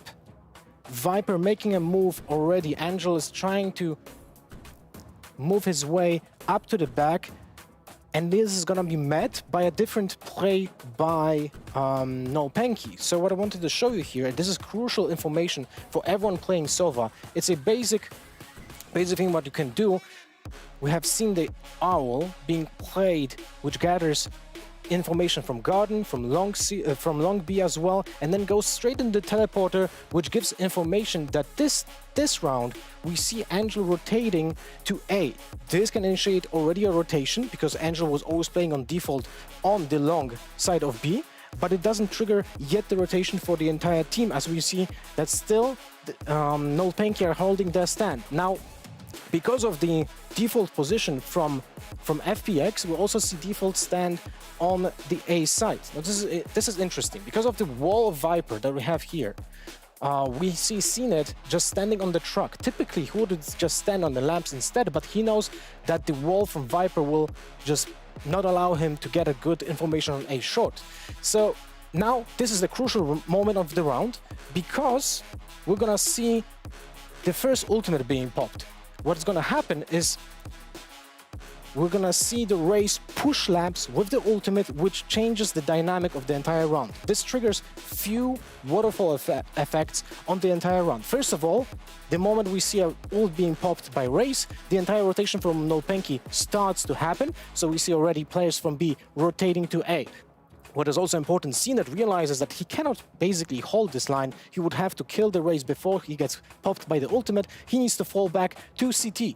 And this is going to be very interesting. Basically what's going to happen, we're going to see CNET falling back, but that leaves Jasmund in a very awkward position that's going to be met with players coming from showers. He's basically left to be eaten by the wolves. Let's take a look how this pans out.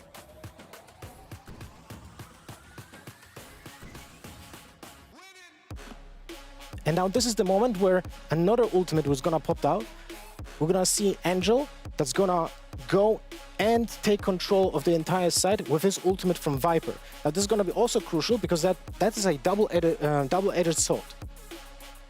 Gonna wait for the moment. This is still pre-planned.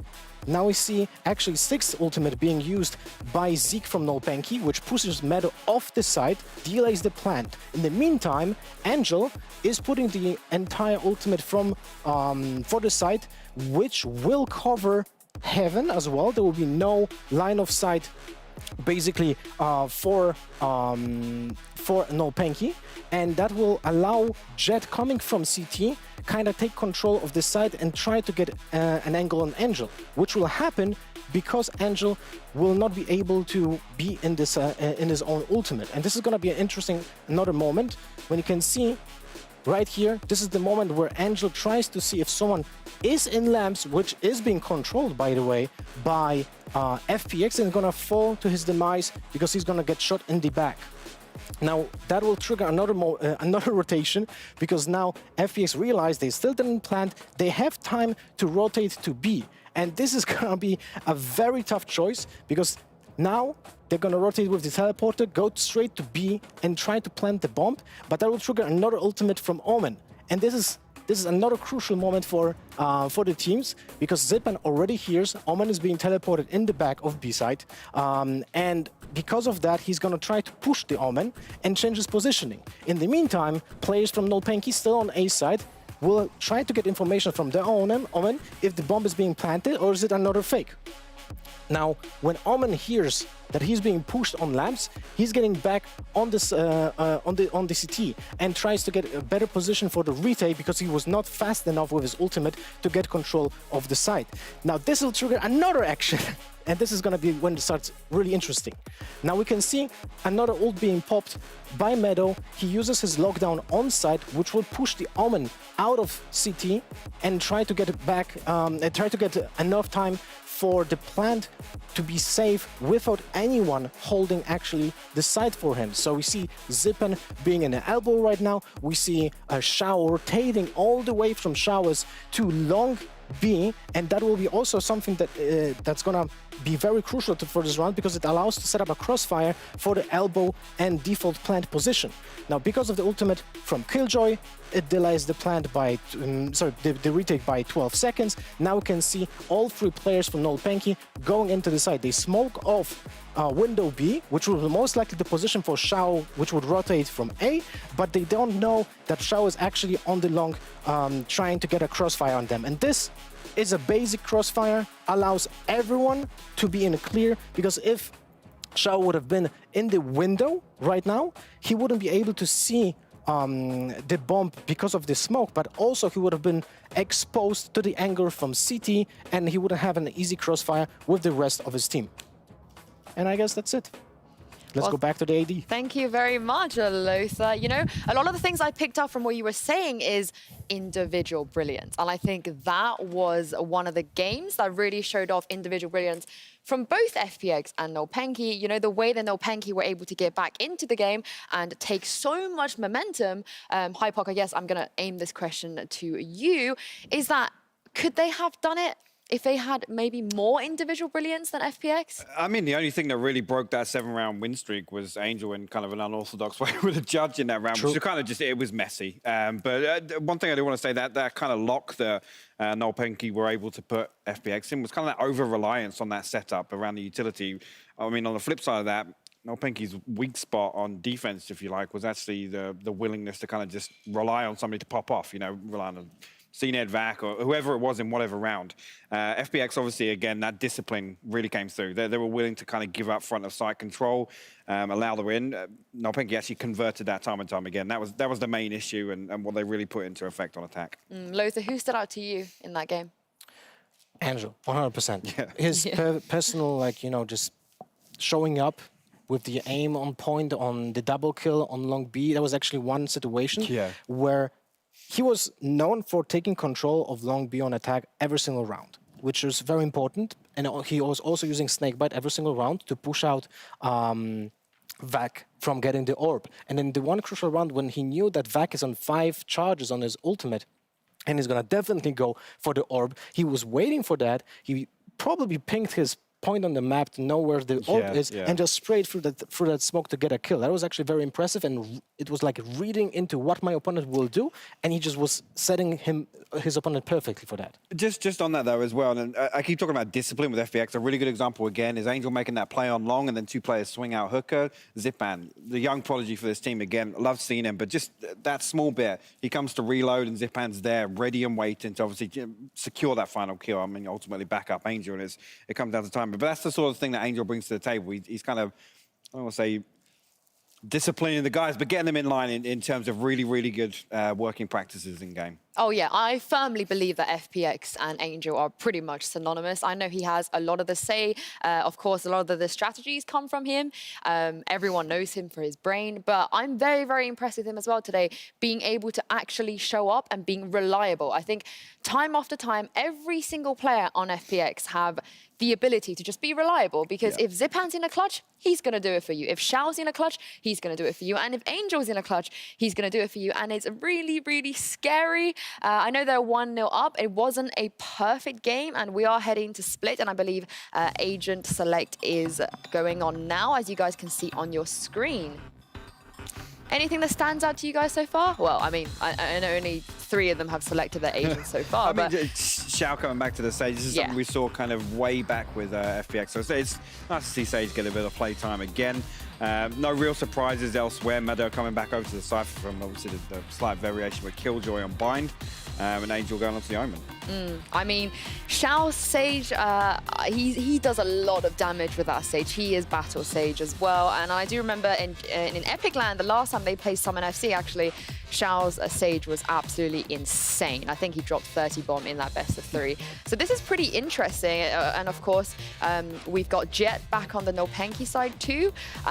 What do you guys, how do you feel about this next map? Do you think maybe if they play the way they did on Bind, but perhaps they can roll their momentum a bit further, we could see a game, map 3 even?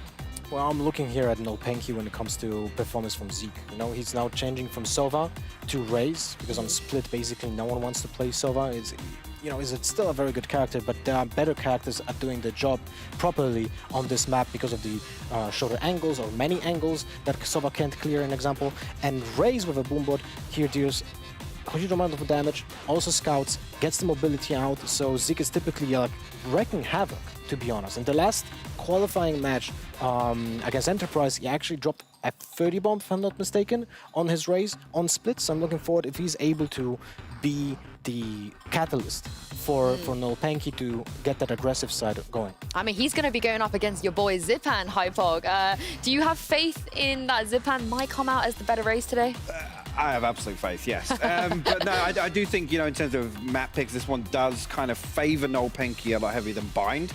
But I don't think against FPX that's going to be an issue. I think they're going to be well poised, and again, you know, with Xiao, they've definitely obviously got the strategy behind that agent pick, and even just something like that, a slight variation can catch a team off guard. It can, you know, they've got to throw 3 rounds at it to try and figure out that setup and how to break it, how to crack through. And again, assuming he's going to be playing that B Heaven male position. So yeah, I'm feeling this one might be a little explosive, but I still got FPX taking this. Well, speaking of explosive, we do have a Jonas on the caster desk. Nopenki have to win this if they want to stay in First Strike main event. Mitch and Jonas, I'll pass this on to you. Thank you very much, Ian Sue. Appreciated. Great insights from the analyst desk, as always. We are back here ready to roll with the game in just a short amount of time. Before that, though, Jonas, I heard you've got something to say to the viewers at home. Oh, yeah. So, you know, in case we have some Norwegians watching here, you know, my granddad, if I was ever going to do something on, like, the soccer field or anything like that, he always gave me these wise words in this beautiful mountain language that is Norwegian. He said, "No maru jagu paisa pau." All right, so for all y'all mountain men out there, you know what he just said. I haven't got a clue, but I do have a clue about this game here. FPX versus Nopenki, 1-0 advantage to FPX as we come into map number 2. It is split, and as Zipan said on Twitter, they almost threw the previous one. Well, they're not looking to throw this one away, not by any means. This is the series we were hoping for. A 13-10, one hell of a close game. Nopenki pushed them all the way after a terrible first half. So far, though, it has been the attacking sides that have thrived. Will we see the same here on Split? That's a good question. Another question is, how many times can we make a pun about the name Split? Time will tell. Maybe some split decisions in there. Listen. I would love to do that all day long, but I've heard some audience love it, some of the audience hate it. And in other words, they're very split. Oh my God, he did it. Okay, so that's 2. We're on 2, yeah. Twitch chat, you got to keep track. But here we go. FPX, they're actually very spread out, shall I say. Don't want to make too many all at once. Because They're looking for Cypher control outside of A. I like this. Your cam setup, you've got a tripwire to engage on if they do push forward. This cam will usually indicate that it's going to be a little bit of an info play on A and a heavy rotate to B. Surprisingly, Nalpengi have 4 stacked the A side. Maybe they've read into this somewhat, certainly misreading the information if that's the case. And look how different they're playing compared to when we saw G2 versus Orglis on Split yesterday. It would probably be 4-0 by now already to the attacking team. So it's just very interesting to see how different, and they're also giving up middle. They just have a tripwire, and they completely gave up middle. Now you see 4 people rotating to B. Jets also actually holding A heaven, and literally Meadows just having a lovely cam session by himself in the corner. It's like Nalpengi are playing a game of roulette. They're just gambling away. They haven't pushed anything. They haven't got information, but they're stacking up based off of nothing by the looks of it. 1-for-1 trades as the B site falls. The spike does make it up through mid. The Sage wall being used very well. On pistol rounds, it's difficult to take it down, but then they've nothing to cover off Spawn. This is so messy from FPX. Eventually a smoke comes down, but it's too little too late. Spike is dropped. Big play needed. Headshot connected by Angel. Meadows in a 1v3. It's winnable. 15 seconds. 3 players all low, but they know where he is. Out goes the stun. He's got to be quick, and he's quick to die as Nalpengi take the first round here, 1-0 on Split. So this is the more traditional type of Split gameplay that we've seen in the past metas before the Cypher and the Killjoy changes, where you have a Cypher lurking in A main, you have a lot of going back and forth before you decide to push a site, and there are many like pros and cons about this, but one of the problems with this is, of course, the time. Because you're definitely gonna have a lot less time with this kind of strategy, and that sometimes forces out a play that is sub-ideal because you're waiting out all the utility from the enemy team. So that's probably why this was so hard for FPX, and this is probably gonna be a more typical defender-sided matchup than when we saw G2 and Orglis play against each other. At least that's what I think right now. Okay, well, we can always change our minds as time goes on. It's the beautiful part of being on the casting desk. We don't have to stick to our predictions, but the analysts, they make the call at the start, and they've just got to sit it out, ride it out all the way. That's what happened to us earlier on Bind, where Purple Cobras didn't quite deliver as much as we were hoping from them, although I think you can very much just lead that to being a massive compliment for Summon FC. Right here, though, we are having some technical issues over on the Nalpengi side, as we said before. This is the downside of being online, but the upside is safety, and I think that has to come first. So for Nalpengi, they're trying to fix whatever issues they're currently facing. Luckily, I see all players on the server, and I've seen them all moving, so it's not like we'll have to restart the lobby. And luckily, we both love to hear our own voice, so there's no problem in giving us some extra time to have a little chit-chat, is there? Absolutely. I mean, I always see the spam, you know, caster start game, caster why pause. You know, actually, there's no technical issue. I just wanted to talk some more. I'm afraid this one will be quick, and figured, you know what? I think we need to bring some insights to the game. All jokes aside, though, it does actually kind of suck when it happens one round in. You know, if it's halfway, if we're like already have a lot to talk about, but obviously not a whole bunch has happened at this point. All we've seen is the pistol. What we can talk about is what we'll typically see coming out of these players then afterwards. You talk about a second round. On the defensive side, it's easier to play with those classics. You can try to isolate those closer fights as they push to you. Well, when you come down to the attacking side, you lose the pistol. What are you seeing? You seeing full ecos for the most part, or maybe a couple force buys here and there? So one of the problems with Split is how heavily you need to use utility to defend a site and break into a site. So I think one of the main issues here is that it's not necessarily a typical map where you would do a half buy if it hurts your utility in the round after, because you have 2 types of half buys. You have the kind of half buy where you save enough money to buy both weapons and utility for the next round, and then you have the more common semi buy, which is the one where you just have enough to get 3,900 credits next round to buy full armor and a Vandal or Phantom. Now it's still really hard to push a site on Split with just a Vandal and a Phantom without any of the utility this team has. So you can use nades to clear out a corner, you can use flashes, all these kind of things. And it's just going to be really difficult to just brute force your way in just with aim. I have to ask, actually, this is something, for those of you that don't know, Jonas here is probably the biggest brain Sova player out there. He thinks of lineups for absolutely everything. I plugged this Discord earlier on. Chuck the link. Discord.gg/AverageJonas. There you go. And in all seriousness, though, you'll actually find some insane tips on there. I've used a lot to learn.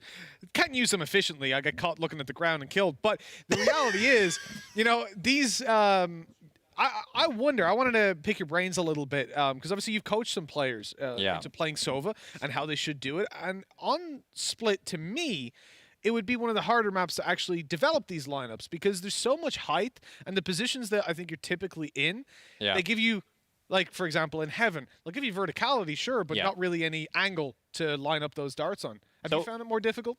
So one of the things you can dive into when playing Sova on Split is the fact that the recon dart is such a massive asset to a team. It's a 30-second cooldown, free utility that can give you so much information. Now the problem with the way Split is built, and this is the same for A-Site and Icebox, is that the recon dart can't really get a big area scanned because of all the corners. So this is why normally you don't use Sova on Split, because shock dart-wise, Sova is great on Split because with a shock dart, you actually enjoy the angles because those just gives you more possibilities to hit the default plant. Like, I can hit the default plant almost from anywhere on the map on Split.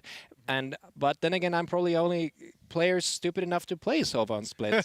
So you don't see that in pro play, and that's why I'm a caster apparently, and they are pro players. Well, that's it. I mean, maybe if you found yourself on a lineup as a stand-in the future, they could slot you in whenever they need a Sova.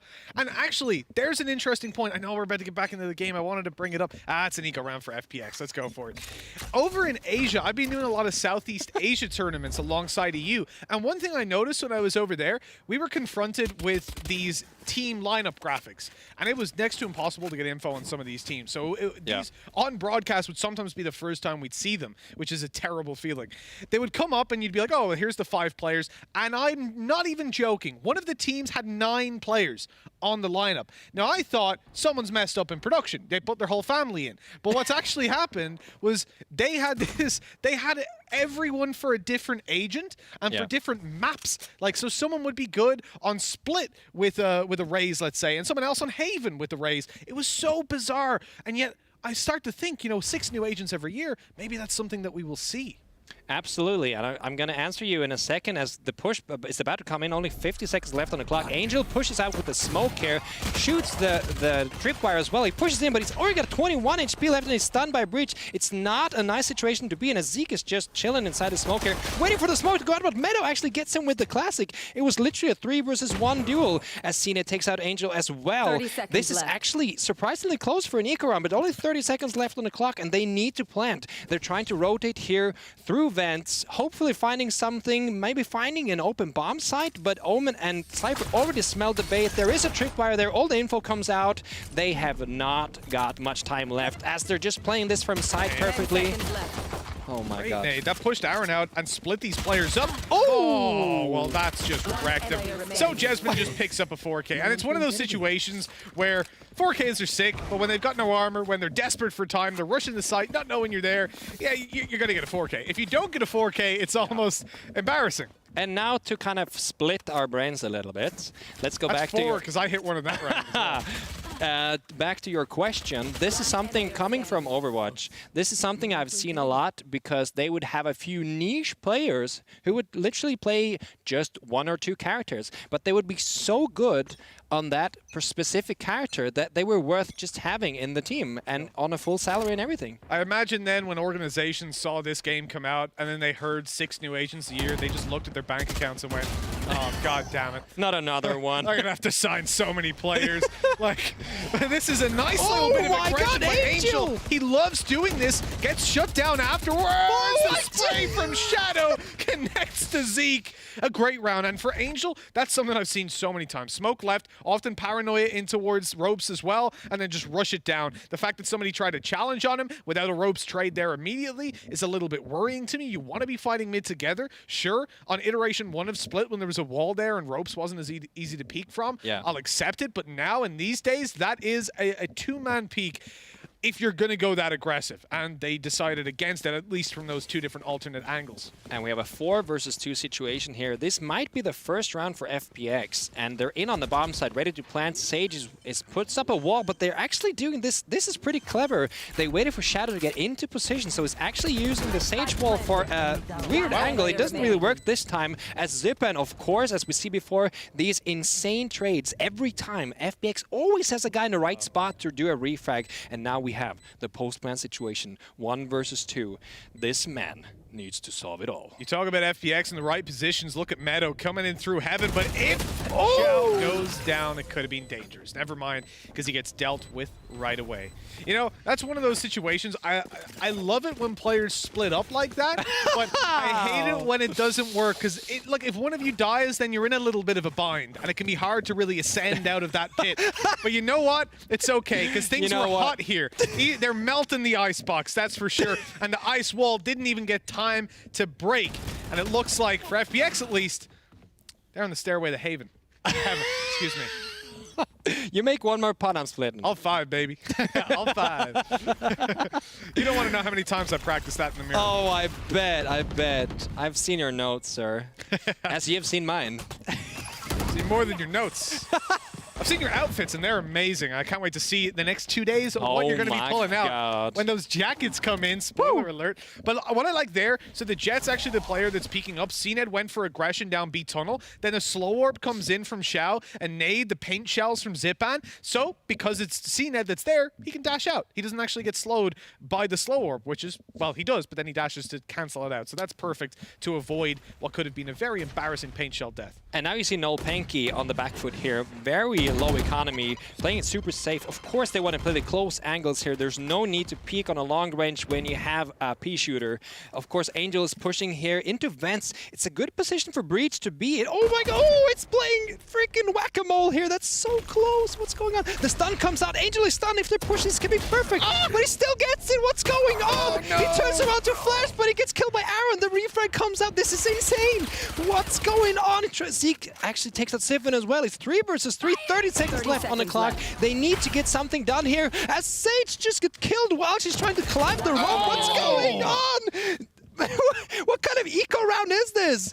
Oh my god. So it's all down to Meadow with a Vandal in hand. One victim already spotted. He knows exactly where Raze is as well. But even if he got that kill, Aaron was coming from above to deliver death. That is a beautiful round by nolpanky. They talked about on the desk how this is a map that looks more sided towards nolpanky. Well, in this round right here, you saw how well they manipulated some of these angles. And the fact that Aaron didn't go up the rope at the same time actually ended up netting them a success, because Angel wanted to paranoia up into heaven to help his teammates out, and ultimately that cost him his life. Yeah, and that was really well played by nolpanky. They knew they had really low firepower. There was no need to wait on an angle where they had a disadvantage. They played it so well. Refrags with the classic. That was just beautiful to watch, honestly. Everything about it so well played, and for nolpanky, this is their opportunity to build on it a little bit further, but CNED, he's been taken down as Sheriff got right up close. Angel's revenge as he looks for a little bit more, leading the charge. The entry fragger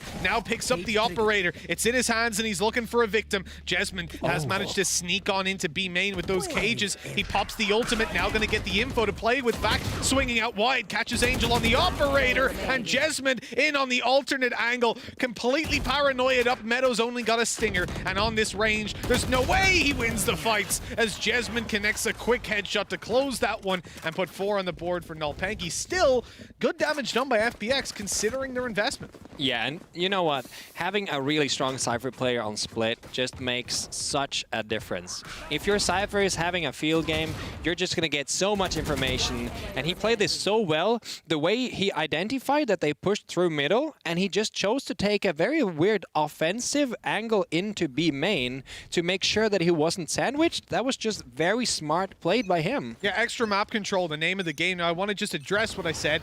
It wasn't actually that great from FPX. Their money wasn't where I thought it was. So without the credits to invest into this round, that was actually a heavy gamble on the previous, leaving them in a position now with 3 Sheriffs, a Ghost, and a Frenzy.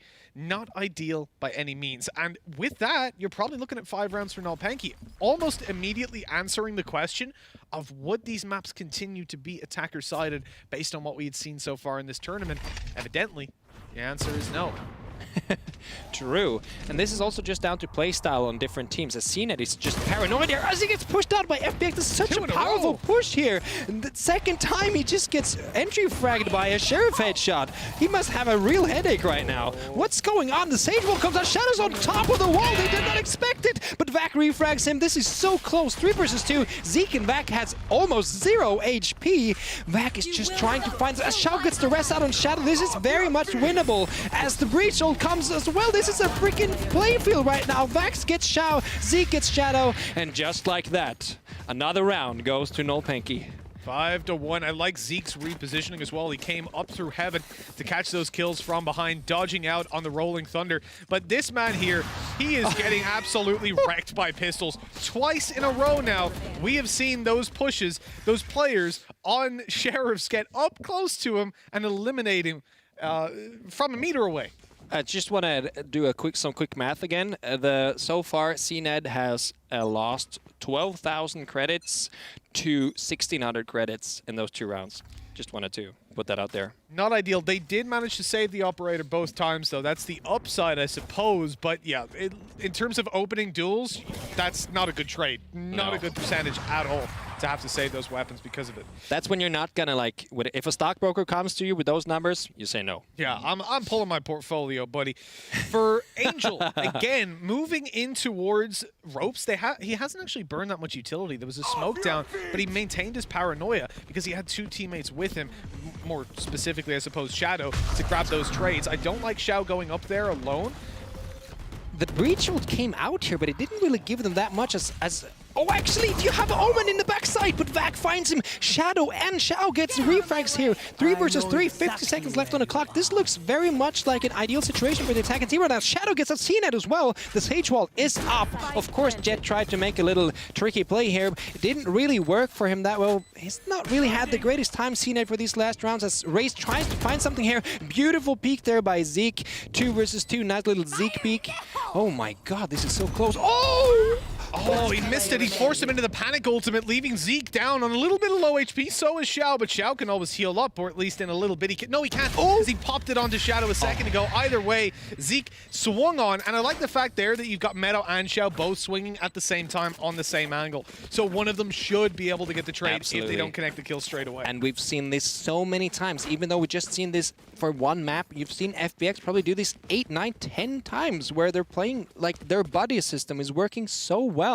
They always have someone else holding the correct angle. They're always playing these refrags and this thing that you call playing on contact. For those who haven't seen CS that much, it's basically how one of you are definitely going to be the first to fire and the other one peeks as soon as the first player gets contact, and that way you almost are guaranteed to get a refrag. So big there. The wall goes up to give Zipan the height to get into heaven on double blast packs. They shouldn't expect it this early on. CNED, I feel like he's going to get unlucky again. That smoke's actually deterring him from pushing forward as they lose control of the site. FBX now have that, and they're going to go in for the plants. Nice and safe. Can't be peeked from any of these angles. They're covering the walkout into elbow. But for Nolpenki, they're under threat because Shadow, well, he popped a flash. He's going to put the fault line down as well and start to reposition. Jet taken down so quickly. Angel faster than the dash. And you see Gandalf and Frodo at it again. I'm sorry, I'm just gonna keep, as soon as I see Angel and Zippin fragging it out together, I'm just gonna keep making that reference. I'll be honest, I've heard Gandalf and Frodo used to describe me and my casting partner too many times, and I don't have a long beard. That's the sad part. Oh my god, no, but that was very well executed. And you see here with the way these teams play, it's really hard to give up the bomb site like that. But that's what happened, you know? They managed to get into the site very comfortably and set up a nice post-plant playstyle. It's just so amazing to see. And now we're at 3-5. And considering this is probably... Oh my god, what's happening? This is huge. So they've actually smoked off over towards the B side of mid for that dash down so CNED could get aggressive control. He had to dash because Xiao, excuse me, put down the slow orb that then forced him to play, if he wanted to play fast as they'd planned, to go for the dash. That leaves him isolated and unable to take the fights with a teammate. Really smart play by Xiao as FBX regained control of middle, now with the man advantage.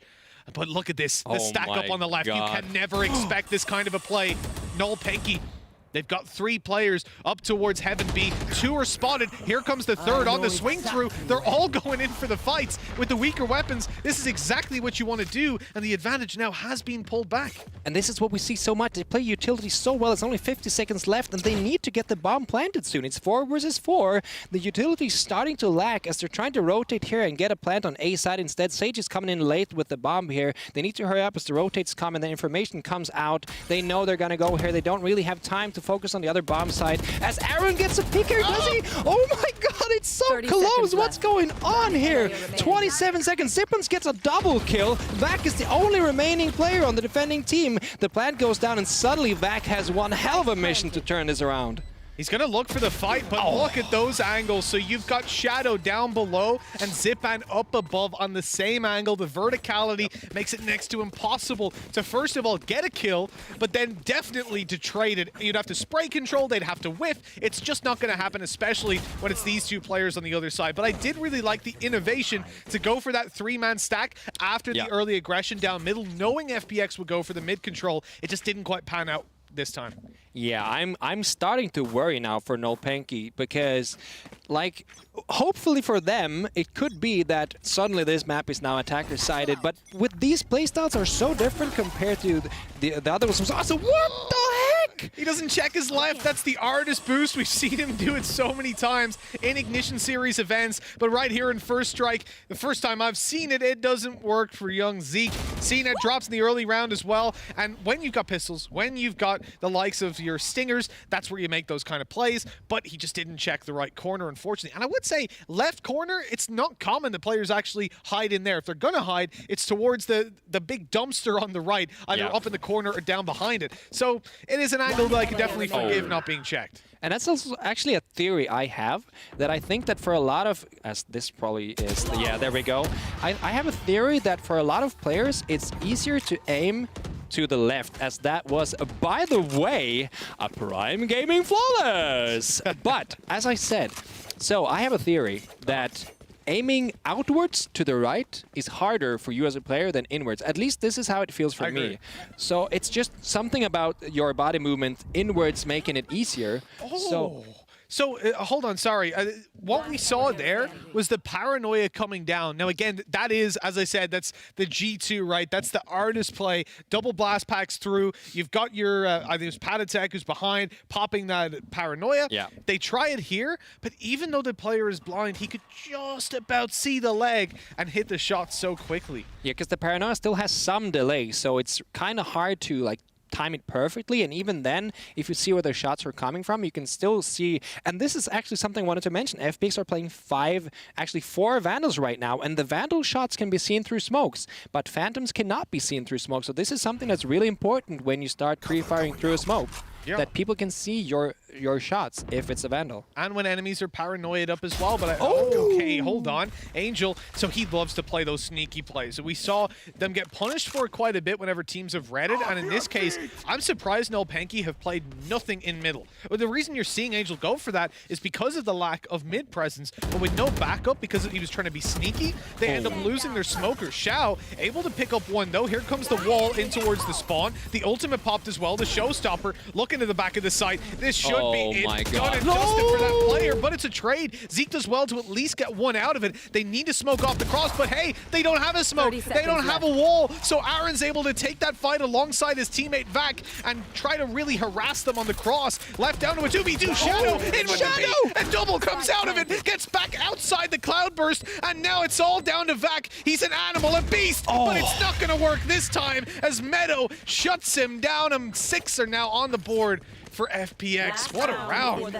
They tried to play that retake with 3 players in CT spawn, and it's such a narrow space. It's so, like, if you're spraying through a smoke there, it's so likely that you can actually get hit by a collat like this. So it was just, the jet smoke was there, but still he just pre-fired through the smoke and he got 2. That's just super unfortunate. But I think in a situation like that, if you have, you still have some time, right? You could have one rotating up to heaven and take some attention away from CT spawn, so it's easier to push out. Yeah, I think as well, though, because that spike plant was going down, you realize in those moments, we're all here. We effectively have a 3 versus 1 fight, right, for a half a second or upwards of that. So there is a good chance that you can actually win that fight. Absolutely. Fortunately, the chance was not there for you this time because Shadow turned up. This time, Angel goes down in the early round yet again, but he's able to find one frag. He gets rezzed up as well because Shao had his ultimate online. They're trying to tap him away, but he's got the cover. The shots don't land. Here comes the rolling thunder. Vac, this he's can be completely huge. screwed. Angel Angel catches him out, getting his revenge, not quite from the grave.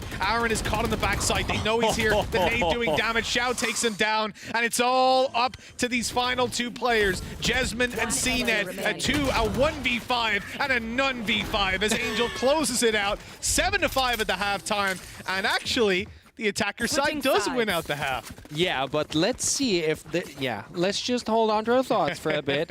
I know you want to say it, but let's just wait and see. One thing I did really like there was the way, as soon as the info came out, Aaron TP'd to the backside to help his teammate out. Of course, that kind of just left him in this home alone position, and that was like, he was literally just bullied. He smoked himself off, trying to stall as much as he could. But I think that it's still a really good play, I think, to help his friend out like that instead of just leaving him alone, because of course he was super stuck on site there. Absolutely. It just comes down to the timing, right? He gets in there, the second a Rolling Thunder comes into play. Yeah, it could have gone both ways, basically. Absolutely could have, but the Rolling Thunder was perfectly played by Shadow. The nade went down from Zipband. There were players spamming him from every angle. It was a lose-lose situation. Oh, here come two Cypher cages. Xiao baiting them out into the open. He's actually able to slow them, pop up his wall as well. His support isn't there. It comes around eventually, but that confidence on Xiao to just go for it. I know the slow orb was there, but they could have gotten into position in time to challenge him. Absolutely, and we see here they're lurking inside the smoke, starting to knife. Might be, oh my god, he almost gets Vac through the smoke. Speaking of Vac. It was nasty stuff. Yeah, he's escaping barely, and when FPX had this disadvantage in the pistol, it actually wasn't that bad because they were able to heal up the other player. Yeah. There's no Sage in play over towards the attacking side of Nullpenki, so they just have to deal with Vac being on 1 health. He'll just use his flashes and Aftershock to try and support now. Oh my god, Shadow is waiting in such a position. Oh my god, he gets 1. Does he get more? He gets 2. Oh, but CNED gets the refrag, and finally, hopefully, CNED can get more work done this half as they have 40 seconds left on the clock. They need to get something done here. They're starting to rush into B sites here. The funnels are coming in. The Omen flashes are coming in. CNED's floating around on site. He's finally gets the plant down, so they're safer now, but there is a 4 versus 3 retake coming in, and they need to play this really well to win this round. It's a really small detail, but I love the pathing there of CNED to move and actually drift down above so he can't be spotted out from the spawn. Angel, he managed to paranoia all these players. Caught himself a double, and Meadows on the trade. FPX come out on top in that pistol, and that was actually a tough position because Meadow had utility on the site, and I could see you want to get out there, you want to use it to slow down that push, but he decides as the only player towards the B site that instead he will stay passive. He will wait outside and play with his teammates, and then ultimately, because of the fact that there was a man advantage, Nullpenki felt like they needed to make a play, and the timing was so atrocious that the millisecond Angel put his paranoia was when they were running forward. Yeah, that was just an extremely aggressive post-plant play, if you like, from the attacking team, and unfortunately this time it didn't work. One thing I wanted to mention here is that FPX have been really good at shutting down CNED. We saw 2 times the entry frag with the Sheriff against the Operator. He's currently only on 3 frags as a Jet. That's not what you want to have from your duelist players. That's really unfortunate. We mentioned earlier on how when you lose out the pistol for the attacker side, it's very important to have utility if you do want to go in for those second round buys, and I guess because of the players that they've got and how cheap they can get some of these smokes for free on Aaron. CNED's obviously got his Cloudburst for just the 300. You've got flashes in play for Vac and the paranoia for Aaron going down to the Stinger to afford that extra utility. They're confident in going in for this force buy, and they're not at that much of a disadvantage. The dash in from Jet is huge, but CNED actually does get caught. It's a trade as Shadow plays the back of the site, waiting patiently. The flash not connecting. The swing through the smoke. Xiao was hoping they'd be blind, but they're not. And now it's difficult because Angel's just being lit by the right-click classic. He TP's back to spawn as Meadow gets headshot. He does deal the damage to Zeke, but in this 2v2, look at the HP. They're all so low. It should be so easy for Jesmond, at least, to close this one out. If they can catch him off guard, that could be the difference maker. Utility. Thankfully, we can see it now in these post plans. There's none for FPX to initiate these fights. They have to rely on winning these duels, and really they have to rely on hitting the shot straight away. Even that won't be enough to take down Jesmond. This should be Nullpenki's. This is just literally, this is an aim labs exercise right now. Literally the first one who hits a headshot here. Oh my god, he's so close. Jesmond gets Meadow down. Look at Angel's at 6 HP and it gets Vac. What's going on? Oh my god, are you kidding me? Oh my god, are you kidding me? How does he win that? This is terrible news for Nolpanky. Absolutely terrible news. They just used all their money. So what I wanted to mention earlier was that Nolpanky, since they planted the bomb and almost everybody on both sides died, it means that Nolpanky had 300 extra credits each, which is why they forced bot in the first place, because they literally had almost the same type of utility. But how does this happen? They needed to hit one shot. The confidence on Angel's swing. He just goes wide, takes the shots. He was one hit by any weapon. How he has the balls to do that is beyond me. But he has been a beast this game. 15 kills. We mentioned it on the previous map that he was keeping up with the Young Guns. Now leading the charge yet again. Not on the Viper, but on the Omen. And this is really bad news, because they needed to win. As soon as you force buy in that situation, you need to win that round, or your economy is so hurt right now. This is terrible news for Nolpanky, but hopefully they can get something done here, as they have, 5 sheriffs, so they're going for these aggressive picks, as Sipan already takes out CNED, and it's already a 4 versus 5. This is starting to look a bit dire, I'd say. I gotta say, man, with FPX winning those kind of rounds, it shows, right? They've got the tactics, but they've got the ability as well. They're showing off the ability. 3 kills for Angel. It is a shutdown of a round that you don't expect Nolpanky to do anything in. But this is where confidence can also take a big hit. You've lost a round you shouldn't have. Then you get smacked out of this one. If they lose this buy round, it could all be over. And suddenly you have a Prime Gaming flawless. You do. And of course, we actually forgot, because we were so carried away by how ridiculous that Red Bull clutch was from Angel in the 1v2. That dude was sick. A Spectre, he wins a fight ranged, 1 HP. I'm going to watch that back tonight many, many times. But I tell you what, Eat some ice cream and just enjoy yourself. You know, exactly. For Nolpanky, though, I feel bad. Nolpanky and chill. When they look back at that and realize how low he was, yeah, their hearts are, you're going to hear their hearts shattered no matter where you are in the world. Oh, that nade is unfortunate, as Angel's already down to 36 HP, but Jet doesn't see him. Oh no, CNED, that's so unfortunate. Aaron and Zeke gets 2 kills. They're already on the bomb side. This looks possibly winnable, as Vac gets Angel as well. Only 2 defenders left as the rotates are coming in. The plant is down. They need to win this round to stay in this game. Oh my god. Especially because it's a bonus round, right? FPX came into this 2 versus 3 with 2 Spectres. The upgrade has gone in from Xiao. He's looking to move in towards the site. I'm surprised Meadow doesn't even move to Heaven to get the Phantom, but I suppose it's all down to timing. They want to get in here quickly before these players super reposition.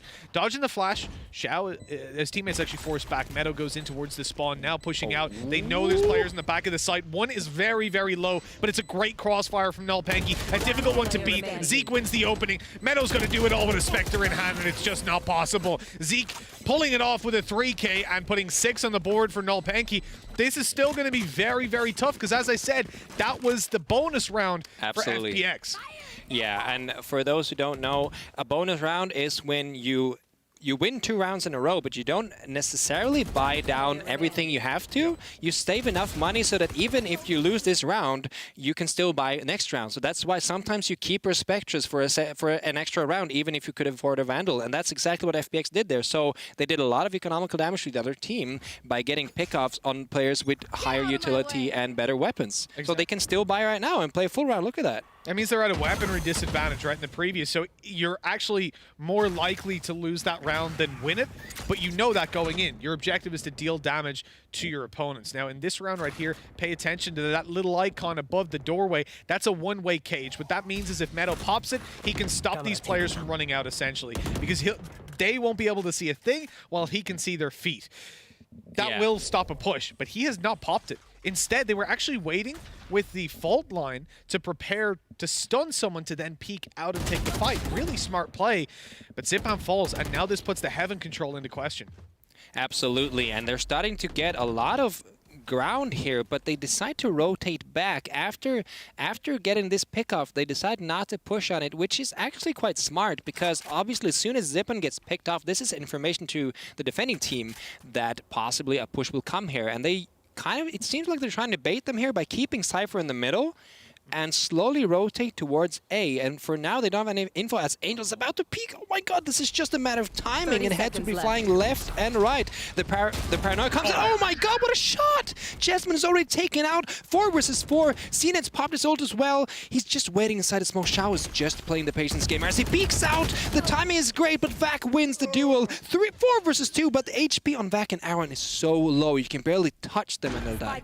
It's not an ideal situation, though. Shao whiffing the shots on the aggressive peak. It's a player thrown away. That Cypher utility that was in play to hold out middle control, no longer in effect for Nolpanki, but they'll take that trade to put it into a 4v2. For FPX, getting back in is difficult, and you can see that they're actually worried about a flanker. It looks like they're just going to play for the exits at this point and saving these weapons forward to the next round. As we said, this was where they could afford an investment, not so much in the next. So I think they've made the right call. Does Shadow swing? Does he look for these players as they retreat over? The knives are coming through. Count to 4. You don't want to peek that. At most, he's got 1 left. So now he's happy to swing, grab a kill, and bail out. Look, it's not bad damage. Just a shame that Vac and Aaron didn't go down in that initial fight, or it could have been a completely different round for FPX. Absolutely, and in a situation where you're like up 10-6, that's sometimes a really smart decision to make. You go for a few exit frags and possibly still manage to scrape together enough money to still have a decent buy the next round. Because if both of them lost their weapons as well, most likely they would have to do some sort of eco here. It looks like we've got a pause coming through, but I did really enjoy, while we're here, in that previous round when we were looking at Jesmond, the whole team is rotating through the sewers. They were moving towards the A site, but Jesmond walked up in middle. He put a camera down in rope room, then cleared out that angle, so okay, nobody here, so I can look at the left side. Sees the left, and they had smoked it themselves, so he knows nobody's there, clears the corner, and he puts down a tripwire, then rotates through to go into heaven. Now, Angel, unfortunately, had that perfect read on the timing. It was so well done, so well read. But when it comes down to Jesmond's play, you can see the advantage that gives them in the late round. You know at that point nobody's rotated through mid unless they break the tripwire. Your camera is completely hidden, and when they come in, you're checking it every so often. You know now they cannot push from heaven. In fact, I imagine you would have seen them push into the defender spawn to get a nice aggressive angle, and at that point, you basically narrow it down to just 2 choke points your opponents can push you from. That would have been better explained with the telestrator. Maybe we can get the guys to do it later. But it was a really interesting approach that we saw from them. Just a shame that Jasmine got headshot by Angel, so all that utility kind of went out the window. Yeah, and that's the thing now that the Cypher and Killjoy changes came in. As soon as Cypher is gone, all his utility is gone as well. So this is something to think of when you're a Cypher player.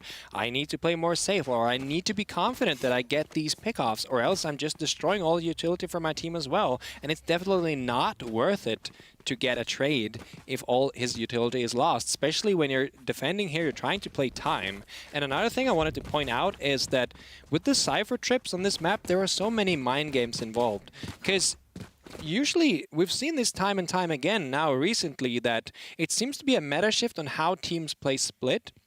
Because you used to have a lot more action happening in the middle area, especially on a defending team. Also because you always had a Sage. You always had a Sage playing middle. The wall was a lot better.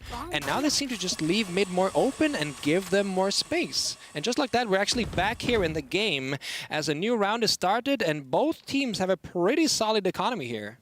FPX have been handling CNED really well so far, but I want to see, there we go, see clearing out the utility on the push forward. Blast packs, they use cages to counteract the one-way. Everything about this is so smart from Nolpanki, but they get punished. They actually end up losing the fight, at least initially. Here comes a double rolling thunder. The return working out for Nolpanki. CNED in with the first kill, the second kill. He's looking to come up and maybe double his kills by the end of this round. The swing by Meadow, catches one. I love this. The flash on its way. Here's the swing and the kill. Shadow on the spray down secures the spike, at least for a moment. But it goes back to a 2v2. Yeah, now we have a 2 versus 2 and the bomb is down. So this is unfortunate for the attacking team. Aaron gets Meadow as well, but their HP is so low. Oh my god, Shadow, can you shoot them in the knee and they're finished? Oh my god, what is got? Oh my god, I don't even know what to say. It's just, that was... What was that? That was, ladies and gentlemen, a Red Bull Clutcher! Anyway, so we have to address the fact that CNED currently has 5 kills, 15 deaths, and 3 assists. That's what I was saying, right? He got 2 kills, so he might actually double them. And I think that we look in towards the defensive side. When he had the operator, that's where CNED really shines. Yeah. Remember, he came into this team, Vac was pushed down to a separate agent. By that, I mean, well, he's had 4 or 5 agents that he's gone on to. He's filling in for this team. He's still an insane individual. Absolutely. CNED is the one that took opping priority, which I completely agree with. He's a solid opper. Yeah. But he's been caught off so many times by FPX's team pushes, especially on those low buy rounds. He's been caught off by the smokes. They keep on pushing him off the angles that he's holding when they're defending. So he's actually not had a chance to build up a lot. It's happening again! CNED! He keeps getting killed by low buys, and again it happens. Zipan out of there after finding the opening duel. CNED's having the worst game I've seen from him. Period. Regardless of the team we're talking about. 11-7, FPX 2 away, and with a 2-man advantage. Flash from Shadow could be devastating. Nolpenki, oh, it doesn't even matter. That was a dry peek by Zipan. Zipan even got flashed by that, but it doesn't matter. He pops his ult, goes through, no damage done, but it doesn't matter because Angel's there to swing. Confidence now is the name of the game for FPX, and with that confidence, they get a prime gaming flawless round. They do indeed, sir. It's just, you gotta feel bad for CNED at this point, right? Because first of all, Split is not an easy map to play operator on. And the pressure is on your shoulders, especially as it gets closer to the map finishing. You're getting a lot of, and how many times have we seen that happen today? But it's down to timing. You see, that paranoia that they had was for a player being back in heaven, not for them being in that corner. It's unexpected because Zipan got there so early. The thing is, it's not CNED completely whiffing. It's Absolutely not. No. That FPX are dealing with him so well, but CNED now, he says, to hell with you. I'm going to rush you down, show you how it feels. He's upgraded his weapon. He's pushed Meadow back off the site. CNED controlling it, getting the advantage for Nolpenki. I'm hoping we will see the CNED redemption story here. Hopefully, it's Angel's already taken out. The Queen Bee has been taken out. Let's see if the workers can still be able to push this retake. It's the final round here. They need to win every round from now on as the rest comes out. Suddenly it's a 5v5 retake. And well, Shadow actually walls off behind just to be safe here. This is getting really interesting. It's a total 5. Shadow takes out Jesmond actually. Oh my goodness. So with Jasmine dropped now, Nolpenki need to find the kills elsewhere, and Meadow and Shadow are making sure that doesn't happen. Meadow ready for the swing, but Xiao deals with it first, and it's all down to Vac. A 1v4 and a one-way. Meadow has put those one-ways down every round, and finally he gets the reward for it. 13-7 as FPX close this series out 2-0, which means sadly we must say goodbye to Nolpenki. FPX, they've earned their right to be called the second best team in Europe. Maybe this is the time that they could go to first because they're already through to the semifinals. Yeah, and I mean, we saw so much beautiful play here. And of course, you have to address so much individual powerful performances, but that's not what I want to highlight. They play beautifully as a team. It's such a well-oiled machinery. It's just always someone, it must feel so good to play together for these guys because it seems like they always have each other's backs. They play this buddy system, they hold these angles, and it just seems to be like you can't pick off a player from FPX unless you're gonna get traded back. And that's just, it's just beautiful. It's fundamental. It's exactly how this game was supposed to be played. Yeah. And for FPX, we know as a team and as individuals, they've got what it takes to be at the top of the food chain. I really enjoyed watching this game. Yeah. And I have to say, my heart goes out to Nolpenki, man. Absolutely. Because they played so well. Yeah, they did. really stuck it to FPX, who right now are on form. They've been hiding strats. Oh, yeah. They've been messing around in these BL1 tournaments to prepare for BL1 qualifiers. And so far, they're not dropping a map. They're going clean all the way through to the semis. Yeah, I mean, what we can say is that we're going to see more exciting stuff from FPX, and they are on fire. They are ready to show why they deserve to be one of the best teams, maybe the best team in Europe. Hopefully we'll find out soon. Who knows? Who knows? the thing for me, right, the thing that excites me is the fact that we did not see FPX ban Icebox in this series. Now, they didn't get a chance to, but if they have something prepared there, they can potentially catch some other teams off guard. The way the system works, from what I've deduced, and when we're given the bans and picks, is that the first team bans, the second team bans, and then picks. So if you float Icebox and FPX are the second team, you could be coming straight into that map against them. I wouldn't risk it with a brain. Not only, so we've actually given a lot of shout outs to Angel and said he's got the big brain, and he absolutely has. But then, of course, they've got Jonta there with them. They've got Doom Bros as well, who's been with them for such a long time. The analyst, the coach, these guys have put in so much work behind the scenes, and you can see it right here paying off. Yeah, absolutely. And, you know, it's just like a computer. You have a CPU, but you need a graphics card as well. You need the RAM. You need the storage space. So, you know what? I'm just going to stop with the analogies and, yeah.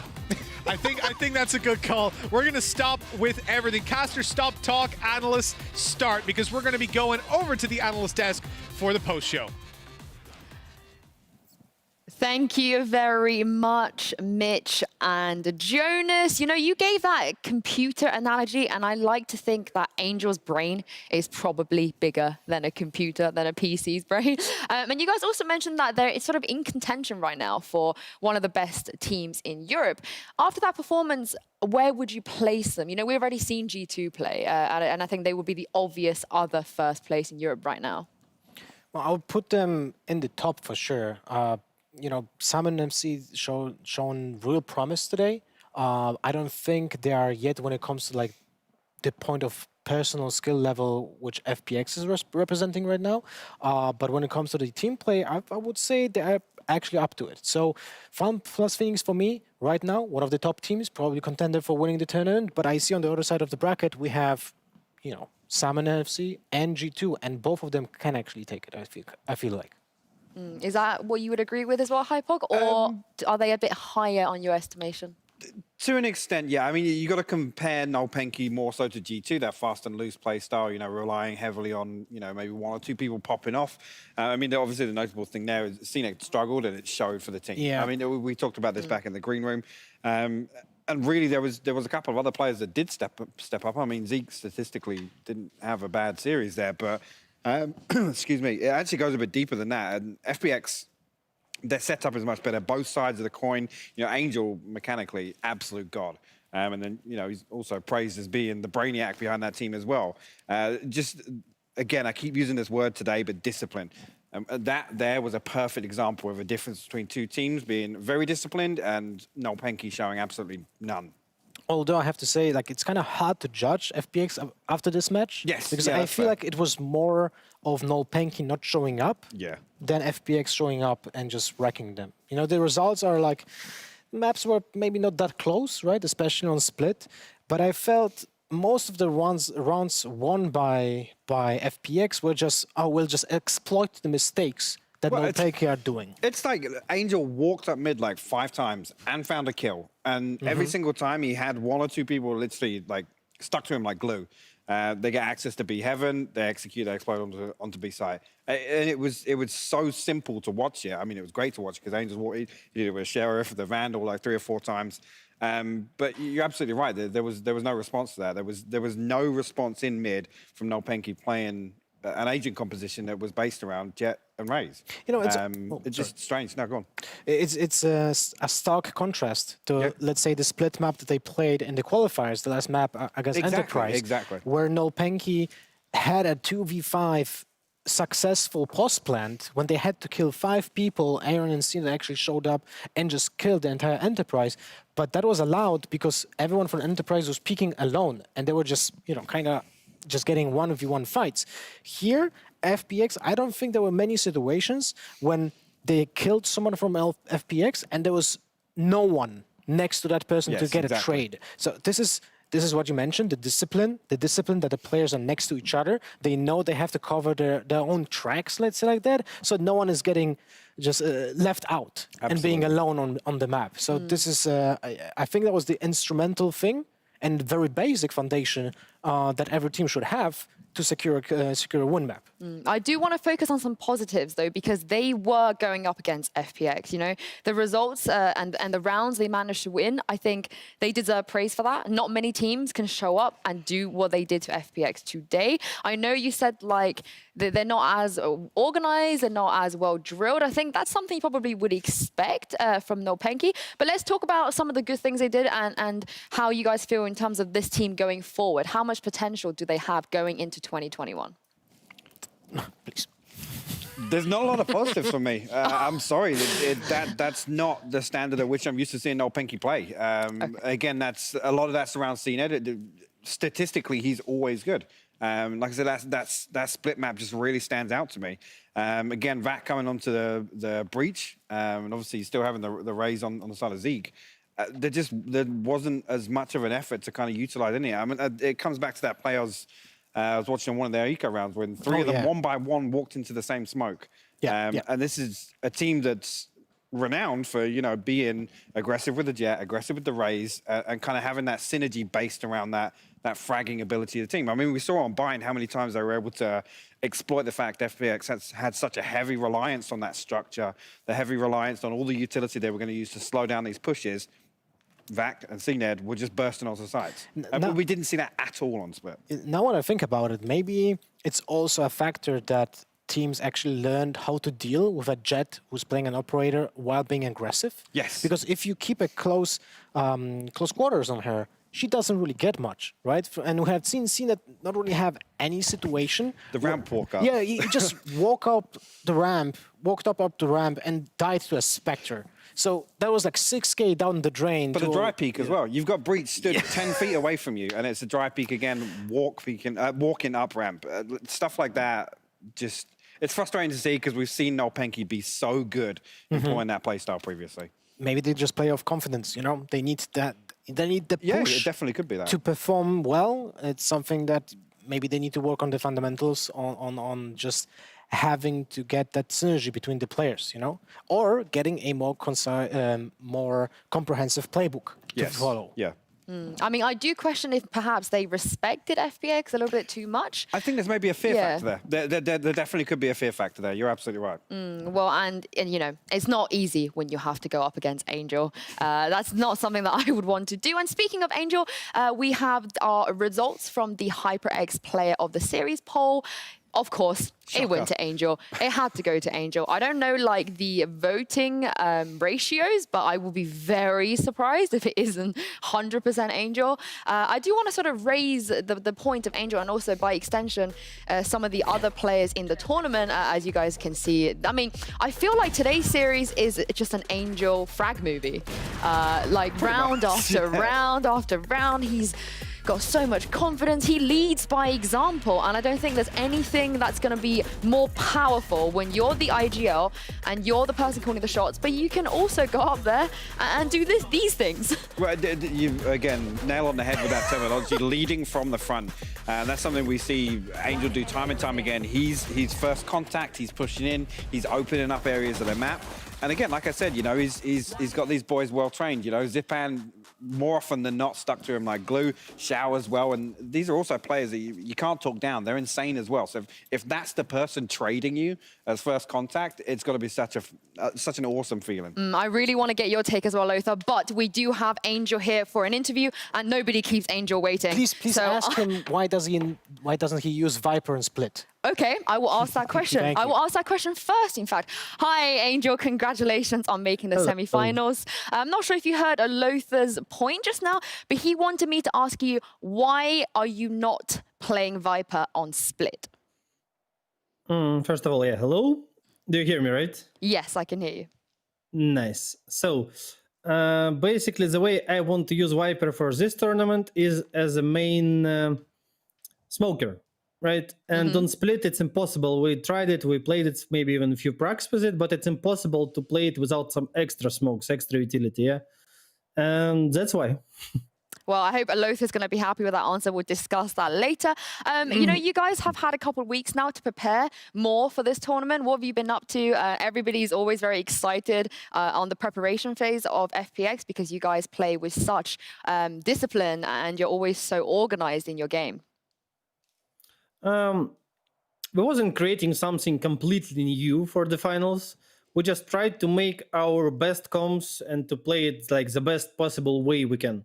Yeah, there is like some small tactical like changes in our picks, yeah, all over the maps, but it's nothing super special. Like I'm not coming for this tournament to just like bring some fun into it. I'm coming in here to win.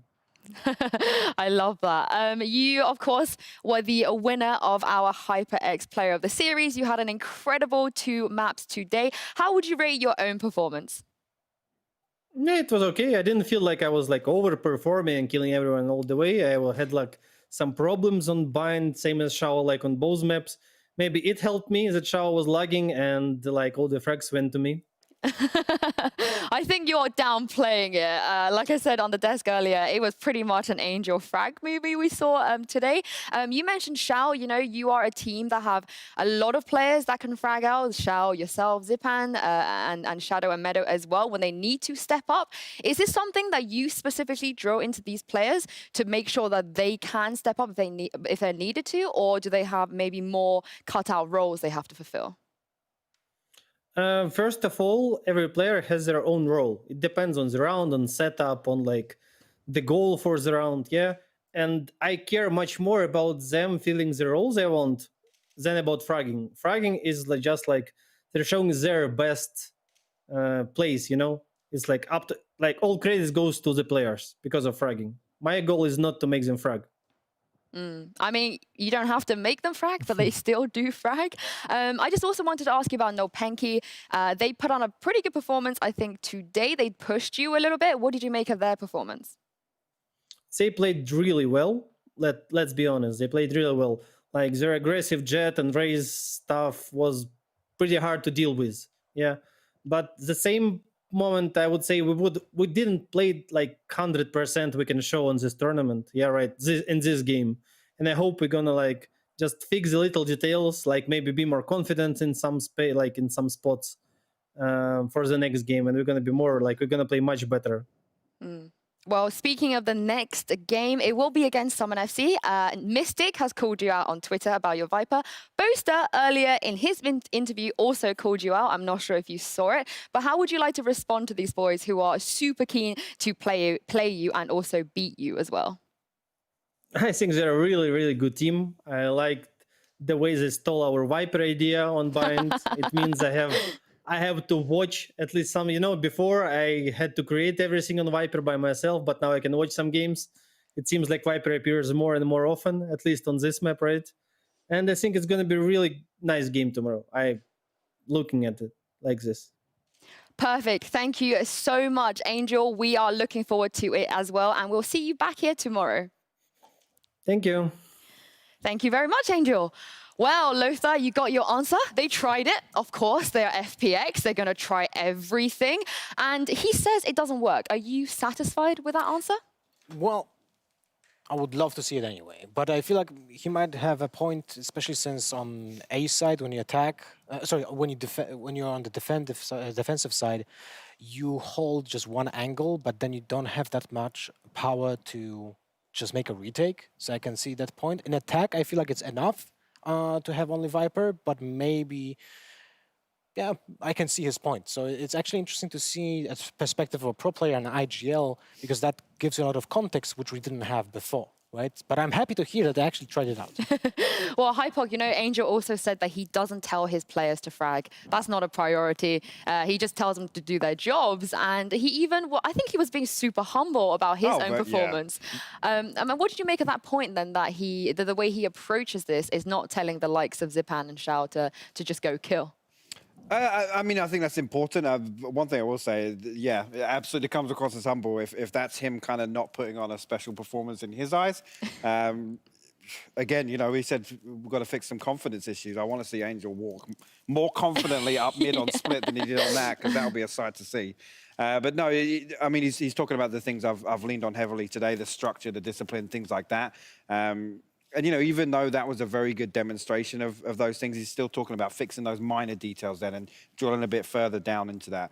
And that's ultimately what I hear from an IGL, that's kind of like, yeah, we did good, but we're not 100% yet. This is the winner's mindset, right? Exactly. Like, We won, but we're still going to improve. Exactly. Like every time you die in a round, you need to analyze what did I do wrong, what could I done better. Even if you win a round, Valorant is a very competitive and complicated game at the same time. So you can work on your actions, mistakes, and learn from all of them. And that's a winner's mindset that I like really in pro players. And then not every single one of them has that mindset. Yes. Some people are just downplaying it. Oh, I got unlucky, or I got lucky. Especially when there's a player interview. I love how they're saying, oh, hey, how did you do in this game? How did you win it? Oh, just got lucky. I was like, nah, that's probably not the right approach. That will run out eventually. Yeah. One thing I did like is actually, he's paying a little credit to Summon FC as well.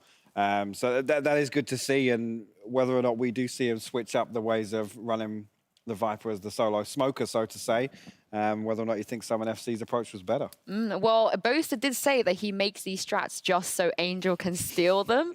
So I'm seeing a little very nice, friendly rivalry going on at Lothar. There was one wall used by Mystic that impressed me like I was so mad I didn't think of it myself, when I saw that Viper wall on attack. And I was like watching closely if Angel is using the same one, but he was actually using it from the other side of the map to a different extent. So I seen them make the same idea, but from a different context and on a different side of the map, which is very interesting to see the difference in approach from both Angel and Mystic. But I have to say, Mystic impressed me more with the Viper. Ooh, well, speaking of Mystic and speaking of his Viper, we do have our Prime Gaming Play of the Day. And would you look at that?